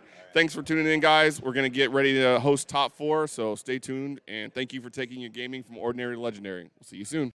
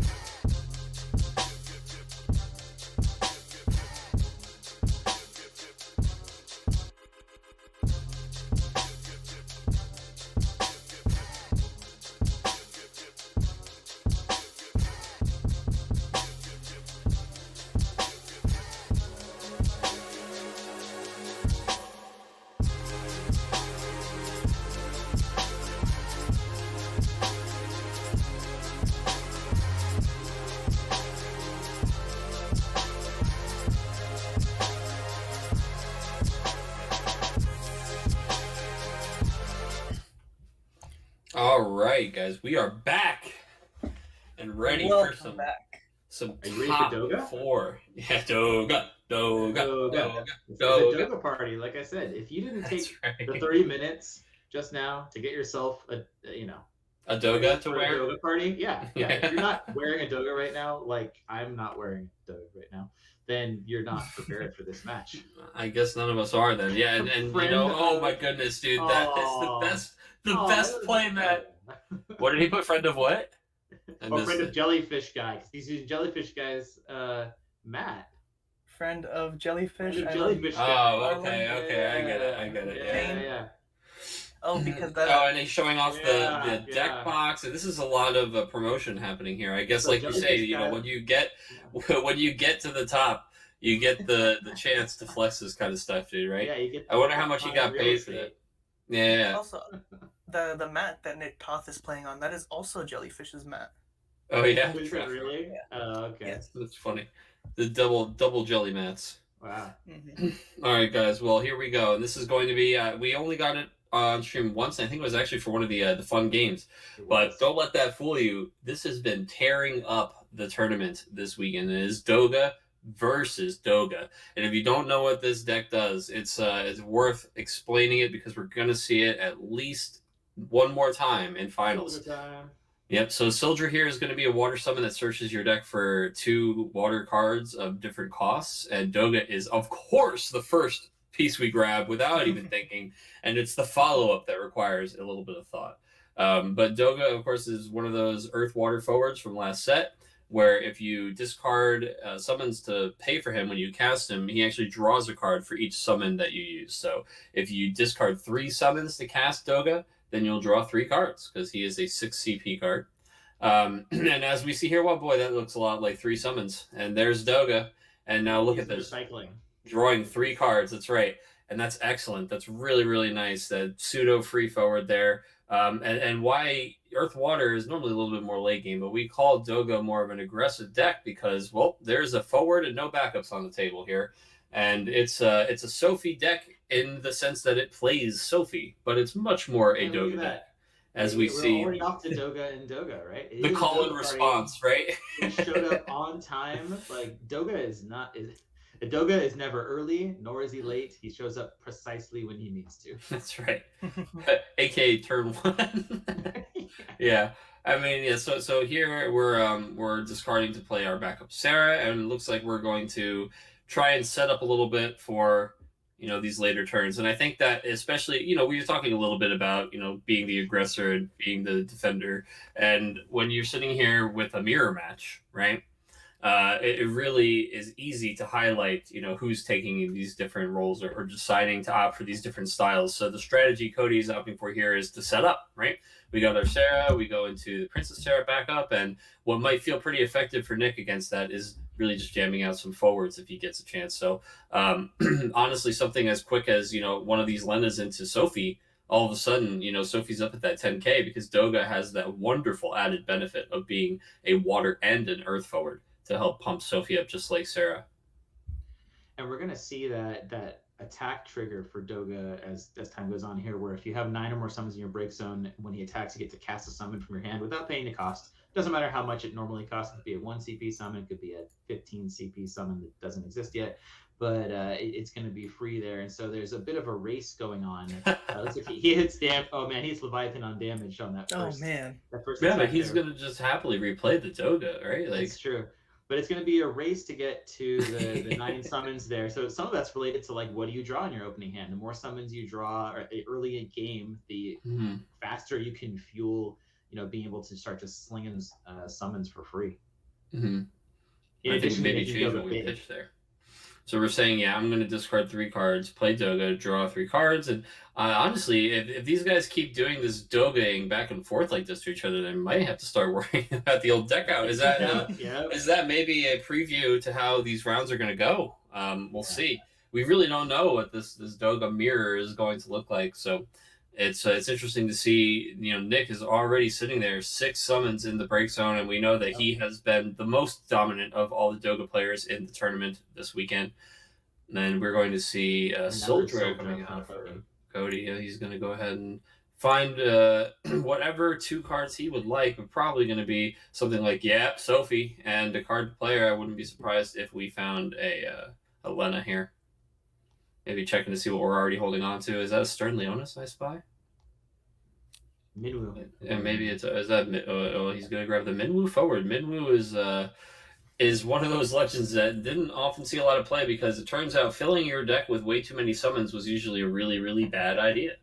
But Doga makes it, not so bad, especially if you see Doga early on or even in the opening turn. And now that the break zone's full of summons and our deck is full of summons, Minwu is just a much more effective card. He was just waiting until he got a full art version to be relevant. So. That's what it was, yeah. he was One interesting thing to note. One interesting to note is that both of these players have opted out of playing Stern Leonis in favor of playing Marcherie, which is the Marcherie, yes, hero. That makes sense. That's the summoned one.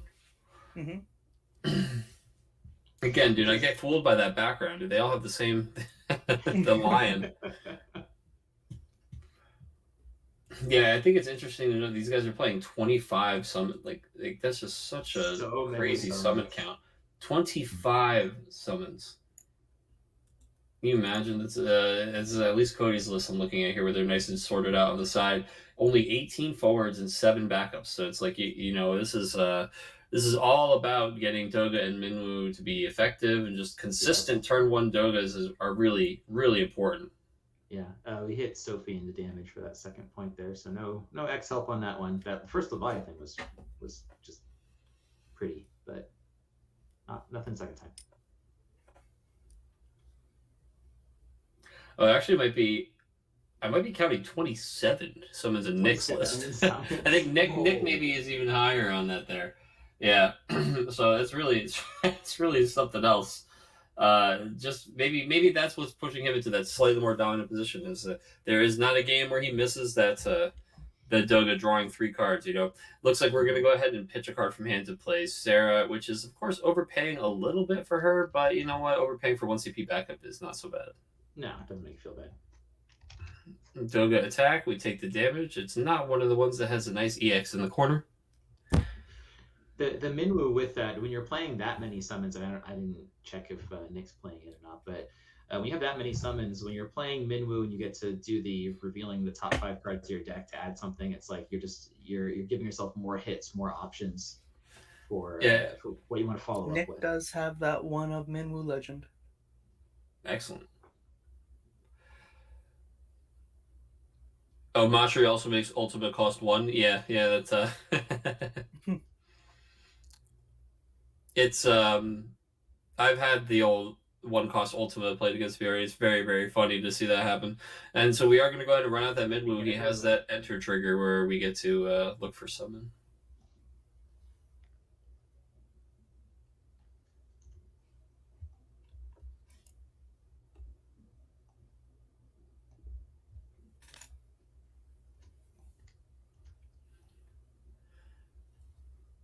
Which decks are in the second semifinal? So this is Doga versus Doga, and in the other semifinal we have Matt Okamoto playing against Cody Snodgrass, and that is Bearstel Fire Ice on Cody's side versus Earth Wind, Matt Okamoto's side.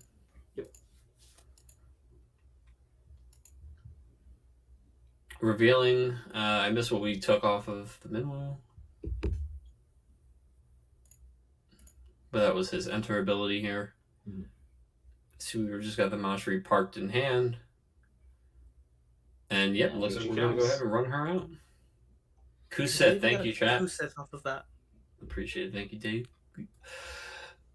We've got Mashri now who can just sit here and convert, much like Stern. Mashri converts the summons in the break zone into 3 different options on her action ability. One of them is just this wonderful little draw a card. Man, that's not bad. Yeah.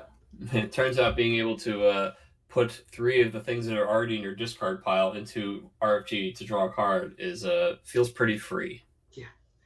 Yeah.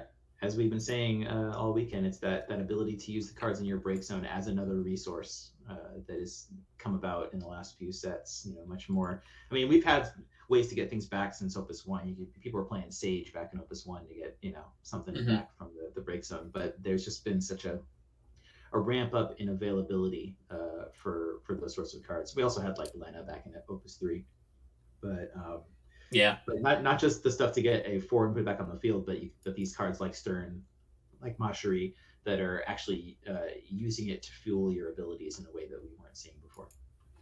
Yeah, like just paying this cost for these effects with, just move a card from this spot on the table to that spot on the table, right? It's almost like it doesn't mean anything to them a lot of the time. Like in this specific matchup, it is dropping Doga's power, but that's not really what they're there for.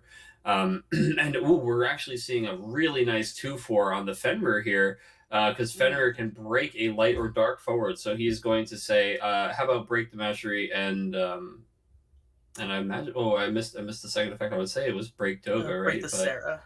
Oh, break the Sarah back up. Yes, there you go. Okay.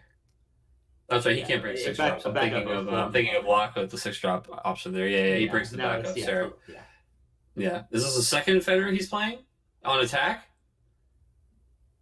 So this time, so this is attack here, and he gets the free Fenrir and just decides to play Sophie onto the field, which means we're only like a Crowl or something similar away from that Sophie triggering at the end of every turn. Yep. And boy, these boards are looking pretty similar, but we're gonna get a free summon of our own on Cody's side. It just won't be Fenrir. Taking a peek at what's already gone here. Thinking about if he casts, probably thinking about something like if he's searching for cards, what would he be looking for? He's just going to opt for Mist Dragon for free. And that's not bad at all, because it's also just draw a card, right? And remove your opponent's break zone. You definitely stop the fact that he's sitting there attacking with Doga and just playing those free summons. You don't want that to keep happening. Oh yeah, Mist Dragon's going to be really key to shutting each other down in this matchup. Yeah. honestly, he got off pretty easy with the fact that his opponent's free Doga attack summon was just play Just Sophie. Fenrir. Yeah. Yeah, because it was only, he paid for the one Fenrir that actually got the Yeah. backup and stuff too. So it's like, Yeah. I mean, it really is all the same, which one of them was free, which one of them wasn't, but Yeah. still, getting half of a 5 CP summons effect seems like probably the lowest thing that's going to happen with this Doga. It's pretty attack wild card. to think of what would happen if he'd have attacked first before he cast the Fenrir and gotten the Fenrir off of the attack first. Yeah, and good point by chat there that I see. I think one of those is a Sophie, but there's definitely a Doga in damage there on there's one Cody's Sophie side. and one Doga. Yeah, in the damage. But I see that we just got the Ursula into play to bring back Sophie, and like we said, I said I wouldn't be surprised if Ursula was in these decks also. Maybe not a monk deck, but certainly she's a 3 of, and at least Nick's list, to make sure that you get those Sophies back into play, because that's all you need. Is you just need something that revives Sophie and Doga out, and that's the full set, right? That's the 10k power. So if you Lena Sophie out and have Doga out, she's 10, and if you Ursula Sophie out and have Doga out, she's 10. So it gives you a few different avenues. Also Fenrir, right? So you end up with like 6 different ways in your deck that you can't play her, unfortunately. Oh no, I think we just realized that we don't have a target for the Lena, or maybe we just decided we wanted to play Lena because that does get Sophie to 10. We can't play. Wait, what do we play? How do we do the Corral there? Well, Did he he was discard the misrepresenting Corral last to turn. play the Lena, or? Wait, how did we play Corral there? Because Lena can't play the Corral from his discard pile. Did he pay for that? No, because the Lena doesn't play a Earth Forward. Yeah. Yeah, can we pause here, guys? Can we call a judge? Because the only card in his discard pile is he discarded Kral and Doga to play Lena, right? Hey guys, I got the judges coming over here. I'm gonna give him the headset here in just a second. problem. You guys can explain it to him. Okay, go ahead. Can you guys explain to the judge? We don't understand how Kryl was played to the field. It seemed that it was played off of the Lena. Because she's not a water forward. She's not eligible to be played off of Lena. Yep. Yeah, it looks like they caught it at the table. Okay.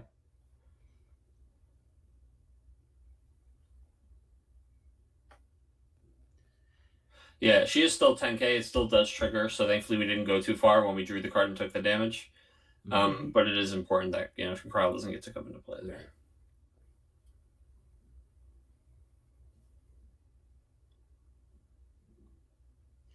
Yeah, it's one of those people have gotten so used to, I think, playing Sophie off of Lena that it can be easy to forget that the reason that Sophie's eligible is because she's also a water forward, specifically. So it's not that Lena gets back any to CP forward. It's specifically a water forward, which is how that works in the first place.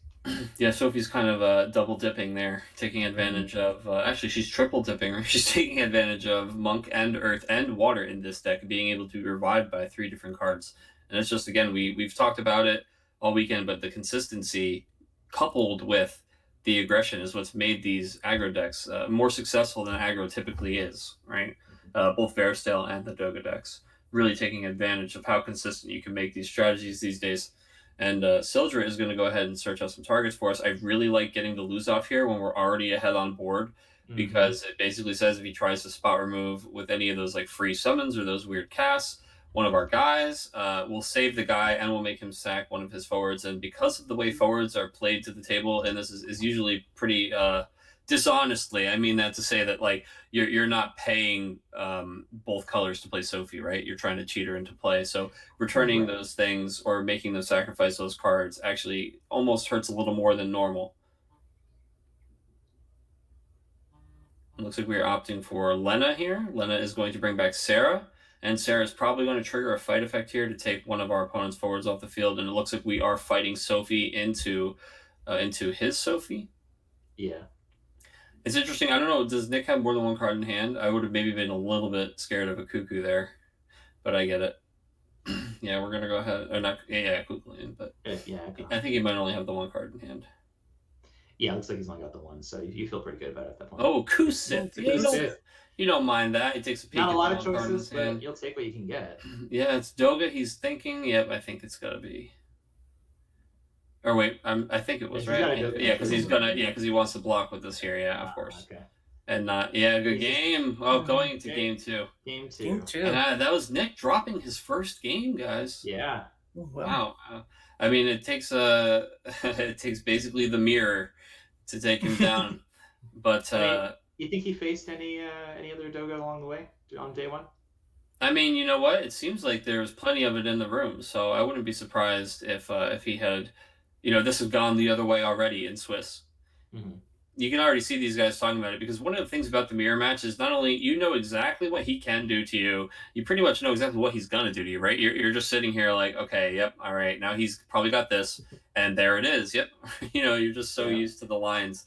So it usually lends these guys to have like a lot of conversation, because you can say something after the game like, oh yeah, you got to this piece before me, yeah, that was really important. Like I think I saw Cody pointing at the Princess Sarah, just being like, yeah, this was enormous. The fact that I got to this first, like I was able to lend this into play and just really secure my board, whereas we saw at the turn when Nick played the Lena and unfortunately didn't even have anything to revive there. I think that's just he was he's in a little bit of a tough position.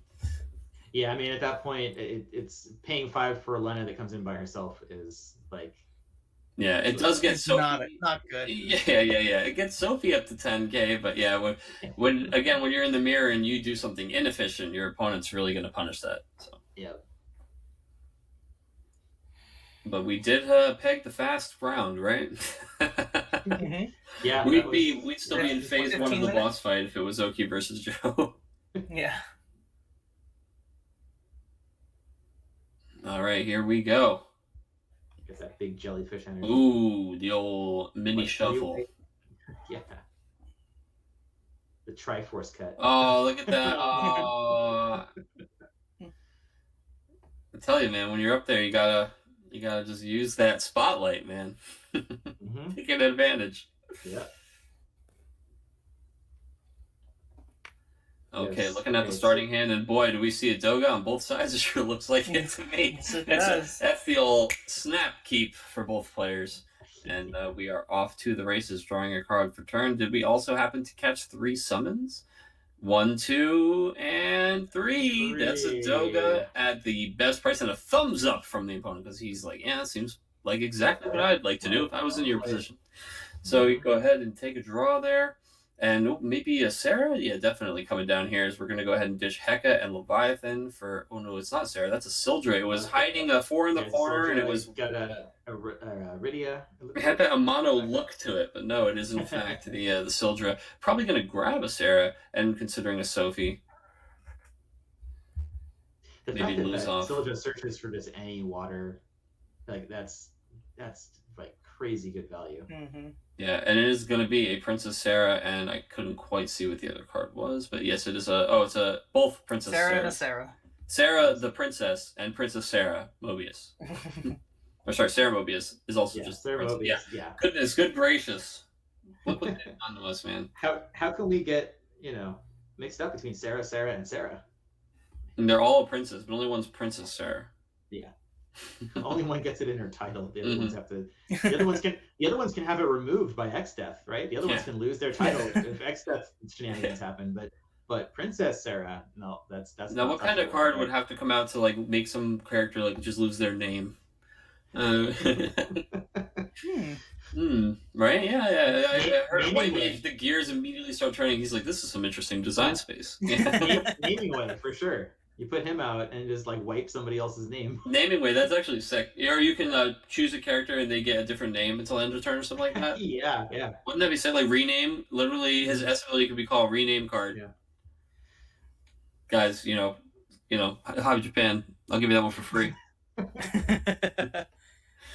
That one comes along with my Shiva idea for a Shiva that breaks frozen forwards. Yeah, wow, guys, we're out here. Opus 19, look out.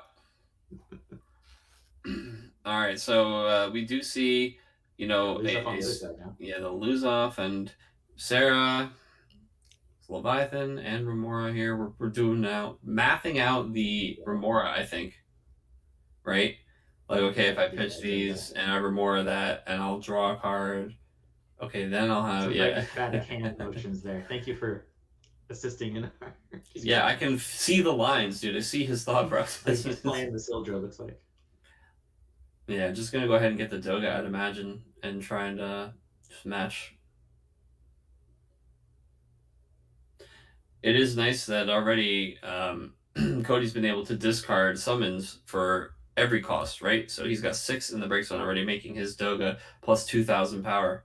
Doga's sitting there at 9k. And he's 2/3 of the way to getting some free casts on attack. Yeah, which we did actually see Nick do to Cody last game. It seems like it might be Cody's turn. Yeah, if you start getting off some Leviathans and some other good value stuff just for free, then that's putting a lot of pressure on the opponent.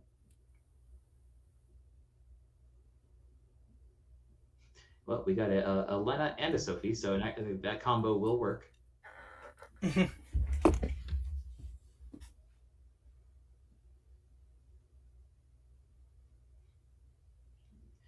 It hasn't really been relevant, but that soldier also searches for Category 5 characters, which for people using it in various. Yeah, you can get Crow, right? See, you can search out Lena. Yeah, well, you can already get her. Well, but you can get Crow though, right? You can get Crow, yeah. Or for those. Lose off in the Sarah, which is pretty cool there, right? Because we landed it in and we used it to just draw the card. Then we lose off and put her back in hand, and then he is forced to sack his Doga. Yeah. Clever removal there, because we're trying to also build still. So it's nice to get that 2-for-1 build a backup, remove forward. And the cost that we paid was basically returning the pseudo free forward anyway. And yeah, Lena is going to go ahead and flip Soldier into damage. Is it time for another Doga? Are we just going to chill a little bit here with the backup? Nope, it is going to be, overcosted Sarah, just draw a card. Yeah, that is the one drawback of these 2-cost dual element cards and you not having very many backups in deck is when you have to pay the iron price, as they say, for these cards. It's really, it hurts a little bit more. It stings a little. We do see Leviathan and Kuseth looks like being chosen to just drop a Minwu on the table. We'd really like to see another Doga, but 3. We're building. That's Iridia. Yeah. Yeah. There's Iridia. Yeah. Search for any summon.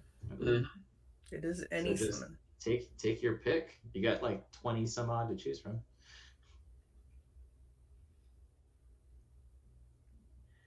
Which is also good if you're trying to find just the right element to pay for something. Like you just grab, It's a good color fixing. Yeah. Well, in a world where you want to fill your discard pile with these summons, you can it can either be something that you want to use or something that you want to lose. Mm-hmm.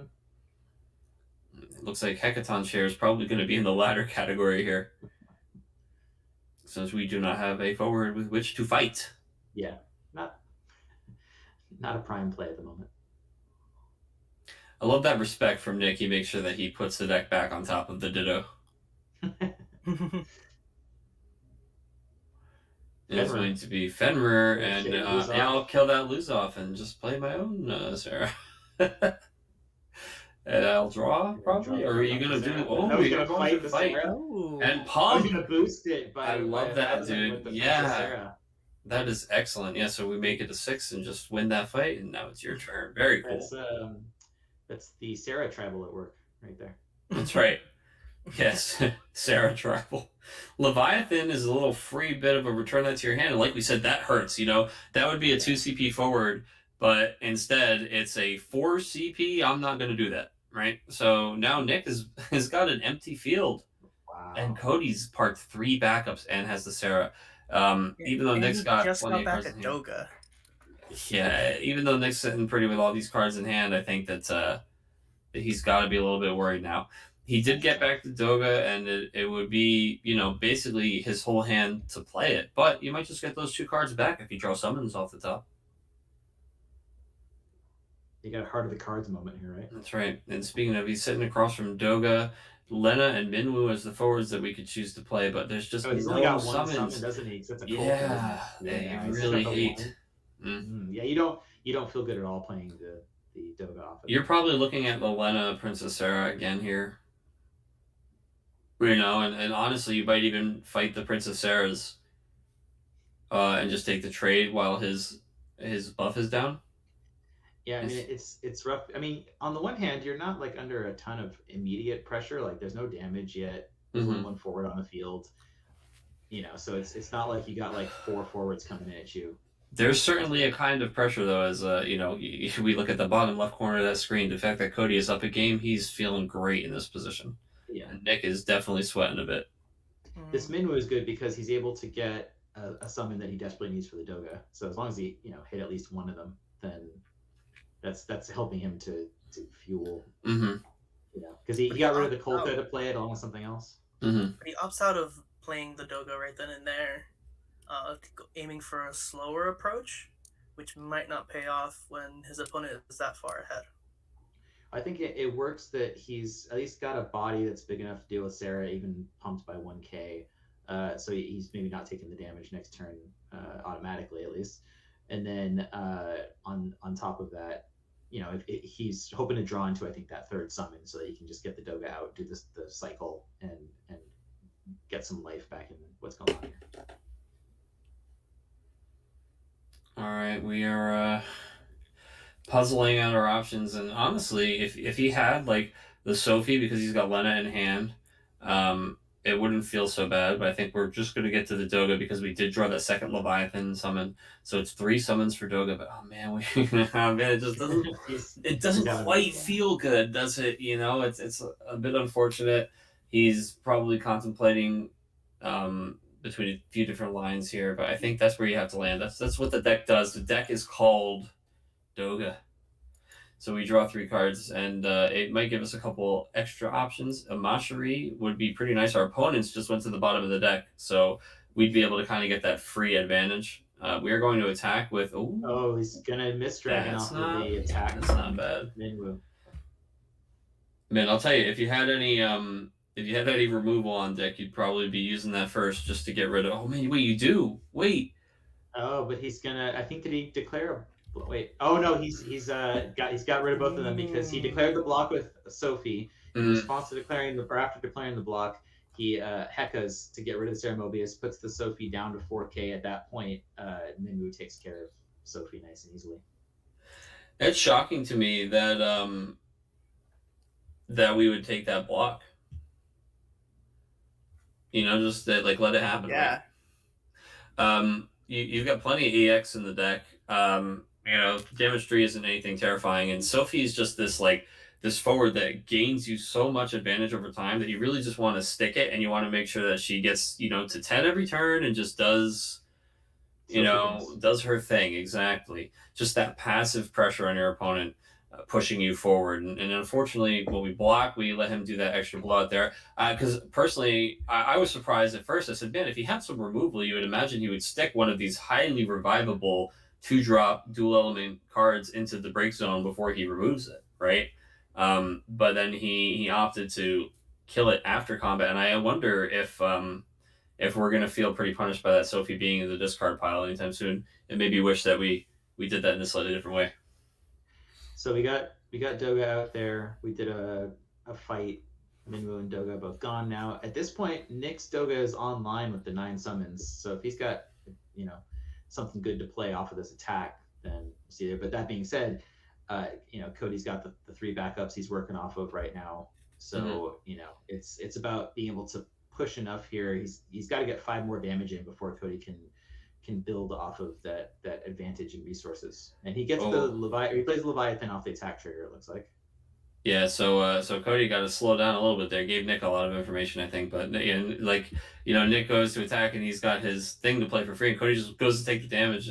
It's like you know already that he's not going to block with this thing, but technically that the forward could have still been on the field. You don't know that he's going to return it to hand.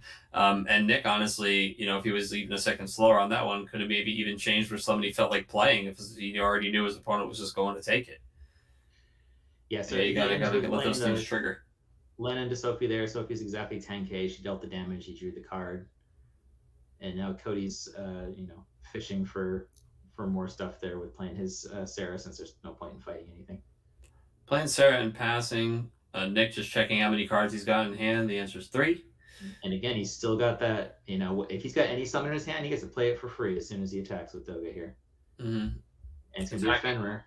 Sophie, we're going to cast Fenrir. Oh, sorry, attacking with Doga, casting Fenrir for free, yes. And And we're getting gonna Sarah back from the break zone, looks like. yeah, and we're gonna just draw a card. Draw a card off Sarah. Yep. Leviathan, he chose one of these guys just so that he could draw a card. Kukulane, oh, we're gonna turn off Sophie. But I think this is still. Oh, It's actually, not he might looking have a good summon for in Cody. hand. He might have a summon in hand. But he just takes the 7th, shows his hand to stream, doesn't quite have anything, and boy, it's We're going to game 3. Game 3 Going to time. game 3.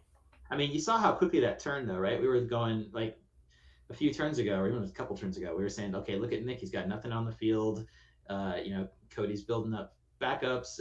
Things are going pretty well. And all it took was that one turn, basically, where things, flipped around, was that block on the Minwu, right? So when he blocked the Minwu, and then suddenly he was able to heck it into it. He was able to get the 2-for off of it, and then Easy 2-for-1.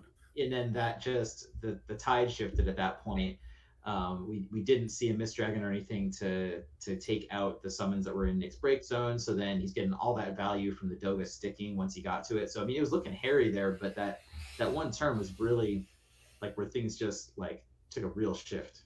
Yeah, well, think about it. Another thing that is maybe it's not as apparent like immediately, but there's 2 really snowballing like high roll effects in the deck that if they happen, you just imagine if you do something like attack with Minwu and cast a summon at 4 cost for free, right? That's just so much value. You should definitely be winning, right? Unless your opponent's doing something equally nutty to you. So the fact that Nick attacked with the Minwu, cast that Mist Dragon for free to remove that break zone, right? Then draws, then plays the Heka, and gets, like we said, that unfortunate block. He's able to get the other 2 forwards, but he also just snaked the whole break zone for 0 cost, right? Basically, he even draws the card off the Mist Dragon, so it's like -2. Then Doga has 9 summons, and he gets to swing with Doga and start casting a 6 CP Leviathan for free, and then the next turn a Fenrir for free. And yeah, that's, I think, the stuff that, like, when we wonder, man, how did he get this much tempo back over Cody, who has 3 backups and could, just do so much more efficiently? It turns out that, what's even more efficient than having 3 backups down? Not paying at all for your cards. For anything. Yeah. Generating 6 CP off of Doga for Leviathan. We got our players. Who's playing? Absolutely love this. Yeah, so Nick and Cody, yeah. These guys are actually wearing the same shirts from St. Louis. You have the same team, man. Well, I noticed Cody's also repping the St. Louis Blues, just like. Oh, this is Team Morgan here. Yeah, both Cody's repping the St. Louis Blues, but yes, Team Morgan. Wow, so St. Louis is really is showing up in force in the finals here. Yeah. Putting themselves, not that they're not on the map, but I'm saying, hey, pay attention, screaming from there. Looking like a really low summon count at the beginning of this game. You hear a lot of, people talk about deck building, some of the well-known names out there and stuff. It's like trying to find things to do that aren't fair, right? Mm-hmm. So it's like, there's strategies out there that are sound strategies, but they're not doing anything unfair. And so it's like, if you're not trying to find like the kind of breaking, how good something should be, then it's tougher there. And so you get Doga there, and it's like, as soon as you're doing, as you mentioned, casting Fenrir for free, casting Leviathan for free, for free. You're trying to get to the point where you're doing things that are just like, you look at it and go, man, that's just not fair. Yeah. Free 6 cost, a free 5 cost, certainly not fair. Now sitting here at the 1-1, these guys, like we said, maybe a less than ideal open, as we had a pretty slow go to that Doga, but we finally got there, and never mind, we actually just slammed on the gas as we were able to take a peek at the next card we dropped Doga, and it's Ursula. Yeah, we're going to go ahead and we're just going to play the Ursula, put Sophie into play. Look at how good he's feeling. Look at that relief right there. Right there. You can see that. His arms he up. plays it, and he just goes like, whoo, like, all right, dude. Finally, I can breathe for a second. I can feel pretty good about this because he also knows, like, the outs his opponent has, and he knows that out of all of these other games that they've been playing all weekend, these are not going to be matches where they have to worry about Titans or Shantotos. So we have an update from the other top 4 match between Okamoto and Cody. Okamoto has taken game 1. So Oki is up 1-0 against Cody on the Verstale list. So we'll keep an eye out for that and give you any updates as soon as we get them. But so far, Oki took game 1 against Verstale. I also like the update we got from the production team that says Nick just said this is a trash mirror match. Yeah, that was like in the middle of the last round. I'm sure these guys have played it at locals, have played it against each other, and probably just opt not to test it against each other when they are testing for events like this.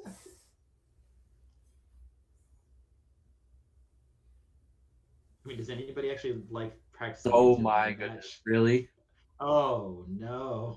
But Nick says, hold on there. I'd actually like you to pause that thought because I'm considering.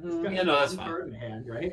Yeah, I don't know. Maybe it could be a zoo, right? It could still be a zoo in hand. You Yeah. discard it to activate something. Who knows? So now we draw, and it's Ursula, Fenrir, and Sarah Mobius. So I think you're just parking for a turn. You're just going to deal your free Sophie damage and say, that's fine, go ahead. You know? Yep.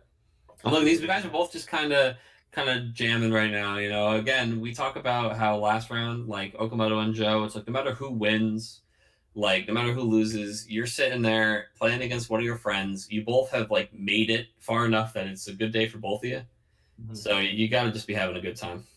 Yeah, but hey, whoever wins this match is going to get either a Switch or a PS5. Yeah, you're going home with a console. Man. Yeah, that's there's actually a lot riding on this match. Yeah. There is, and I think that like makes it so much better for these guys that they're playing against somebody that they won't really be so bummed about losing to. Apparently, Cody just started singing the "I'm looking at the man in the mirror." I'm asking him to change his ways, please, please. Because yeah, you want to talk about a mirror match? These guys are literally doing the exact same thing right now. But this is where, you know, first turn advantage rears its ugly head. That age-old game theory problem, right? Where Nick is just really, he's on the right side of the tempo here. And EX Burst might have something to say about that as well. I feel like we're back in the summon race here, right? Because like as far as who can get to 9. Oh, wow. He drew a Hecaton share off of the Sophie trigger at the end of turn. And now Cody's attacking with Sophie. This could be dangerous. If he's counting how big his Doga is and he attacks Doga into Ursula, right? The counterplay can be we sack Sophie to pump Ursula, right? But if Doga is 9 and Ursula's 9, it's like trading Doga for 2 of his forwards, so it could be worth it. If we just have a bigger Doga than him, we might just shoot Doga into Doga. I don't know exactly how many summons are in both discard piles. I think they put them aside. So there's 4 in Doga. each. From what I can tell, there's 4 summons in each breakstone. Each player's breakstone. We're going for Sophie into Doga. Again, I feel like Sophie's the hardest card and also the worst one on the table to replay. So, like, I don't like... the whole reason that we're blowing out his Sophie right now is because he attacked with it, right? I don't like fighting with it because that opens us up to getting blown out. But instead, we're just going to... Yeah, see, like we're doing right here. Yeah, oh no, see, we're fighting with our Sophie. Are you going to let that die? Because then the fight's no good. Why not just sack the Sophie instead into the Ursula? Into your opponent's Ursula so that... Oh, well... Wait, well, now it's 8 into... Oh, wait, no, Doga's still big. Doga didn't shrink at all. Oh, no, he did. No, sorry. He fought Sophie into Doga. So now Sophie is coming in 8. And Doga is probably also 8. So that's a trade. Oh, yeah. Goodness, that just got a little weird.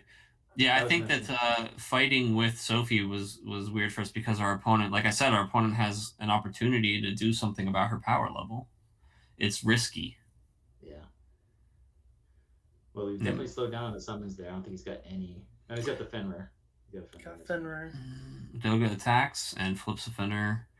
We're discarding 2 for Ursula, baby. Let's just get right back onto the game plan. Yeah, I want you to take another damage, please. Prime directive, dude. Deal damage, draw cards. He's going to do it to Ursula. Just get the card draw. Mm-hmm. Nick goes back into a stretch. And that's how we know he's feeling okay about how he ended that turn. Yeah, it's actually, you know, you don't want to get too ahead of anything, but things are looking pretty good right now. Doga is back.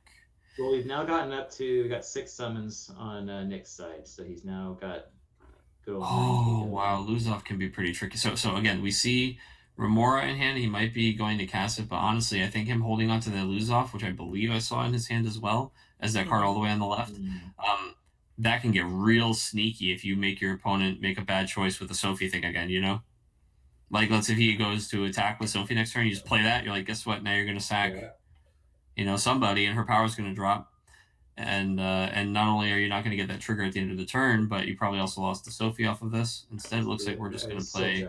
Oh, that's fine though, right? Because if we hang on to these cards, we still have that. If you hang on to not to be able to pay for lose off, you got to keep at least a water. I was also a big fan of the lose off play, as it lets you replay your own Ursula to bring you back your own Sophie. Mm-hmm. And we're taking a little peek here for another target. Take something.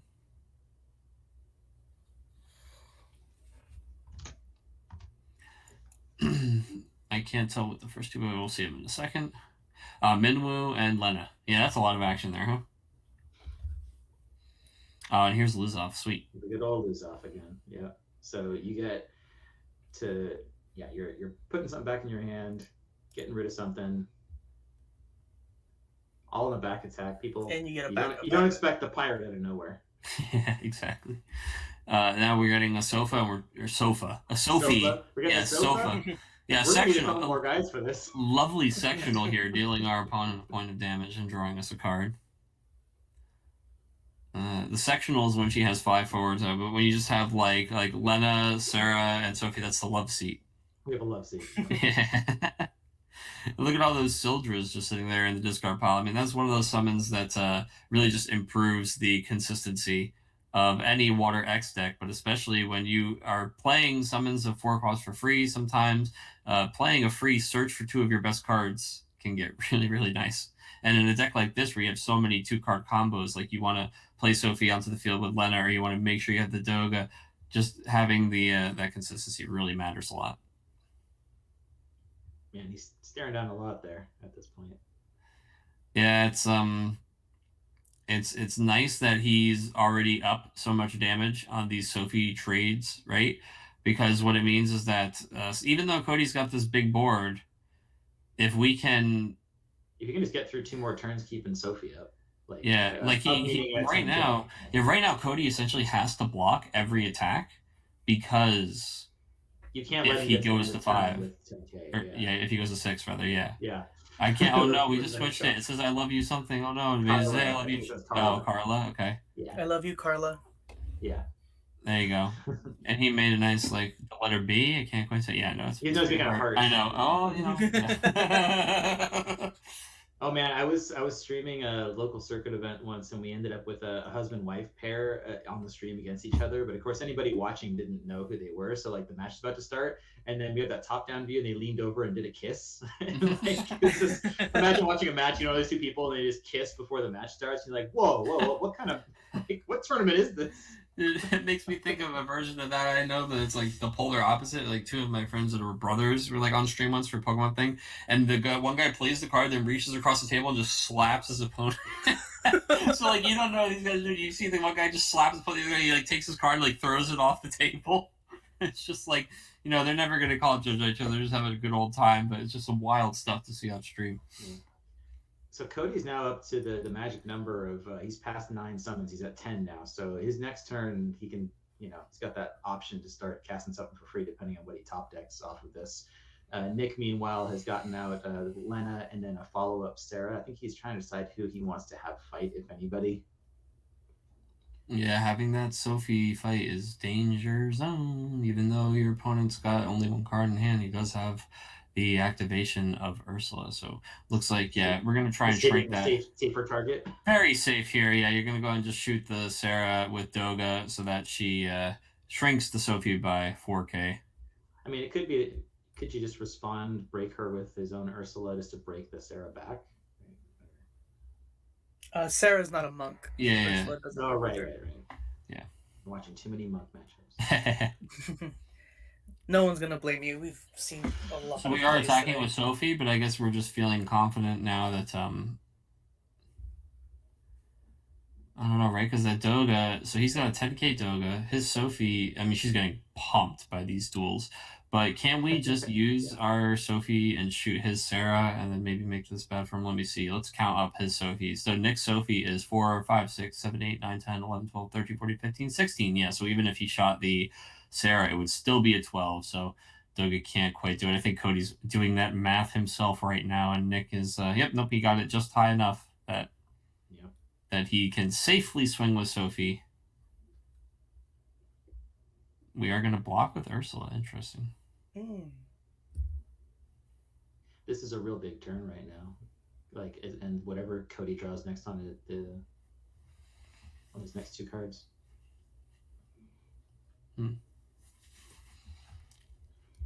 You could tell these guys are like, this is it. There is so much thinking this out right now. This is it. So why not block with Lena? So yeah, while Ursula does have an action ability, right? Ursula's only sacrifice in the entire deck is the Sophie that you really want to stick on the table right now. And Lena does technically have like the Arise, which maybe is something we think about, but of course she is going to be the next best target to block with.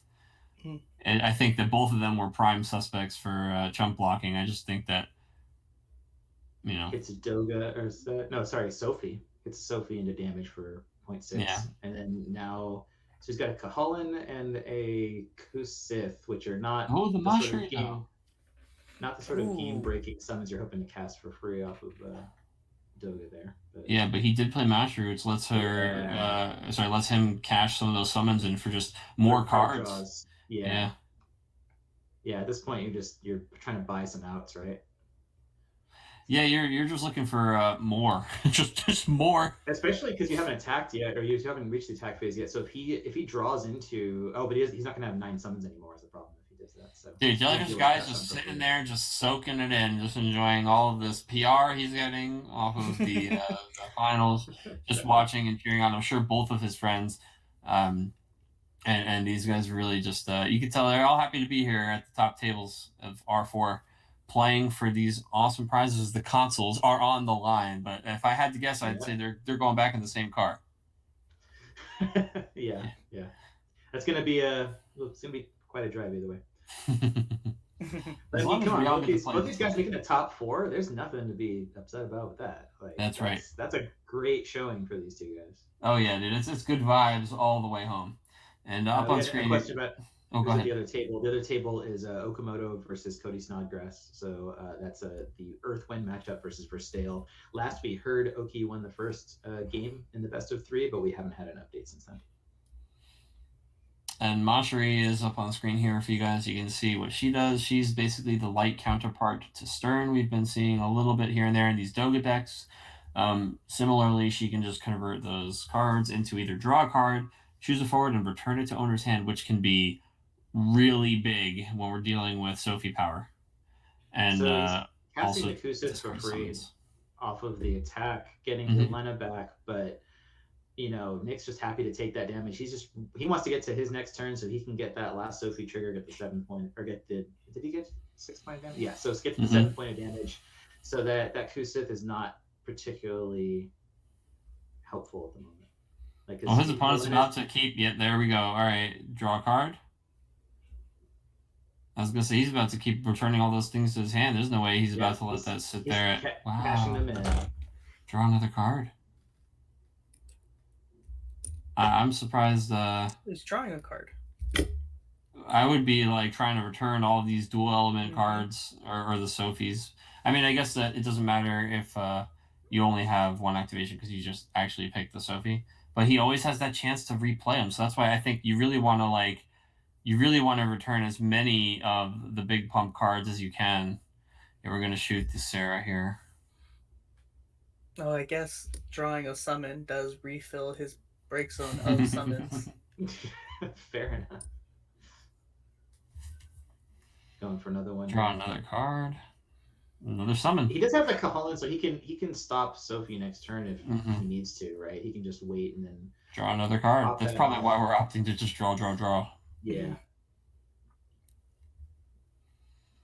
This is definitely the sort of, you just gotta make big decisions at this point because you can't be meek here. Like, you can't just kind of let that 7th damage go in without a fight. Absolutely. I mean, yeah, you know it's 1-1. You're at 6 damage. This is as up against the ropes as it gets. Yeah. It is you're going to turn the time tide, for heavy it's got to start decisions. now. Yeah, but It's also like if ever anxiety was to peak, it looks like we are opting to actually just pitch, get the Lena, play the Sarah, and maybe another Oh, he's fight. gonna fight. Trying to actually just straight up remove those threats instead of returning the hand or something. Yeah. So he's putting his Sophie into that Sophie. Mm-hmm. Yeah, what's he gonna do? One card in hand, and this is actually where we see that the Mashiri just like when both these guys are playing off almost no backups and almost no cards in hand. The fact that he just went, oh, actually, I'm gonna turn my breakstone into 4 cards. 4 cards. Yeah. Just gave him a lot of gas to really leverage the board position he already had for a really big threat here against Nick. So despite the fact that Cody is sitting here at 6 damage. He's able to present some serious action this turn, and by threatening fighting the Sophie into the Sophie, I think if you're Nick, you just are like, wait, we fought Sophie into Doga? The Doga looks like. Oh. I mean, these fields look very different than when this turn began. Yeah. Like, I guess maybe he feels like he won't be able to. Oh, and he flips Doga. Oh, he hit Doga into the.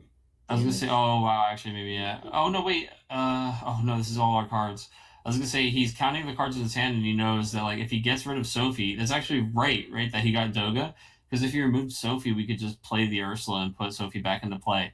But since he got rid of Doga, we actually cannot power Sophie up. Yeah. We can't get her high enough. No, we're gonna get her to 8 right now. And this is just we're trying to win. He's like, all right, man, come on, dude. This is the end of the game. He's like, block, and Nick's just like, yeah, you got it. Wait, oh no. Ursula.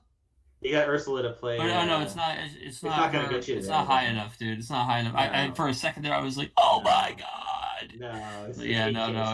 It's just like here it is. Pass. Oh no. And this is when you're Cody. Just I attempt to pass my turn. I go to end step. Man, oh god, what a well fought best of 3 from these guys. And it's funny Cody's sitting there even thinking it out. I mean, why? Because like even we can shoot the Sophie into something and shrink. You just see him double checking. He wants to make sure he doesn't, like something. You don't want to. Yeah. He's like, what if there's a block and then sacrifice that? Oh, Hecka! He's doing Hecka right now. I'm gonna Hecka my Sophie into your Ursula. He's like, yeah, dude, you got it, man. The game's over. Just pass. That's fair. Make him do it. Make him play it out. Yeah. But this is something he's goodness. The hands, yeah. What you gonna do? What am I gonna do? He's like, I can't. Yeah. He's like that. I'll return that to your hand by getting rid of the summons. Right, exactly. Yeah, he can get rid of everything, right? Because he attacks here. I guess he does have to worry about the EX burst. He attacks with the that's Sophie. to be fair. Yeah, this is what he's hoping for. He's like, give me that Leviathan, right? I think Leviathan's the one, or Kukulane actually, to turn off the. He's blocking Leviathan burst is really. At this point, though, I think it's not even the Sophie. We can just attack through, and that's good game. Man, oh man, Nick, after such an incredible run. Look, did you see that? We just got the live reaction of the guy behind Cody there, seeing that Nick just dropped the game. Because at this point, Nick's a legend in that store this weekend, right? Having just been on this hot streak, and Cody is flexing his prowess of the Doga deck as well, and showing how he was able to top some other really tough matchups in these top brackets. Like he had to fight Sam Toole. So actually, Cody had to play a lot of different decks in Top Cut. He had to play against Monks, beat it that first round. Then he had to play against Sam's Mobius deck, and now winning the Mirror and moving on to the finals. And I no matter who it is in the finals here, either Cody or Okamoto, it's not going to be an easy one. It is not. Yeah, it's going to be very different style matches depending on what happens there. But there's no easy road in this finals. But as it should be with an 80-person event, like. You made it to the finals, then good on you for all the work. Yeah, that's a win. All those rounds. Oh, absolutely. Yeah, that is, especially, there haven't been events for such a long time. And you could say, like, everybody's kind of rusty right now, right? So it's like the players who are doing well and showing off that, like, hey, I've been practicing. I've been putting that work in.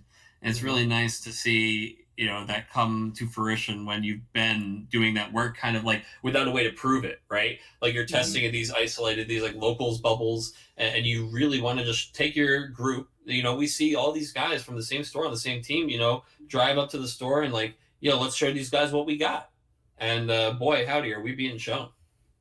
We just got an update that the other top 4 game is now in game 3. Oh, man. Match. So we're in game 3 of Cody versus Okamoto.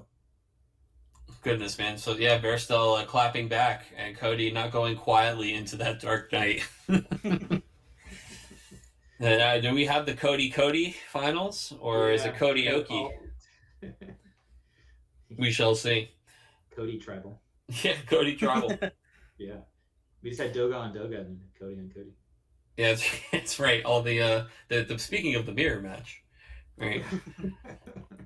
But yeah, it's that these guys are both cooling down after that game. That's high stress, especially the mirror match. Like, it's already stressful to be in top 4, playing for the console, with like all this on the line after a weekend full of cards. After you've had to win so many games in a row, you get here and you could just lose and it could be over, right? And now that it is over, players on both sides actually able to finally take that kind of sigh of relief, and they get to talk a little bit about it. We saw right before the camera cut off at the end there, immediately Jellyfish got kind of swooped in the side, and they're just talking like, oh man, those were some good games, those were close games, this mirror match sucks, whatever it is, that just commiserating but also celebrating each other, and just you see that just the bond there between the team is really cool. It's such a bittersweet thing when it's like when you're at such a high point in the tournament. You've gotten down to this point, the last 4, but you're playing against a teammate, a friend, like, because you're excited that both you made it that far, but someone's gonna have to bow out after this. Yeah.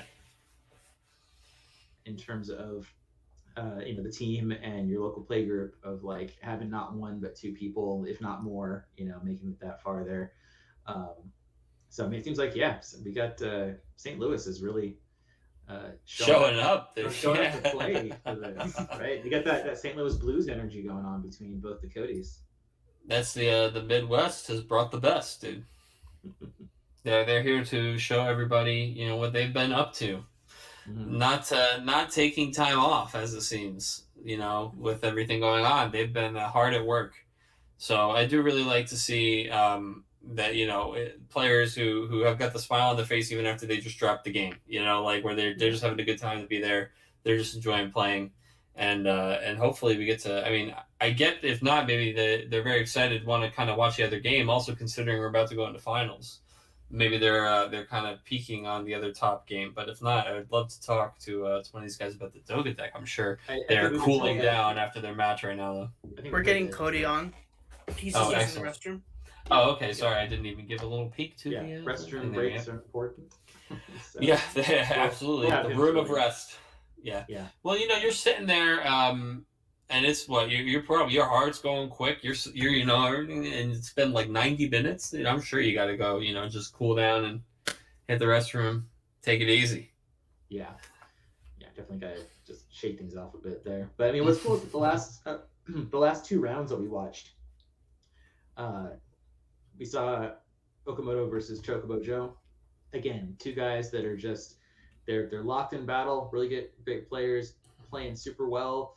But it's you gotta play against who you gotta play against. But it's great to see after the match is over, like they're still friends, they're still buddies, everything's good. You're excited for the person who's moving on there, and just great, just kind of camaraderie amongst the players, whether you're from the same region or not. We're all just the kind of community camaraderie going on here.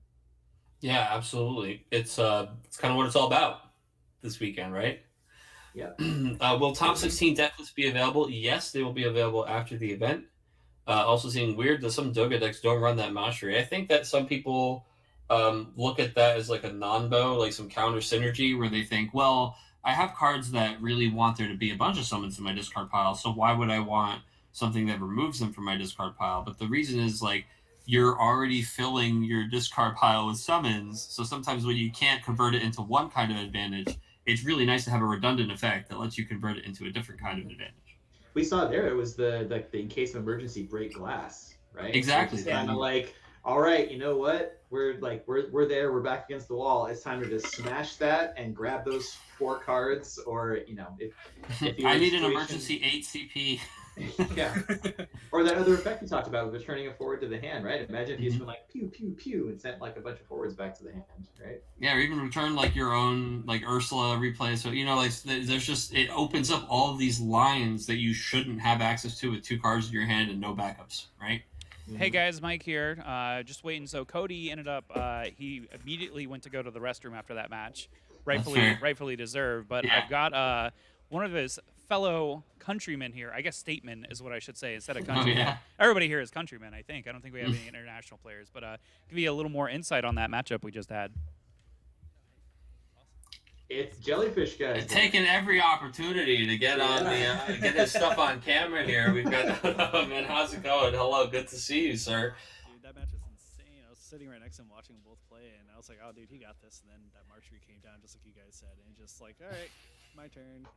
Yeah, we could see the like the eyes from you. You're basically like this. Like we see like this much of the like yeah. Like when the hand cam would come on, and it's like, man, look at him. He's probably just sitting there. So again, we don't know like the relationship, but we see the shirts, we see the same locals. We assume, right, these guys are buddies, right? Yeah. Like probably came out together playing the same deck, and absolutely, we got intel that they said like this mirror match sucks. Like they clearly they know it already.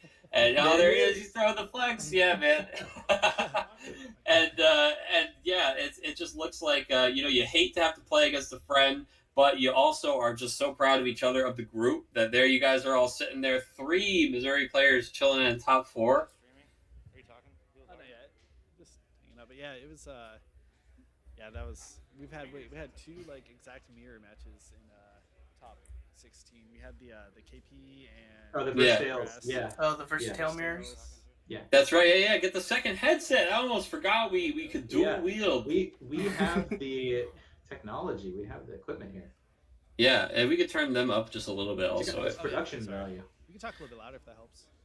Yeah, that works. Hold the mic closer, maybe. I don't know. There you go. Yeah, hey, no, yeah. there's our champion, dude. Get this guy over here. Hello, man. Congratulations. Not only securing a console of some sort and moving into finals here, but also taking down Nick, who has been on a run this weekend. I believe really his first L's being dealt, right? It is. His first L's at all. He has not lost a match.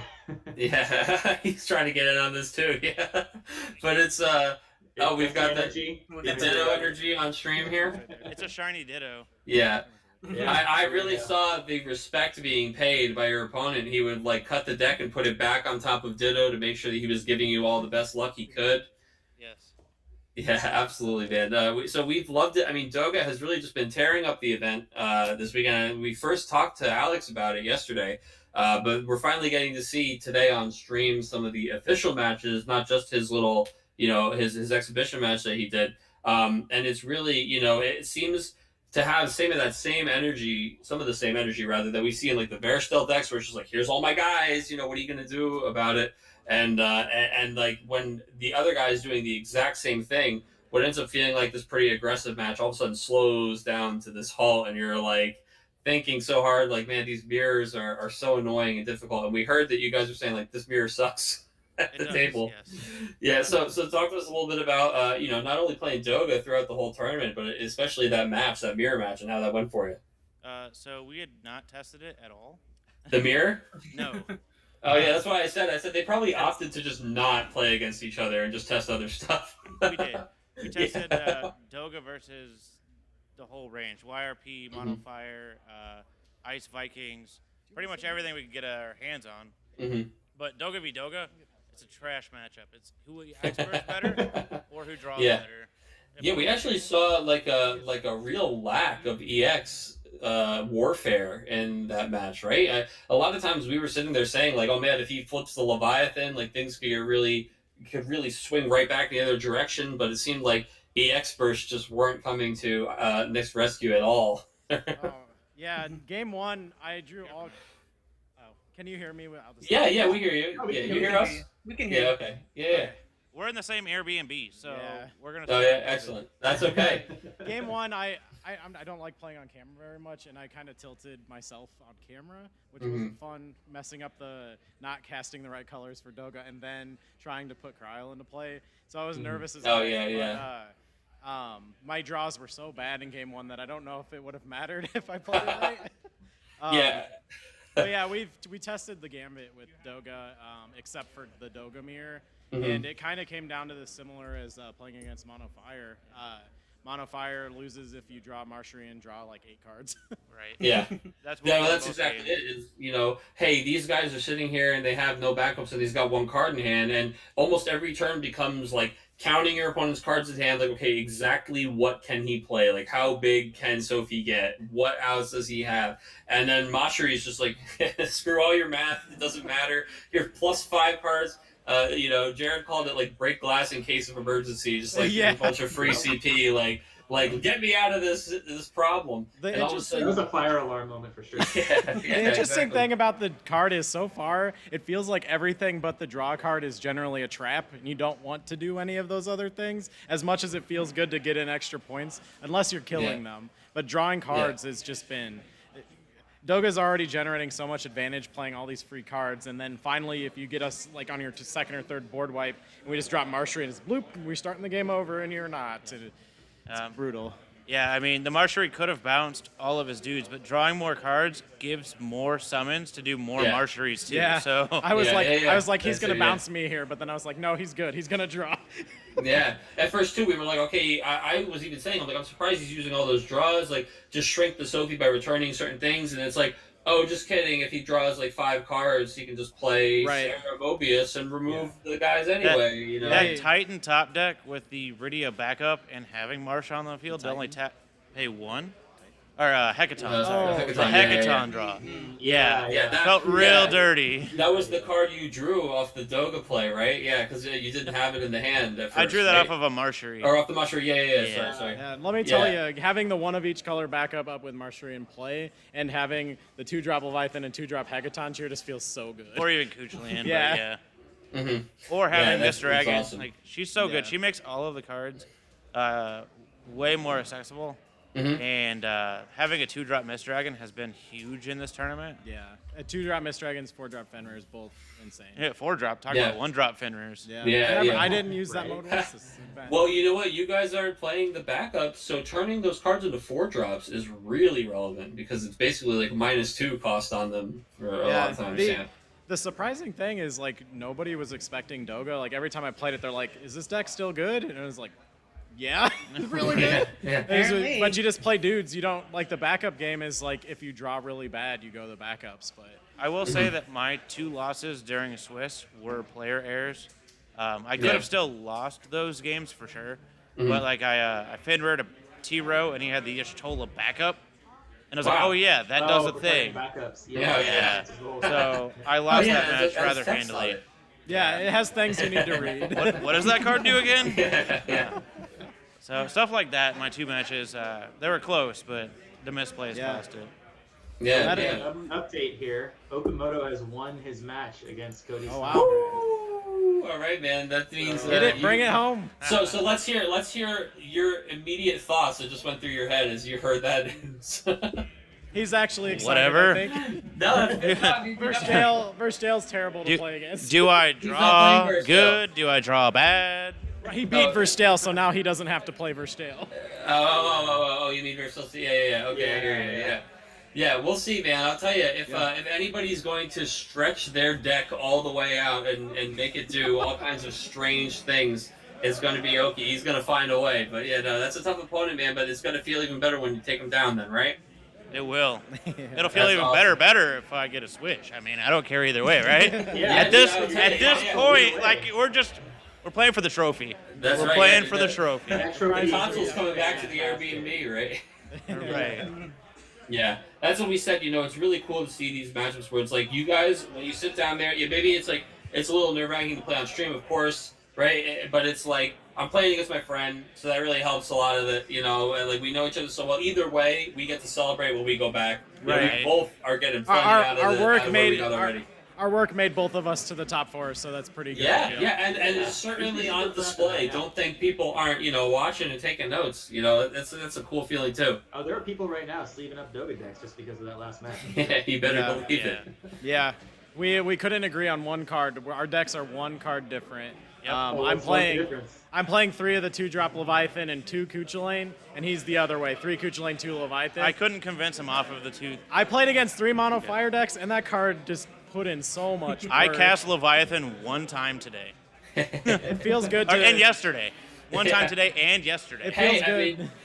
Nick's results yesterday were speaking for themselves, but today mine weren't. I think today Cody gets to say "I told you so." Yeah. He's earned the right. He's earned the right. We actually checked after the games, and he used Kuchulain on an EX once, but all it did was draw him a card, so it would have been exactly the same as Leviathan. In fact, probably worse, but yeah. Well, man, you got anything that you want to say going into the finals? Any shout-outs or any plugs or anything that you want to tell us? Carla and Chris are watching right now on TV. Are they watching? They have it on the TV. Ah, nice. Shout out to Carla. I did a bunch of that. She's my fiance. Nick is gonna be my best man. Awesome. So, dude. That's pretty. And my wife Chris is actually with Carla watching the stream. So. I love it. And I was the best man at his wedding. So. Right. Yeah. Oh, yeah. Dude, they test everything together. Pretty much. Well, that's awesome, guys. I mean, what a great story that you both got so far on the same deck with putting in the same work together. Really, the fruits of the labor paying off. It's been excellent to hear how great you guys are doing, and it's been really fun to watch this last match. And hopefully, no bad beats at all, and you guys are just, all smiles all the way home, and with whatever prizes happen to be in the backseat. I'm happy with either way. The trophy's sweet. We do have to mention one bad beat that happened. I don't know if you guys heard about Jellyfish Guy's bad beat. Oh no, what happened? It was against Schnell Music. Schnell was on Lightning Ice, and Schnell goes first. Casts the new Kane. Yeah. Swings. We heard about that. The brainwashing counter. Oh yeah. He swung the Kane in and got it Remora'd on an EX, and then he started the game with 8 and a 9K play. That seems all right. I don't think there's a worse turn 1 play. Yeah, that stinks. That stinks. Not bad beats for you guys, though, Nope, none for us at least. All right, well, hey, man, congratulations, and we can't wait to watch these finals. Yeah, best of luck in the finals, man. Thank you. Thanks, guys. Absolutely. See you soon. So Okamoto coming all the way to the finals to try to defend his title after that first appearance yesterday, where he was trying to have us believe he was all up on the ropes and it was a long shot, and he has fought his way through, winning out the rest of the day, taking out top 16 match, top 8 match, top 4 match. He's gone through. Now he's defending his title. He's gone through Viridian, playing the Earth, Wind, and Fire deck. He's gone through Chocobo Joe and the Monks. He went through Cody with the Verstale. He has taken down some a big variety of some strong players and strong decks to come all the way down here. Now he hasn't played against Doga yet in the top 16, so that's going to be. I'm sure he played some yesterday, probably. I think, didn't he say that he lost round 1 to Doga yesterday? He lost round 1 to Doga. Yeah. So this is either his redemption arc, or the stars have already told us how this is going to go. So his arch nemesis has shown back up for the finals, Doga. Yeah, that's right. So we'll see how this goes. But if there's ever going to be a tough opponent, it's going to be Oki. Hey guys, Mike here. Just want to give you a heads up real quick. So current Omaha time is 5:20 p.m. Since the other match took a little bit longer, they've decided they're going to give a little bit of time. The match is going to start at 5:30, so that's 10 minutes from now. So that's going to give both players a chance to kind of rest, get some water, use the restroom, whatever they need. So I wanted to check in with you guys. If you want to, we can go to a break. That way you guys can do the same, or we can show those My Hero Academia videos. Or we could do both. I mean, you guys could take a break and I could show those videos. Yeah, go ahead. Why don't you roll the videos? Awesome, yeah. Give me just a second here. I know we talked about it a little bit yesterday, upcoming up for the Universes card game, formerly known as UFS. We don't need no commercial. We got Shriner here on the case.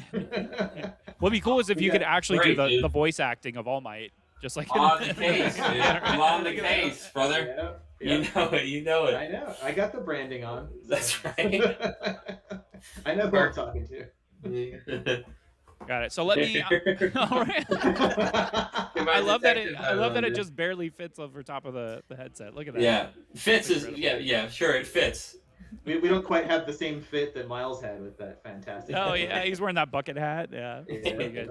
All right, guys. Well, I'm gonna run through these videos. So we have the My Hero Academia. This is gonna be you're gonna see the commercial, and then they call them lessons. So kind of thematically like My Hero Academia, you guys are gonna get lessons on the different card types and different things like that. So this is gonna take probably about I'd say close to like 6 minutes. So that'll give our casters some time to step away if need be. So we'll get rocking and rolling here. All right. My Hero Academia collectible card game smashes into stores fall 2021 with heroes and villains from season 1 of the hit television series. Choose your quirk from a cast of your favorite students, pro heroes, and villains. As you build your 51 card decks and challenge your rivals to climb through the ranks on your journey to become the #1 pro hero. Go beyond with the My Hero Academia collectible card game. In stores November 2021. Lesson 1. Common card elements. All cards in the My Hero Academia collectible card game share the following characteristics. Difficulty. This number is the base cost to play the card. The higher the number, the harder the card is to play. Name. This is where you find the title of each card. Block. The shield icon is used to defend against rival attacks. Blocks can prevent your rival's attack from dealing damage. Card type. The icon in the flag identifies one of the following card types. A numeral for characters, a sword for attacks, a hammer for foundations, a lightning bolt for actions, and a gear for assets. Text box. This is where you will find any keywords or special abilities on a card. Symbols. Every card has 3 symbols. These are used for deck building and represent the mechanics of a card. Check. The check value is used to pay the difficulty cost of a card.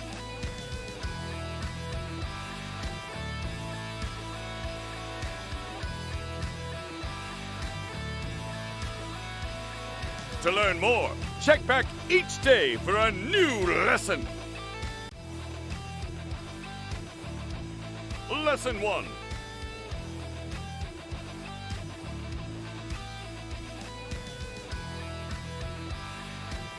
Your curriculum starts now, young heroes, with the introduction of character cards. Health. Not all characters start with the same amount of health or hand size. So pay close attention to the number indicated in the heart icon and fanned card icon when choosing your character. Hand size. The number in the green card icon is your starting hand size. This is the number of cards you will draw up to at the start of your turn. Version. The numeral here will identify which version of a character the card represents. There will be different versions of many characters. This is important to differentiate which version of a character you are playing. Ability. Characters have some of the strongest abilities in the game. Build your decks to synergize with your hero's unique strategy and quirk. Congratulations, young heroes. You've taken your first step on your journey to becoming the #1 pro hero. To learn more, check back each day for a new lesson. Lesson 3. Foundations. Foundations are the backbone of your deck.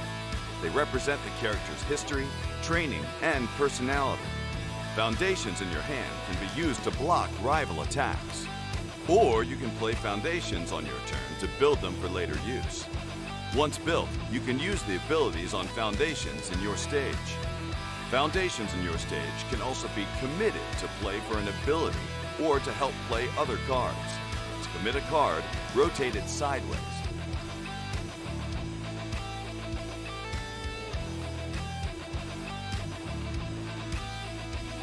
To learn more, check back each day for a new lesson. Lesson 4. Attacks. Use attacks to deal damage and defeat your rival. Attacks have 2 unique statistics, speed and damage. In addition to speed, attacks have 3 different zones they can be: high, mid, or low. The number in this starburst is the attack's damage. Unblocked attacks will deal damage to a player's health. Most attacks will also have keywords. Some keywords are just descriptive, like punch or fury.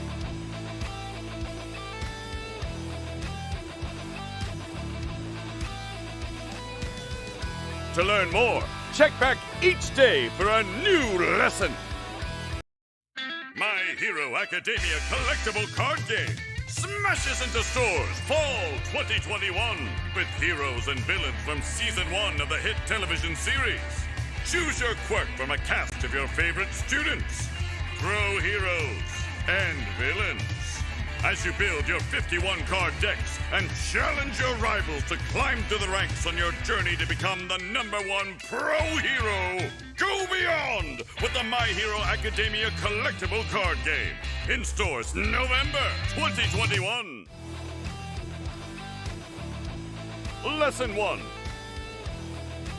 Common card elements. All cards in the My Hero Academia collectible card game share the following characteristics. Difficulty. This number is the base cost to play the card. The higher the number, the harder the card is to play. Name. This is where you find the title of each card. Block. The shield icon is used to defend against rival attacks. Blocks can prevent your rival's attack from dealing damage. Card type. The icon in the flag identifies one of the following card types: a numeral for characters, a sword for attacks, a hammer for foundations, a lightning bolt for actions, and a gear for assets. Text box. This is where you will find any keywords or special abilities on the card. Symbols. Every card has 3 symbols. These are used for deck building and represent the mechanics of a card. Check. The check value is used to pay the difficulty cost of a card.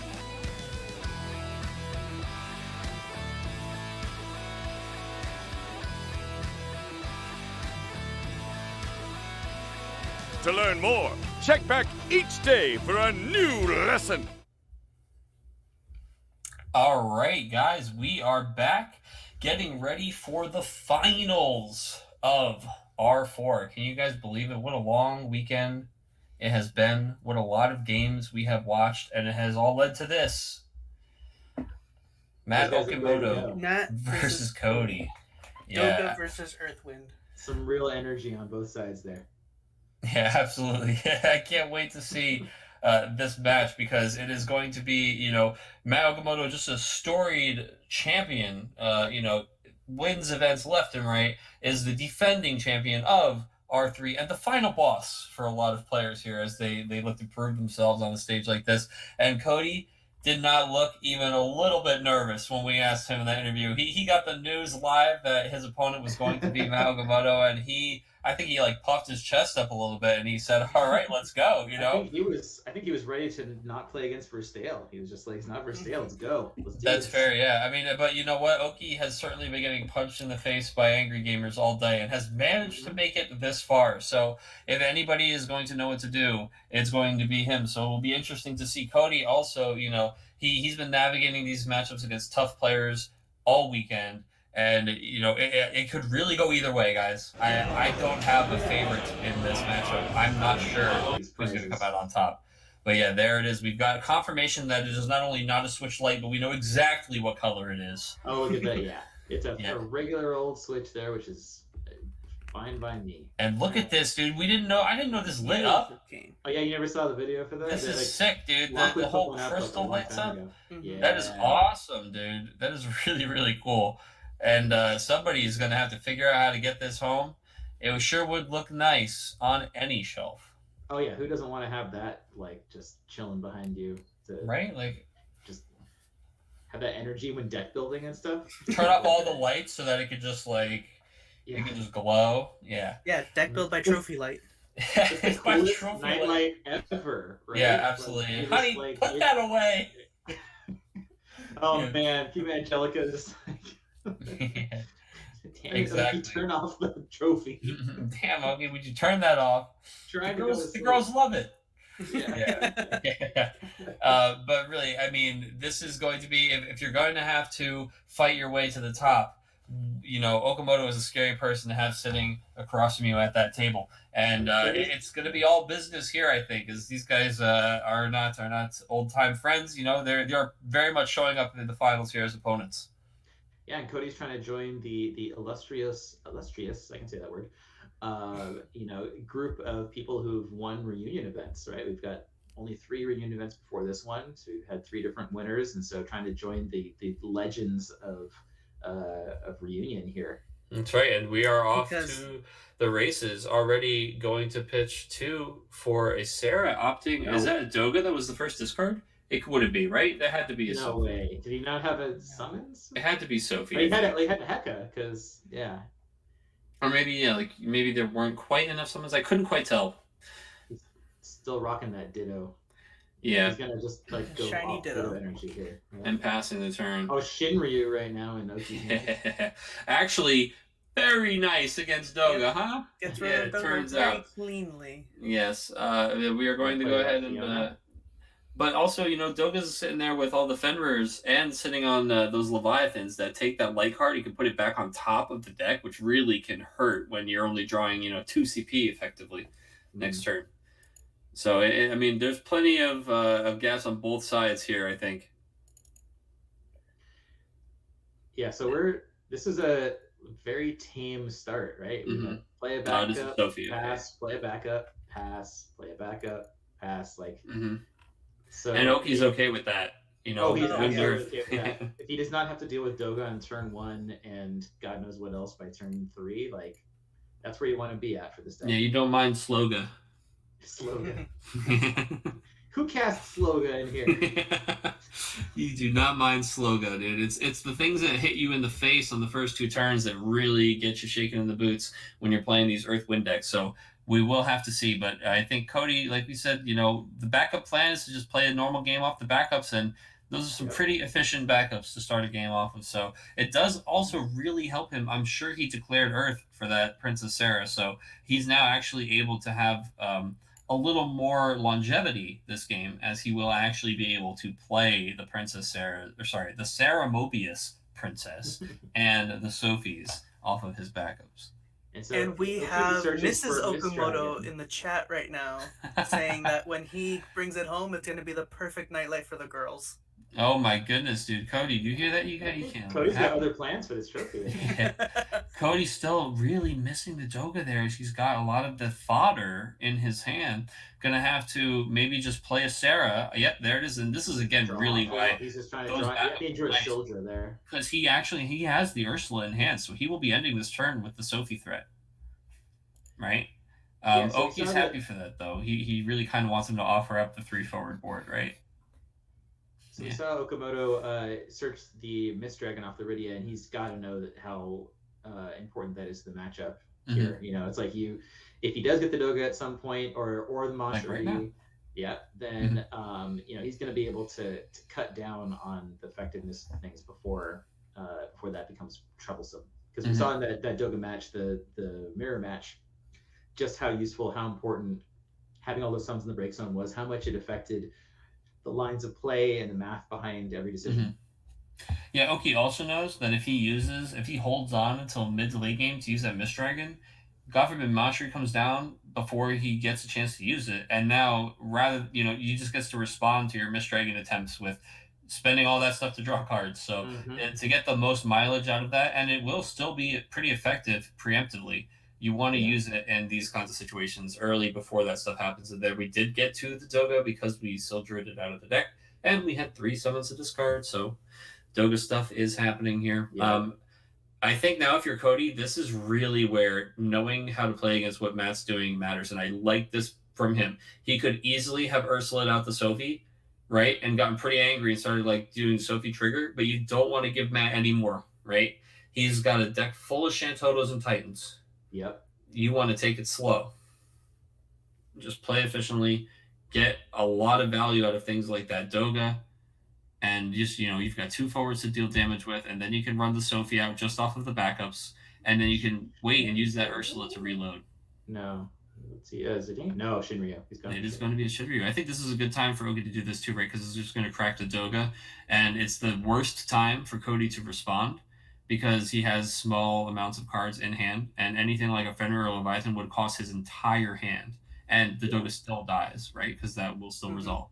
So it looks like he just unfortunately has to let that go, and we even saw that Fenrir is one of the 3 summons that he discarded for the Doga. So Ogi's got to be like, okay, well, there's at least one of the Fenrirs, so it feels a little bit better right now.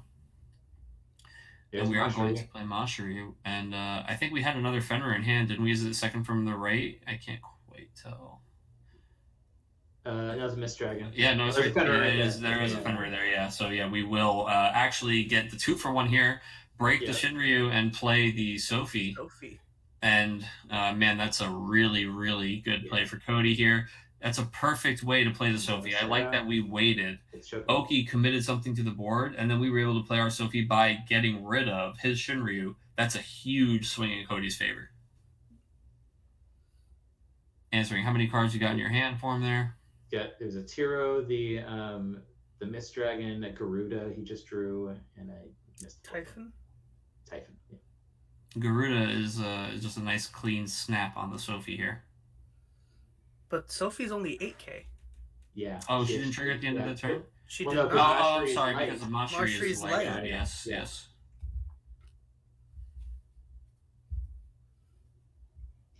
The tapping fingers of Okamoto. Yeah, just it's the loading bar.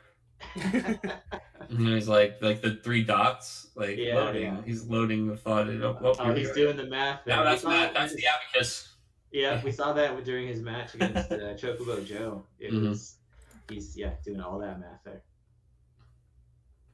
Yeah, now you see him just looking at the field, dude. Look at him looking left and right at those forwards, like, damn. This is some pressure, and this is exactly where Cody wants to be, and this is where he wants to see, when you see your opponent with the wheels, when you see your opponent getting to the point where he's like leaning in on the table with the fist in the cheek, you got to be like, okay, I'm in a comfortable position. Yeah, because at this point you've got 3 forwards looking at you. You don't want to be passing to the next turn, just be like with no forwards on the field. Or something small, and then you're worrying about the Mashiri, how many activations he's going to be able to get off of that, be able to return things to hand. I wonder if he's going to try and force the Mashiri right now with the Mist Dragon. Play a Mist Dragon and force him to just use it in a less potentially opportune Or time. is this? Oh, it's Chupon. That's pretty good. Typhon. Okay. Sorry. Yeah. No, you call him Chupon. It's not even on purpose. It's not even. It's just. No, I just love how ingrained. It's so ingrained into you, and I'm right there with you. I'm right there with you on it. It's It's deep in me, bro. See, when they make the Final Fantasy VI version, then you name it Chupon, you just make it can't be on the field at the same time if you have a Typhon already. No, dude, they retcon all that stuff, man. You already know in the Pixel remaster, everything's gonna be renamed to the new stuff, brother. Whatever, man. Forever refer to it as Atma Weapon in Final Fantasy VI. The Atma Weapon, of course. It's a different character than the Ultimate Weapon. It's a different character. Absolutely. Yeah, dude. Some of these like Lakshmi, dude. I like Starlit, dude. I can get me by the OGs. Yeah. No, it's okay. I could do that all day. Typhon came down and was happy to target one of these and try and why don't you just get right on the bottom of those 4 cards for me? Why don't you do me a favor? Yeah. And looks like we thought long and hard about if we were going to let it happen, but yeah, it's probably not worth cashing in our entire break zone yet. Well, he resolved the 1 or 2 trick. Right, yeah. Just leaving a couple in there for later. Yeah, you want to leave some stuff for, She's coming back in 2 turns. Exactly, that too. Yeah, you'll be seeing her soon. Yeah. I have to wonder if it's like you leave just enough in there that it's not going to be as great of a value for him to Mist Dragon it. Because if you still have all the summons there, of course he Mist Dragons. But if there's only a few, then he's not going to pay that to just get rid of like the 4 summons or whatever that's in there. So you're still like you're leaving yourself some ammunition for later, but making it so it's not enticing enough to force the Mist Dragon right now. Yeah, especially because like that playing the Miss Dragon when she's on the field is just like she's just going to turn it all into cards. It's like I don't know if there's a great time for him. Maybe honestly, Miss Dragon might find a nice summon to cancel being one of its stronger plays this game, like stopping a Fenrir or something. Lena into nothing. He just played Lena into Oh nothing. He played on Lena purpose into that nothing. time. Yeah. Yeah. He just wants to get to the 10K on. In which case, you definitely. I guess he attacked over. He attacked over the Chupon. Mm-hmm. And now triggers it at the end of turn there and gets a lock. Yeah. Pile of Tyros in Okamoto's hand. And was it a Rosa that we saw? Looks like I see Rosa and Bismarck, maybe. He be Dylan. There's that's Garuda. that's Garuda, yeah. Yeah. This time for sure breaking Sophie. Garuda Matata. Unless he's got something he wants to do about it. He's got that Leviathan in his hand. He's thinking about it. But I think you'll let this one happen. And from Oki's perspective, you're like, oh, you just played your Lena? Sure, let's get rid of Sophie now. Yeah, actually, right? Like, yeah, you're just like, cool. Now you're gonna have to draw an Ursula. Or that's a little bit of a punish on that inefficient line, I think. But Cody said this 5 CP is worth 2 damage, and maybe it was. Yeah. We'll see. Yeah. Oh well, she's back. Yep.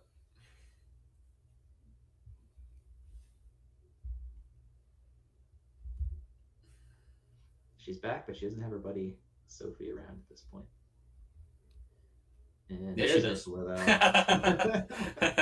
Turns out, we're going to go ahead and target this, and there's Miss Dragon. In response to Miss Dragon, I'm going to draw some cards. Sophie. Yeah. Yeah.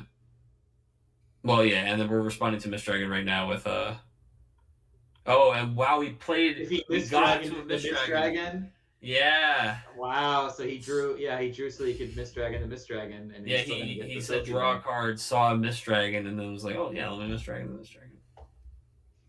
Or the Earth card he needed. Yeah, either way, yeah, not bad at all. Yeah, I see some frustrated tapping going on the right side of the table. Mm-hmm. Very nice play by Cody. Althea and Immune. He doesn't really need much more backup help right now. He's got a Zidane, I think, in there too. Mm-hmm. The old upside down Zidane. Oh, let's not go there. Well, the old full arts, man, they're just hard to tell which way's up. Yeah. Cactuaronis. Love those emotes, guys. That's great. Yeah. Oh no! All right. Yeah, oh no! And then in the Une emote, that's what Cody's feeling right now. Here's a little fun fact translation trivia for you. Cactuaroni in Spanish is Professor Cactuar. Oh wow! So he's got quite the education in Spanish. Yeah. That's excellent, dude. Yeah. And he's like less pasta adjacent and more, more scholarly. Yeah, absolutely. I just love the phrase pasta adjacent. Pasta adjacent, dude. Yeah. I like to think of myself. I like to think of myself as pasta adjacent. I do some of my best thinking when I'm pasta adjacent. Oh man, we are going to Heka. The Chupon, and Oki goes, yeah, that's not a forward right now though. And that sneaky little trick, right? And he goes, yeah, also I'm gonna go ahead and Althea the Chupon to my hand. And I'm going to activate Fiona. Titan, Unimaginal Shintoto. Yeah, because you get any character. Yeah. Look at how he's rushing to play this thing. Yeah. He's like, no response. I'm just going for it. Yeah. Wait, so we sacked I don't think Ursula is small, so yeah, you sacked the Sophie into the Ursula to shoot Ursula for her own power, that's right. Yeah. Yeah, I figured he was hoping to get into one of the board wipes there, and it's just he had to do it the hard way with Fiona. He had to just dump everything. But I mean, what are you going to do when there's 5 forwards out there?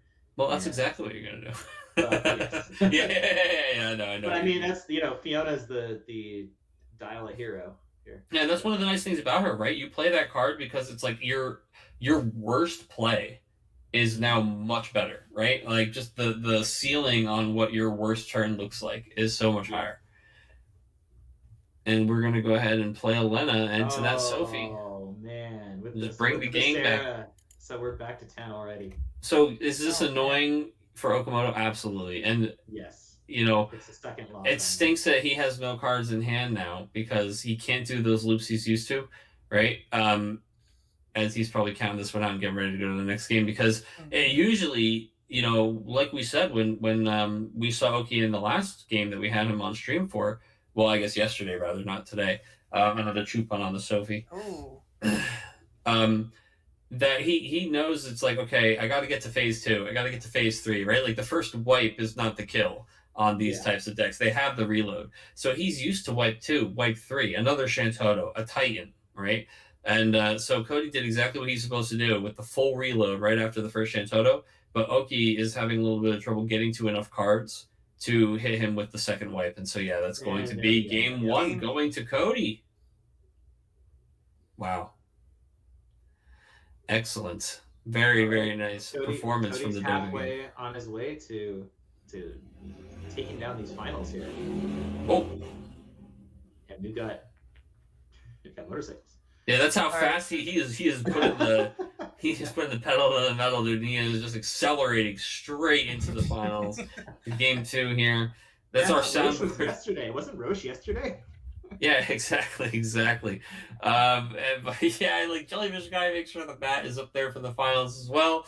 Cody is just using all that energy. He's got the shiny Ditto energy, the Jellyfish energy, the hockey energy, dude. He is just converting all of it into this incredible performance against a very tough opponent. And Oki on the back foot. Cody only 1 game away from being the R4 champion, the holder of that awesome trophy, and the owner of a PS5. Okamoto out here playing for a console for his wife is very kind of him. Well, the good news is there will be some console coming home. That's right, yeah. He's bringing home her Switch. The Switch for the kids. I think that's the second Switch he comes back with. From One for each kid. Yeah. Hey, he's out here just farming consoles. Well, somebody has to stop him. And Cody is here to make sure that it's this weekend. It's not a PS5. Oh yeah, Cody's got plans for that trophy and that PS5, I think. That's right, and this is one of the people who you like to have under your belt as a win over Matt Okamoto. One way or the other, he's taking a game. Look at that shuffle! Look at that shuffle! I like that. there was some multi-level planning in that. There you go. All right, and let's see if we can. There's Doga. He touches a shiny Ditto for good luck.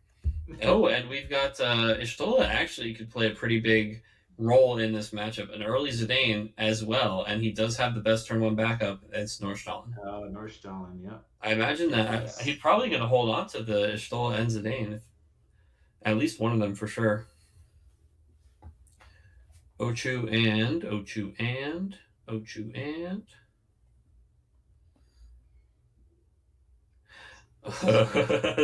Yeah, exactly, dude. He's just, it matters, man. He's thinking hard. Is it a Bismarck it looks like?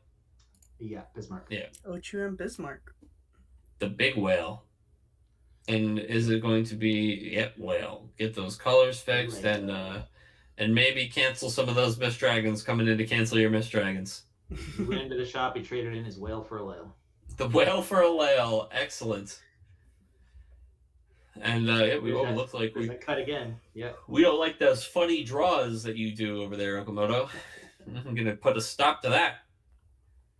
And that's it. Just the old Norstalen turn 1. And then when you see Cody starting to do some finger math, tap math on the table here, getting ready to draw a bunch of cards off of Doga. And I think Oki had a bit of a break last game, and it still didn't work out too well for him. And this game, nope, Doga's coming and knocking right away. And rips. The Ursula and the Sophie together off the top with that Doga draw. And it's going to feel pretty good. I think this is one of those situations where, he runs it out right away. But this is actually prime real estate for Oki Let's see Shantoto. the easy Shantoto or Titan drop here. Toto or Titan? Titan, there he is. He's in the Titan hand. Yeah. And Doga, he's got plus 1K, but it's not quite enough. So I think this is the danger there, right? Like, even though you had all that stuff in the hand, you have to play something because you've got too many summons. Like, you actually drew too many cards when you played Doga. And now you've really opened yourself up to the crackback here. I think that this Titan is just going to have a nice big lunch, dude. He's got the 3-way. This is Titan hard mode. He's got the landfall coming down and boosh. Yeah, can we pull up the Titan music at this point? Yeah.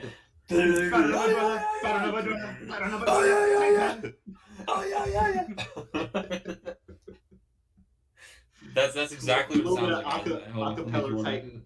Mm-hmm. That's the content we're bringing you here. Yeah. This is the old mode, dude, where these forwards are going to be watching from the bottom. You know, they're literally going to be watching from underneath. Yeah. So Sophie does. Sophie does survive. What are we talking? They're arguing about it, but Sophie's gone. Yeah. Yeah, she's shrunk ever since her buddies left. So. Oh yeah. She like survives until rules processing pops the other ones away, and then it's Checks like, how much damage she how has big on are her. you? 4K. How much have you taken? 9K. Or 8K or whatever. Yeah. So. But he just breaks forwards that are less than his power. Oh, that's true. He just breaks. That's right. Yeah. But I think we did like a fight thing, and yeah, I don't know. Oh, Yeah, because so the fight Cody traded. tested Hecaton. Right. So the Yeah. fight. Yeah. Cody traded it away, and he actually wound up being the reason his own. Sophie went away. Yep. Yeah. Well, I got a Machery at not the time you necessarily want it, but you got to play cards. So it's just gonna sit in your hand, not do anything else. If you Exactly. Reducing that max hand size, no bueno. Yeah.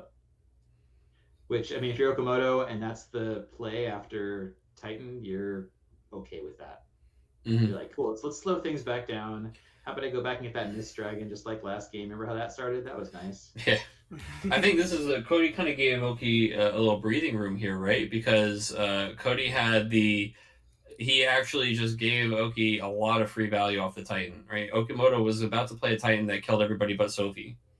But instead, we paid, a card from hand and a Hecaton share to make sure that Titan killed everybody on the board. Yeah, we lost the We Titan lose too. Titan in right? the process. But... Yeah, we lost Titan, but that's what he's here to do that, right? He's here to just wipe the board, wipe the board, Yeah. wipe the board. If that was a 7 CP summon, he would have cast it.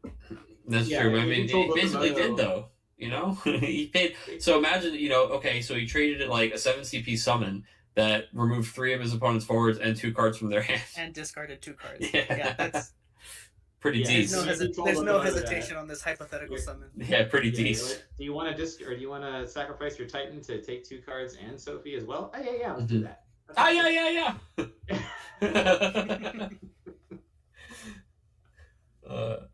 Doga coming down and doing his thing. 3 in the break for Doga. Just Doga stuff. Yeah, just so Doga stuff. Removing those from Mushroom just to draw. Went for it. He wants to make the push here. He doesn't want to let Okamoto get much going on here because he just wants to get in for a couple points of damage each turn. Oh baby, that lock. Lock is gonna do a lot of work in this matchup when you have no backups and only 2 forwards out. Zidane's gonna come down and say, "You want to cast something right now? No, it's not worth it. Show me your hand." So we've got Hecaton Share, Kukulane, Lena, and sorry, you got to get rid of the Lena here, right? Yeah, I mean, the Lena's got to go. Snap. Lena has to be the target. Yeah. I mean, I get it. Like some of the other stuff's a little annoying. If you get rid of the Sarah, though, isn't he interesting? Yeah, really? Maybe we might just Zidane again, right? We're gonna RFG breaks. That's fair too. That's fair too. Now leave the Lena is the worst card individually, right? Sure, but Placera is just really hard to cast. Takes right. Doga, But of all the cards to cast, like it's a 4 CP for potentially a body and a fight. Like that's a pretty good value too, even though it's still overcosted. Did he draw another Lena? He did draw another Lena. Or no, it still had the that Lena. was the Lena. He drew a Sophie. Sophie. He drew a Sophie, Oh, which was man. very nice. Yeah. Wow. Oh man, that turned around real hard. But Oki's got an open spot for a Toady. Come on, let's see her. He's not in nearly as good of a place to pop out a Shantoto. I mean, he can't search for it right now, so he's got to have it. No, he has to have a Shantoto or Titan. Yeah. And I know that he's at least got the lock.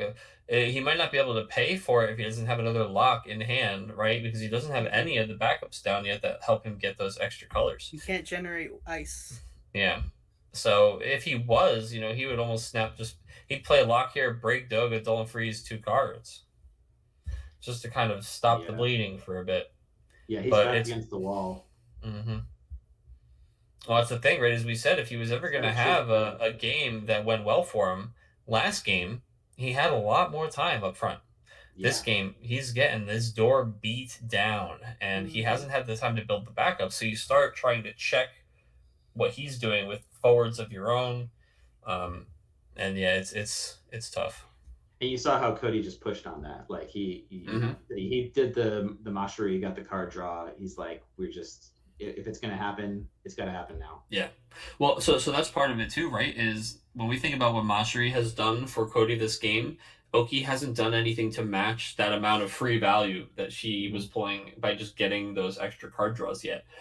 Sometimes he can definitely squeak out that value when his deck gets to do the thing. I mean, we saw these crazy Ochu, Bismarck, Mion, Althea lock turns, Kryl twice for Asura, return the Kryl in my hand. But we don't have any of the time to do that this game. Our opponent's just really making sure that we never get a second to set any of that up. And we're having to do these like individual removal trades and these really one-off like plays where we're trying to stabilize here, like Typhon, which is only going to take care of maybe one of the problems if it does that, right? Yeah, I mean it's definitely not what you're like at this point with the 5 damage. You got to keep. He's attacking with the Zane. Zane wants to play another one maybe. And Cody's like, sure, I'll take the damage. That's fine. Althea. Yeah. Okay. Got Althea to reactivate. Mm-hmm. Yeah, because I mean he's got to keep 2 points of damage coming in, but there's 3 forwards. Zidane's not that big. All right, Okamoto he's really sitting here like, I just need EX Burst to give me a free card, and then I need to draw Shantoto. Yeah, because Typhon's not even gonna, he's not a forward right now. So here we go. We're searching. He's got Siltra into Sophie. Oh, he has Sophie. the Ursula in hand. Maybe Elena. Or the Ursula's in hand. Yeah, there you go. I was gonna say just Arise, chicken Arise. Cody just needs to get one more point of damage in.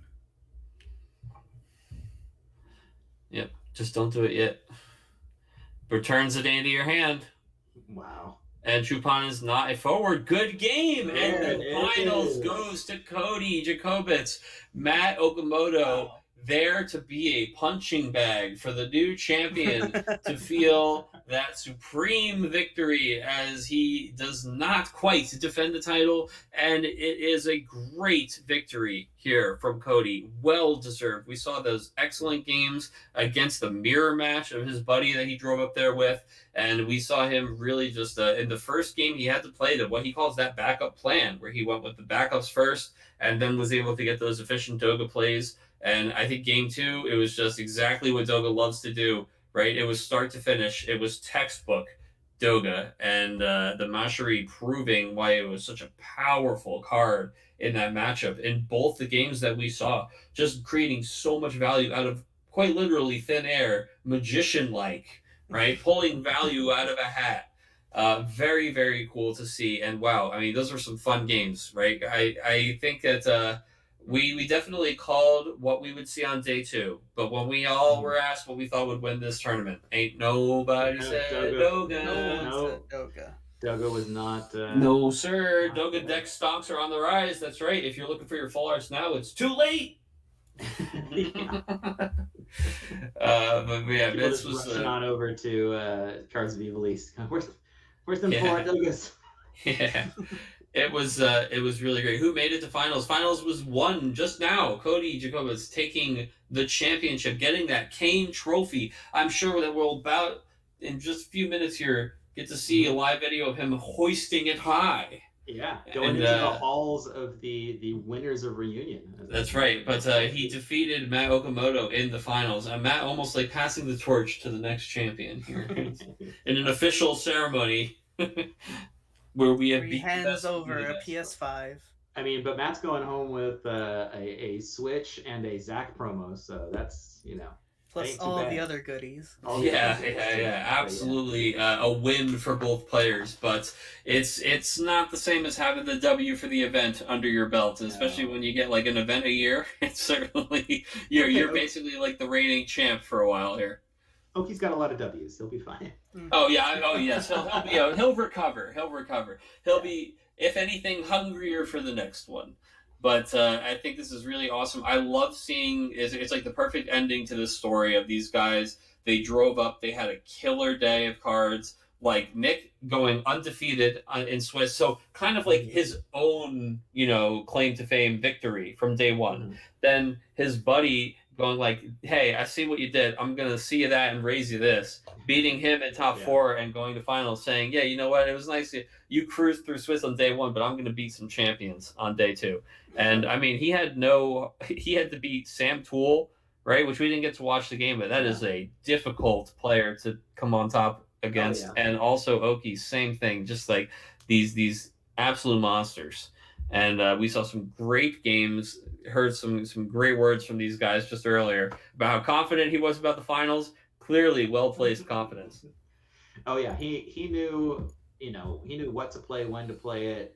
He knew exactly how to just keep that pressure on. Even in the first game when he didn't have Doga right away, right? When you didn't have the sort of prime start that you want to it, he was still able to get things in there before Okamoto was able to get the backup line set and all the stuff you're talking about, all of the value from like, this is going to activate this and then replay this and put this back in my hand before he got to have the machine up and running. Basically, he just kept things rolling there. He came back well from times that Okamoto was able to wipe the field, whether it was Shantoto or Titan, and even in those situations, he was having to put so many resources into it that the fact that Cody was able to just reset so quickly after that. I mean, I think we said at the time, but it's really tough when like you just do the desperation play. All right, Shantoto, just dump my hand, and then the next turn your opponent's like, okay, cool, here's 3 forwards back. So yeah. Like, hold on, you blink and you miss it, right? These forwards are back on the table. That's funny. Like, one of the first times that I was playing the Sophie deck, Adam Lane, hasn't played Final Fantasy in a while, and he was just over and he looks down at the table and Shantoto gets played against the Sophie deck, and you see Lena, Sophie, Sarah go to the break or go RFG, and then he like comes back and the board looks the same. And he's like, "Wait, what happened? I thought Shantoto was played." I'm like, "Oh yeah, no, I did this and played this and did that." And he goes like, what is this game right now? And I think that's kind of why we talked about it, even as a joke, with like the boss health bars, right? The first wipe almost doesn't count, right? The first wipe is just you're setting the ground level for the second one to actually be effective, because you have to make him use his first, emergency prep kit here. I think even though we said to Cody, this guy, he's been wiping these decks all day. He's been used to this. Cody's not worried.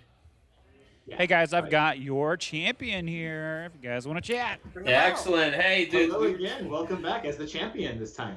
That's right, man. That strong confidence going into the finals, right. Clearly well placed. Absolutely incredible showing in finals, man. How did that feel? It felt great. I was not nervous at all because, like I told you before, if I lose, I get a Switch for my fiance. If I win, I get the trophy. So that's what we were playing for, was a trophy.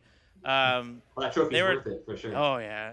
I mean, you'll see it in a minute, but yeah, it's gorgeous. Yeah, it's so gorgeous. beautiful. But apparently, I had a misplay. I had a good Hecaton on his Titan, and I could have popped the Sophie to buff Ursula to keep Ursula on the board.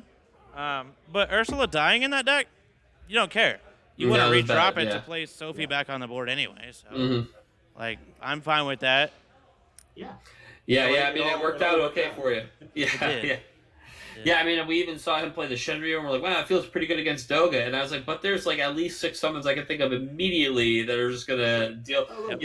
Like the Leviathan's even worse. You put it on top of his deck and kind of dare him to play it again. Bottom.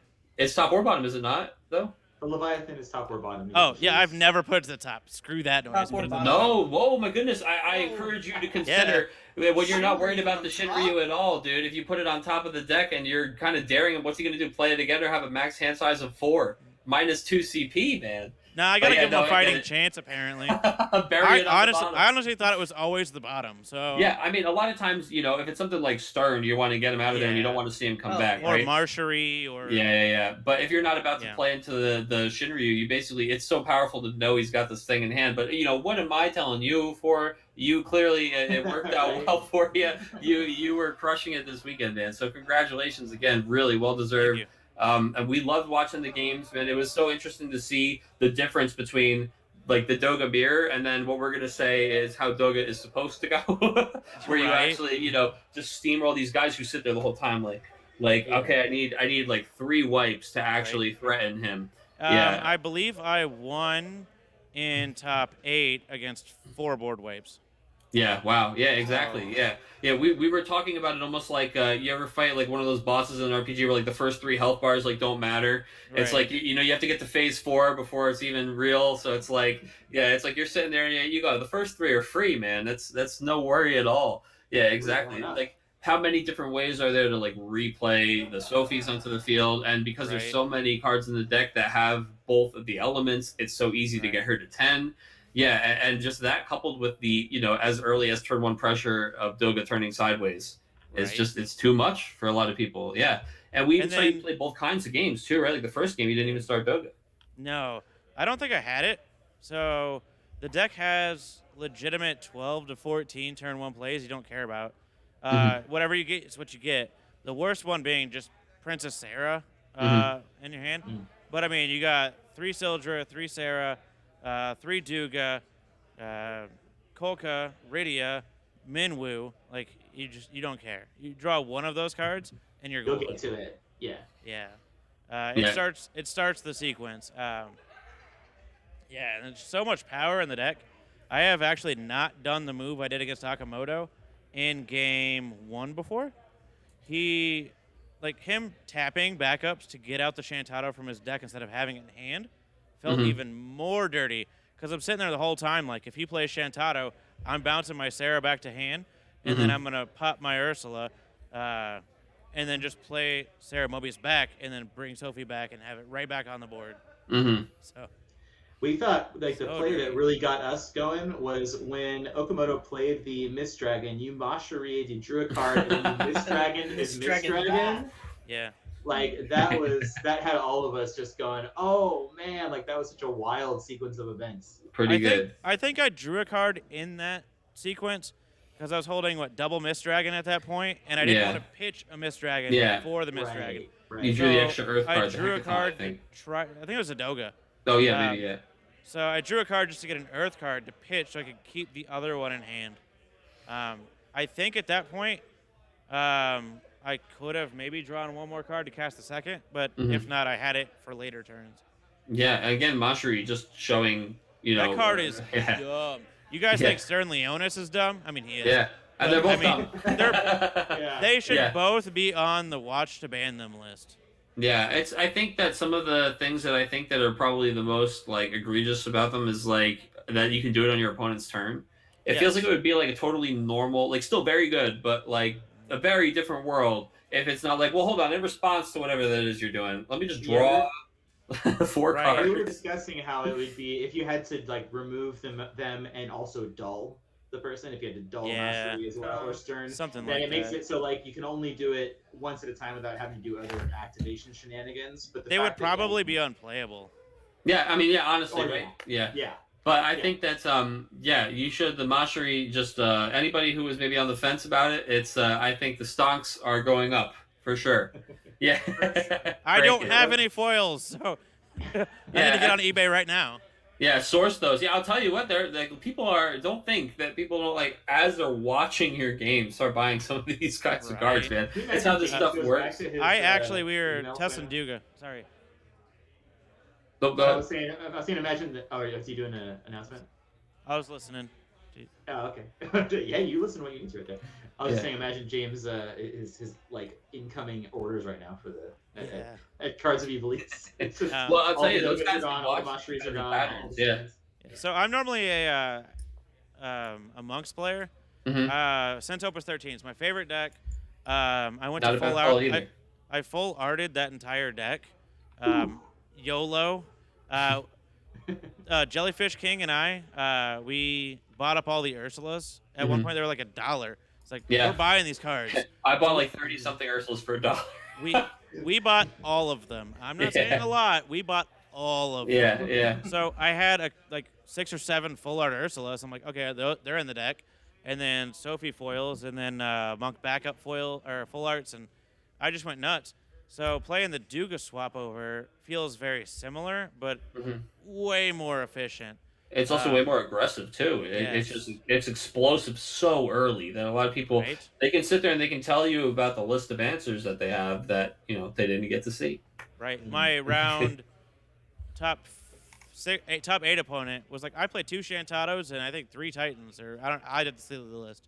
He could have been lying, but he's like, I didn't see any of them. Well, if you don't see him, you don't see him. Like, you have your answer. I can tutor almost anything I want in the deck. If you play 3 Shantotos and 3 Titans and you never see them, do they make an impact? Right. It's like, do they make a sound? Yeah, exactly. Your deck. And even then, like, I don't care about your first Shantado. If you cast 2 or 3, maybe then I care. But generally, like, cool. Being a Monks player, the Ursula, like, I used to try to keep her as much as possible. And I just started learning, like, no, just let him die. Replay it back on, and that transferred straight into Duga. Yeah, the same concept. Just Same let it happen. concept. You have the confidence that you're like, it's cool. They'll be back next turn. Right. And you've already got the Shantoto on the field, and we'll see what you do with that then. We tested so many decks against Duga to see what would beat it, and we couldn't find something that consistently beat it. So you play it. So you play it. Stuff does beat it, but we couldn't find anything that beat it, so we chose Duga. We were going to play Mono Fire. That deck has a good Duga matchup, but it's like, how does it fare against everything else? We didn't test it, so we just went Duga. And well, that decision worked out great for you guys with, 2 of you in the top 4 and coming in first. So, seems like that worked out quite well. Right. I bought my Dugas, by the way, for $12 full art. I don't think they're $12 anymore full art. Disgusting. They're going up. They're going up. Yeah. Oh my god! Until they get banned. Oh yeah. Those are hot. Duga's not the issue though. Sophie is. No. Yeah, 100%. Sophie's is a tough card to deal with. That's for sure. It takes something like that, and you're able to convert that aggression into like this really threatening passive win. Like you can play all the blockers you want. I got it enough early that now I just have to solve this 10K puzzle. Right. And I think with every forward on the board, less Kryl, maybe even with Kryl, she's like an 18K. And at that point, any Sarah Mobiuses that entered it buffer to that power, or Hecatons, or put Kryl to get Hecaton from the break. Like 18K beats everything in the format. Yeah, 18 is sure big enough. Yeah. Everything. No one's playing Opus 1 Prish to get her to like 20. Yeah, that's what I said. Double special. That's what I So he thought about it, guys. He thought about all. I did. All I was the like, checks. how do you That's counter right. this? Prish special? Mimic, bro. Yeah, right. Or mime, whatever round even. Yeah. One of those. Yeah. But really, man, what a great showing! Congratulations, well deserved. Now you get to turn your head over to that prize table and just. Yeah. Do you want to get a? You get to have an awesome drive. Oh yeah! Please. Yeah, hold that, man. There it is. Trophy. Wow! Look at that. That's a shot right there. What? Take a picture. Oh, apparently it's very fragile. Breaks. Tell them you can do whatever you want with it. Yeah, it's my trophy. Smash. Hey, wait. Oh, so a couple weeks ago we did a rip and flip with Jellyfish King. No good. And I filmed it and put it on the NA page, and it's $4, and he'd never heard of it before, so he played it, and he ended up ripping. Was it a White Tiger Lassie, the legend? Yeah. And we posted the video, and some people were like, oh, that's neat or whatever. But if you like the video, typically you're not going to comment. So all the comments were hatred towards it. Yeah. you're ruining Final Fantasy cards and blah, blah, blah. It's like, it's $4 and it's one pack. Get over yourself. It was $4. You ripped more Right. than $4. I mean, I pay more than $4 extra for food sometimes that I leave on my table. Yeah. Right? Yeah. So they did a rip and flip here today, and they flipped a full art Ramu. Oops. Mm-hmm. Yeah. And Matthew Akamoto was wearing it in his ID. Oh, he had put that in there. He had the half of it in it. That's funny. So, rip and flip the trophy. Oh my God! Yeah. Yeah. First, just flip it, and it'll probably rip it for you. It'll do the thing itself. Yeah. Yeah. Oh man, that trophy is. You got to be looking at that and thinking, I guess I should play a Dragoon deck at some point in the near future. This is like Kane is just staring at you, kind of. Right. Yeah. I don't know how I'm gonna transfer this home unless there's a box. We heard it comes into parts. It disassembles. Oh, okay. It intentionally I think disassembles. Lockwood brought it there. He must have flown with it, from Florida. So Yeah, ask him for tips. There's gotta be some way to package that back up safely so you can Right. get it back home and it'll look awesome. I thought it was all one piece, and like, no, freaking out. Yeah. Don't touch the chains. Right. Right. But yeah, that's gonna look fantastic somewhere. Oh yeah.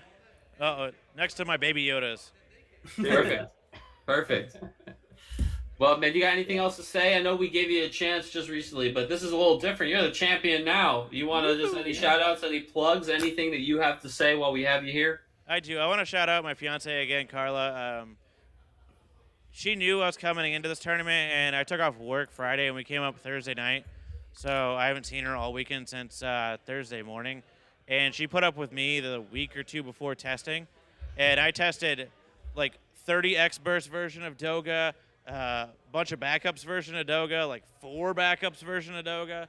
And I was on Octagon all the time, and she had to deal with that. So shout out to her for allowing me to do that while she cooked some dinners and stuff. So that was pretty cool. You hear that, Carla? You're the real MVP here. The real MVP, right? Because Nick's busy with his job and stuff too. So I put in a lot of hours in Octagon before we sat down in person and really hammered out what we wanted to do. I found out what we didn't want to do. Let's put it that way. And that's a really important part of the process is figuring out what you don't want to do, right? Right. So. Yeah, I bet you employed plenty of that knowledge today. It's great to see that all paid off. Yes. Yeah, all that time spent, and here you are. Yeah. I'm gonna shout out to all the players that I played this tournament.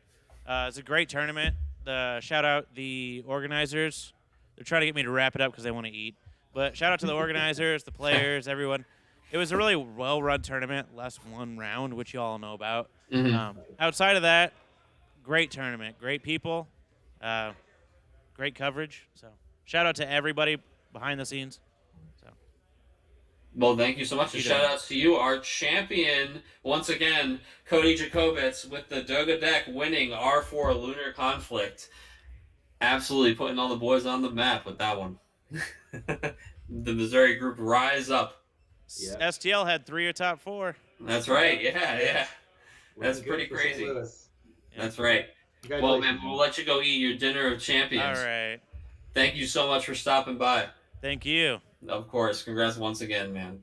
And what a great humble champion to add to the wall of wonderful humble champions that we have here for the reunion events. I mean, it's nice because it's such a feel-good event, right? It's all about kind of getting out there and seeing everybody and just jamming games, and you're kind of happy no matter how it goes. But at the end of the day, it's a tournament, right? We saw people breaking into the teams and talking about how they did and leaving dinner early to get back to the grind and test, you know, and when we do hear our champions and our players who are performing well talk, they just mention like, you know, oh man, I was grinding on Octagon, I was testing these matchups, and that practice makes perfect, you know, and you find out, okay, you know, I've done the math, and the math says Doga is going to take me to the win, and you can't argue with the results. It's kind of that halfway point between Crystal Cup and Fanfare. Right, it's like it's got that sort of that just it's great to see everybody, and there's a certain lightheartedness to it that, you know, but at the same time it's still there's stuff on the line, people are taking it seriously, so it's like you get to enjoy a little bit of both sides there. Hello guys.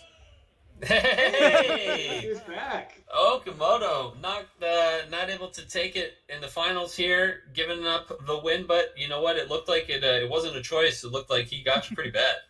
Yeah, it's a bad matchup. That's the deck I lost to in the Swiss. In so. Swiss. That's right. Yeah, that's what you mentioned, like round 1, right, or something like that yesterday. Yeah. So, I mean, we saw you tried to do, all the things you're supposed to do, right? You got to the 3 backups, and you had enough to pay for Shantota if you saw her, and she was pretty elusive for you there. I mean, like, you really felt the Star Sybil absence in some of these the more aggressive matchups today. But that's not to say, the deck clearly worked out very well for you throughout the event, making it all the way to finals.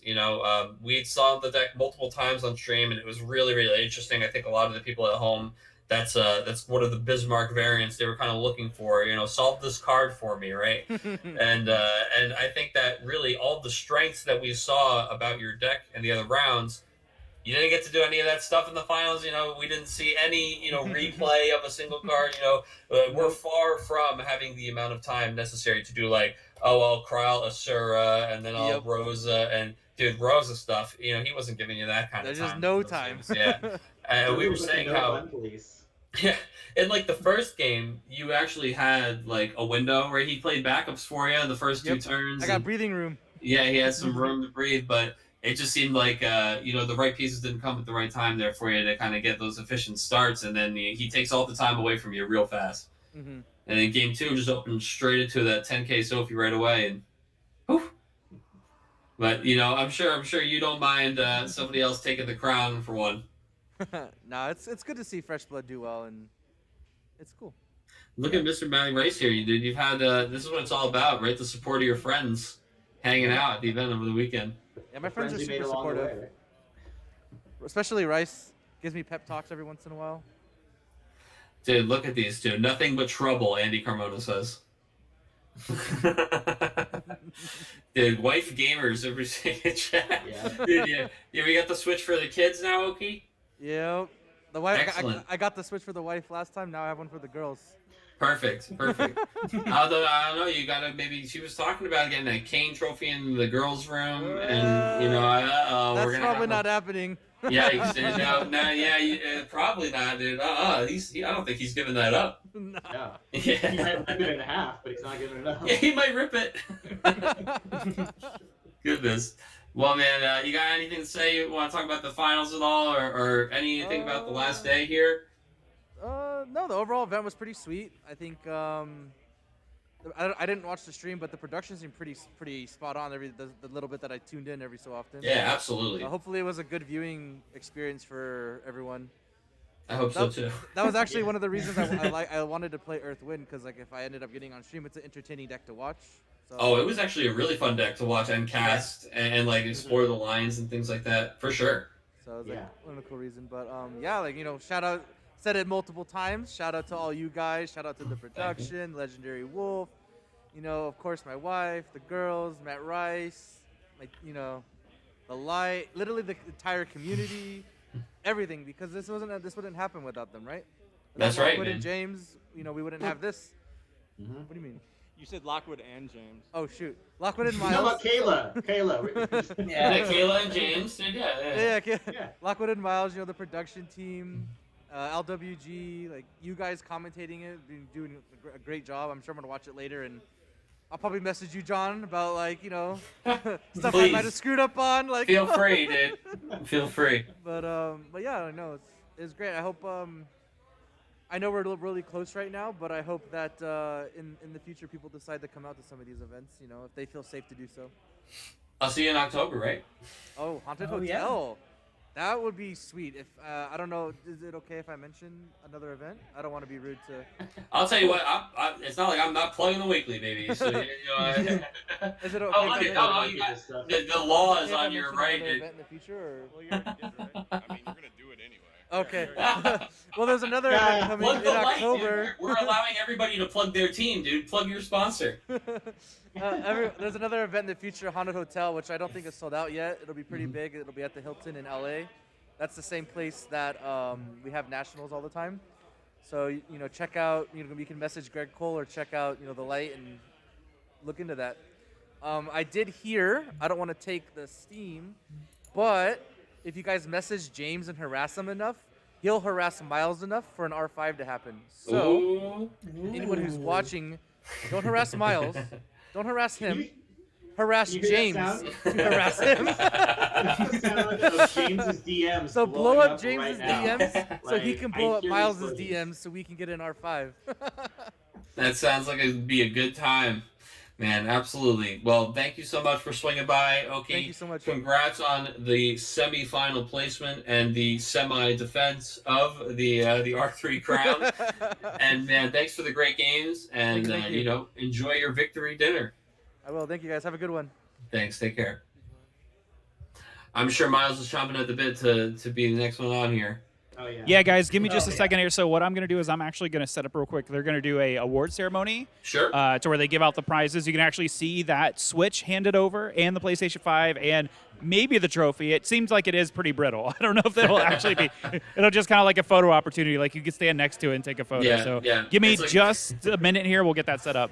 We got the cardboard cutout of the trophy, dude. Just don't touch it. Just like leave In it. retrospect, it might have been good that trophy did not end up in the twins' room. Just saying. Like, That's- like a safety hazard. Like just. You know. Yeah, absolutely. Those twins might destroy the trophy. I mean, as the father of a toddler right now, I'm just like, things got to be real sturdy. Got to be real sturdy. Got to make sure that stuff's on lock. You know, Everything get in my out the son's glue. room- Yeah, everything in my son's room has got to be sturdy enough that he can't break it, but not so sturdy that he can break himself on it. So It's a fine line to walk. It's a really important Venn diagram when it comes to these children. Well, that's awesome. That's awesome. It's this has been a great event, guys, and I've had so much fun hanging out here and doing commentary on these matches with you. I'm excited to watch this award ceremony, and then, guys, I have to like go do like something else with my night. It's like not card Right. stream related. Yeah, it's like not 7:30. I mean, although last night I was like, you know, in bed on my phone watching the stream of the that Southeast Asia. It never stops, you know? dude. You're just in the mood. I know, Yeah. right? I was just kind of like, Yeah. oh, I want to see. I'm like, oh, look, it was like the Windwater Sky Pirates versus Monks. I'm like, oh, what's going on here? It gets people hype. I bet there's a lot of you guys out there in chat who are chomping at the bit to get to play a game. You know, you're like, hold on, man. When's locals? You know, let me get in on these online events. Like League of Light starts tomorrow, right? You know, and then we've got all these the upcoming online events. I know we'll take a second here. White Mage, you got Cure Series is starting up as well. That's true. Not this Monday, but the following Monday, the 30th, is when we start the first round of our Cure Series 6. 6. I think, Wow, right? Yeah. done 6 of these. Yeah, this is if you want to Yeah. jam with cards, real cards, and webcam games. Real cards, webcam games, from the comfort of your home.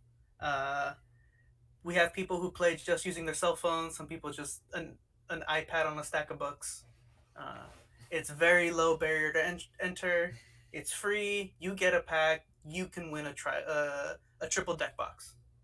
Very, very cool. Yeah, and we have the League of Light, I see chat's asking, is if you go to the Final Fantasy TCG NA group on Facebook, you can look in the announcements tab and you'll find the announcement for the League of Light. It's a free digital online league that has both casual and competitive divisions that's run by the community's own Matt Rice, who was just hanging out there next to Oki on cam. Mm-hmm. And we also have every Wednesday night, I host online tournaments. The RVA Returners run the Returners Hideout events. Those are free, basically like an FNM feel. You know, we pair 3 or 4 rounds, have the players play off, and then the winner gets a trip to the prize wall or a prize. Sometimes we have promos donated. Sometimes, you know, we have larger events on the weekend. But yeah, you can find information on all those events on the Facebook pages. And also, you know, we're always happy to answer any questions about them. But look at these two gentlemen. We are here for the award ceremony. Gentlemen, first, before you guys say anything at all, we have been so impressed with this whole event. It has been so much fun. Thank you so much for letting us be part of it and help bring this to the people. For sure, man. I think it means a lot to both of us. I know that, you know, given the circumstances and the state of the world, I know both of us appreciate the opportunity to be able to do this, like beyond a shadow of a doubt. So those votes of confidence I appreciate. I'm glad everything went well. I want to thank you guys for your time, because you literally just spent your weekend doing something that you care about, but at the same time, I'm sure, like we talked about, all those girls at the club that you guys would be hitting on and macking on, you're missing out on. Like, I get you sucking up your time and I want to say thank you. We'll make sure that we send you guys some goodies for your commentary, for your insight, and I really appreciate everything you guys did for us this weekend. Of course, man. It's been our pleasure. Yeah. Oh yeah, it's been a blast getting to broadcast all these games and stuff, and we're really happy to be gotten to be involved with bringing that to everybody's homes or phones or wherever they're watching this from. Right. It was an honor and a pleasure to do it. Oh, I appreciate that, and I think the biggest thing is there is something about you have all these talented players of the community, and then you have this amazing store that we are blessed to be able to host it in, and then we have like this dream team of commentators. We've got Mike and everybody else just like helping out on the technical side. So when you have all that talent together, that's how you get like an event like this. We crush it. So 9.6 as we were talking about, me and Okimoto. Right. That's what this was. So A 9.6? Yeah, everybody said this was a 9.6 because nothing's perfect. There's always things you can improve upon. Is that a centering? Is that a centering issue?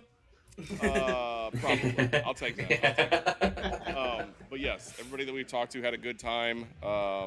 They're excited to do this again, so much so that they're harassing me and James about what are we doing about R5, which we joked about doing a week-long event where it's like, oh, we'll do Flesh and Blood and Universes and Final Fantasy and, Summer camp, baby. It'll become a convention, a little convention over a week. So WolfCon, who knows if that'll happen or not. Oh, man. Yeah, something like that. I've toyed with talking to them all about doing something like that here. So if all things go according to plan and James goes home and takes a nice grandpa nap, maybe he'll make a decision on what he wants to do, and then something will pop up on the internet at some point. The LWC, dude. Legendary Wolf Convention. Yes. The idea. See, this is why I asked you to The do think this. tank, dude. That's what we. Yeah, that's it. Take your con from ordinary to legendary. Exactly. Yep. Boy. So We're on the I'm going to team go here. back and talk to my lawyer and get all this trademarked. So with that being said, again, I want to say thank you to you guys for your time. I want to say thank you to Mike and Danny for running the stream and making sure everything was well taken care of on the technical side. To Mason, James, Chris, and Shane and my daughter Kyrie for working the front counter, for taking care of the customers, for making sure everything ran smoothly. And then to everybody that traveled, CJ being our judge for the weekend. I mean, just all the assistance that we got, making sure that this ran smoothly to where you guys, for the most part, it got to be seamless. So, and now we have the formula figured out, so we can do this with Final Fantasy, with Universes, with whatever games we support here at the store. So, and hopefully, me and James can talk about him opening a Legendary Wolf Games up in Florida if he doesn't open Cards of Ivalice up. So, we'll see if that happens. Oh, the franchise discussion. That's right. Watch out! Watch out! More lawyer talk. Yeah. So now I'm going to hand off the mic and let you guys go about your day and shower. Go change the underwear you've been sitting in for 2 days.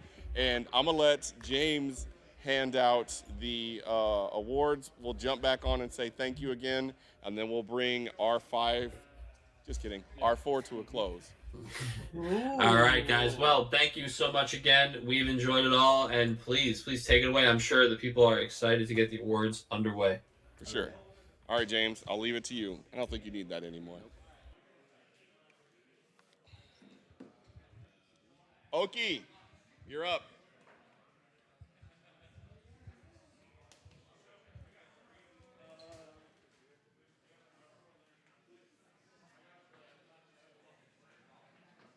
I look like Robin Hood with my hat like that. All right, man. So we joked about this at R3, and you were supposed to win the whole thing, but it seems like you ran into an impenetrable wall of hot garbage. Yeah, I couldn't beat that deck. It was a really hard matchup. Yeah? Yeah. Sounds that way. That's the one that beat me in Swiss, that type of deck. Fair enough. But you ran through everybody else. You had a good day otherwise. How do you feel about how you performed? Honestly, I feel pretty good. I feel like I was a little unprepared for this event because the deck I played honestly didn't feel as well positioned. Yeah. but I was able to play well enough to get it to where it got. Imagine having the confidence to say that my deck was not in the place that it needed to be, but I still almost won the entire event. Well, it's because Earthwind is more of a control deck, and I expected a very heavy aggro meta, which makes it really hard. And I also wasn't running EX Burst to help me get back in the game. That's true. To handle the aggro meta, so I just accepted that I'm going to have to hopefully outplay my opponent, or well, they mislay. So if I could ask, what would be your big takeaway, and what should change from what you experienced over the weekend in the meta? My biggest takeaway is play what you are the most comfortable with, regardless how you feel. Because that's the Earthwind deck I felt the most comfortable with, even though I knew it wasn't going to be like the best situated. So I think, because people ask me all the time, what should I run for a tournament? I was like, what's you're most comfortable with? I don't care if it's tier 1, I don't care if it's tier 1.5. If you're going to have fun and it's going to be comfortable for you, then you should play it. Because if you're not having fun, you're going to play bad. You're going to be 100%. frustrated. Yeah. You're going to be frustrated. Then you're going to be like, why didn't I play this deck? Yep. And if you're comfortable with it, your lines come faster, times don't become an issue as much, and you just flow better. You just get in a groove. Sounds perfect to me. As a fanboy that only plays the things he likes to play, doesn't matter whether it's good or not, you have my 100% support in that message. Thank you. But with that being said, I am going to have James hand you our donated prize, if you guys didn't catch this earlier, from Chicago Dog 42 here in Oakview Mall. The owner, Troy, stepped in and was like, I want to donate a prize, so he donated a Switch. But oddly enough, Mr. Okimoto won one of these at R3. So now we need to have conversations with Nintendo about sponsorship, all sorts about that stuff. I was really excited to see him carry the trophy through the airport and get that picture again. But I will say that this is a pretty suiting prize. Outside of that, take that from you. You're also getting another Fan Expo Zach that is worth like $1,000. I want it so bad. It's such a sexy card. Zach's one of my favorite characters from Final Fantasy VII. And it's in such a good case. It'll never get damaged. Oh my God, it's gorgeous. It's perfect. So congratulations, man. Thank you so much. Good Appreciate run. it. Thanks for coming to Legendary Wolf Games Thanks again. for having us, man. Always. I'll come to the next one. Yeah. Whenever that is. Legendary Wolf Con. Yeah, Whenever that supposedly it's take your convention from ordinary to legendary, is what John said. Take your gaming experience, your fun, your life from ordinary to legendary. That's true. Hard facts. Thanks, Matt. Good job, Appreciate it. man. Thank you. All right, James. Come do your job. Are we transitioning right into... Just go to... Okay. All right. So we're super proud of Matt. It was pretty crazy how he transitioned from going from the Swiss rounds into the final rounds. But I'm really proud of him. But we are about to get Cody, our grand prize winner. He's coming up here in a second. We got we've got a number of sweet prizes for him.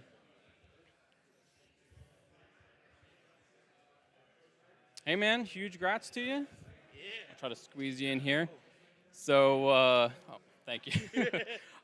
So first off, again, huge grats. I know throughout all the rounds, we kept hearing about Doga. That was the boogeyman that was kind of being mentioned around.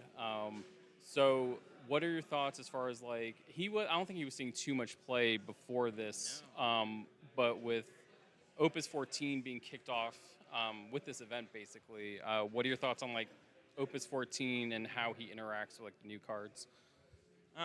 So we honestly thought that more people would play Doga. And we were scoping out the scene throughout the rounds, and we're like, okay, so it's 4 people from St. Louis were playing it, and 2 other people, one of which topped. Right. And we're like, how is there only 6 people out of 80 playing Doga? Because we tested everything against it, and nothing would beat it consistently. So it's like, okay, well, if you can't beat it, just play it. I was so on playing any other deck. I just wanted to find it, and I had Ice Vikings that I kept tweaking to be my little baby, but couldn't be Doga. So I was like, all right, we're playing Doga. Which I'm surprised. I guess more people maybe didn't have enough testing with different decks that they've heard about with the Opus 14 to realize how strong Doga actually is. We actually tested Marcherie maybe 3 games before the tournament. It's like, We just need to add it, see what happens. Tested it like twice against Fire, and I did one random online. Like, yeah, we're going to play this card and see how it goes. And it was an MVP all day. Right, clearly it paid off. And I think something that was kind of a surprise with Doga was when people were talking about what they're going to play for Reunion and all this stuff, it was the typical, there's going to be samurais. Now, we did see a lot of monks. Yes. But people were like, it's going to be samurais, monks, and like that usual stuff. So maybe people didn't, like Doga was probably like the last card, on their mind or something like that. But, we saw it play out. It was, I remember round 1 started with you guys. I went in the back to check on something. I came back and I was like, maybe they're just slow playing. But it was already like the first round was already over. So Nick and I's first rounds were identical against our opponents. We went Doga, Ursula, Sophie turn 1, in turn with the damage. They went to turn 2, played a backup. Turn 3, attack 3, hit Sophie for 4, for 5. And then they go to turn, play a forward down, and you just attack through that forward, hit Sophie, and win the game on turn 3. We both had that happen, and I was standing up like, yeah, I got my game. And I turn over and see Nick stand up. I'm like, dang, did you do the same thing I did? Yeah. All right, cool. So then, that round 1, there's always that pressure, and that, I don't know what I'm going to play against. It could be literally anything, and maybe it's something I've not tested against. But winning in 3 rounds really set the mood for the whole tournament for both of us. Right. And it was so much stress off of our, emotions that we got that round 1 win in such quick fashion. And Doga did what it's supposed to do. And we just sat out in the massage chairs for 30 minutes. That's a until nice the next round. reward for you. Right. And what was I going to say? No, I'm really happy for you. We do have. Oh, that was the other thing. Kind of complimenting you on the deck. Well, first off, I think you heard as soon as you won, Dogas were selling out. Yeah, I heard that. I bought mine for $12 full art. Right. And I was like, I should probably buy 4 more of these because they had a couple more. And no, I don't want to invest $12 in these things, whatever. So I'll just leave them. And I should have bought them. And now they're exploding, yeah. I bought Ursulas and I still haven't sold them, so that's why I didn't. I bought probably 30 or 40 Ursulas, different non-foils, foils, full arts. Yeah. And I've just been so busy to not want to resell them. So I was like, if I do Dogas, I'm going to do the same thing. They're going to be so much money, but I'm not going to sell them. So yeah. So I got my playset. That's what right. And already, which is another compliment to skilled players, they're just like, so when are we banning Sophie? When are we banning Doga? Yeah. And I'm like, banning Doga. Okay, that was an interesting take I wasn't, expecting. Nah. But Doga's fine on his own. Sophie's what makes it bad. I think you could just say, all right, we have an errata, make a promo of it, and Sophie's now a 3-drop. Mm-hmm. That takes care of a lot. But I've been on this ban train forever. Mewin. All right. Mewin is the card He's that calling needs banned. it, so, but Wind wouldn't be effective right now without that card because of Duga, but that card is broken. Since it got dropped, I'm like, ban it. It's a common or a rare, just ban it. Right. Okay. Well, we're going to do the prizing right now. The first prize, we have a PlayStation 5 disc version. It's just the box, though, guys. Yeah. There's a brick in there. Enjoy it. Nice. And we also have the Champions Lunar Conflict mat. Oh, yeah. I think is it on the bottom? It's okay. right below it. Oh, all right. This is my third one of these. Yeah. So he But can it be. says champion. Yeah, it does say champion. If he wants to wallpaper his room with it, he can. But no, well earned, and we got the stitching done on it and everything. It's And Rydia's on it. I didn't know that was Rydia, and I play Rydia. Yeah, I did hear she was in your deck. I'm like, She was. There you go. It won the top 4 match, being able to tap it for a backup. Mm-hmm. And then last but not least, yeah, we have the Final Fantasy IV Reunion Kane Trophy. Let me see if we can get that right in there. So yeah, give it up for him. He did such a good job throughout the event. I hope you had a great time. Oh, I did. And great opponents, great run event. Less the 1 round, but that was just whatever. It was one of those hiccups. And it was taken care of very well. I don't know her name. Danielle. Danielle. Shout out to her for repairing everything, Mhm. rounds 1 through 6, and then getting round 7 set up. So big shout out to her for that one. So.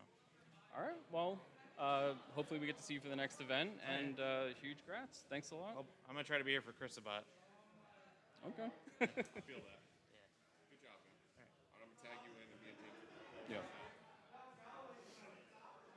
Well, that's it. Yeah, I think it, as always, at Legendary Wolf Games, it ran incredible.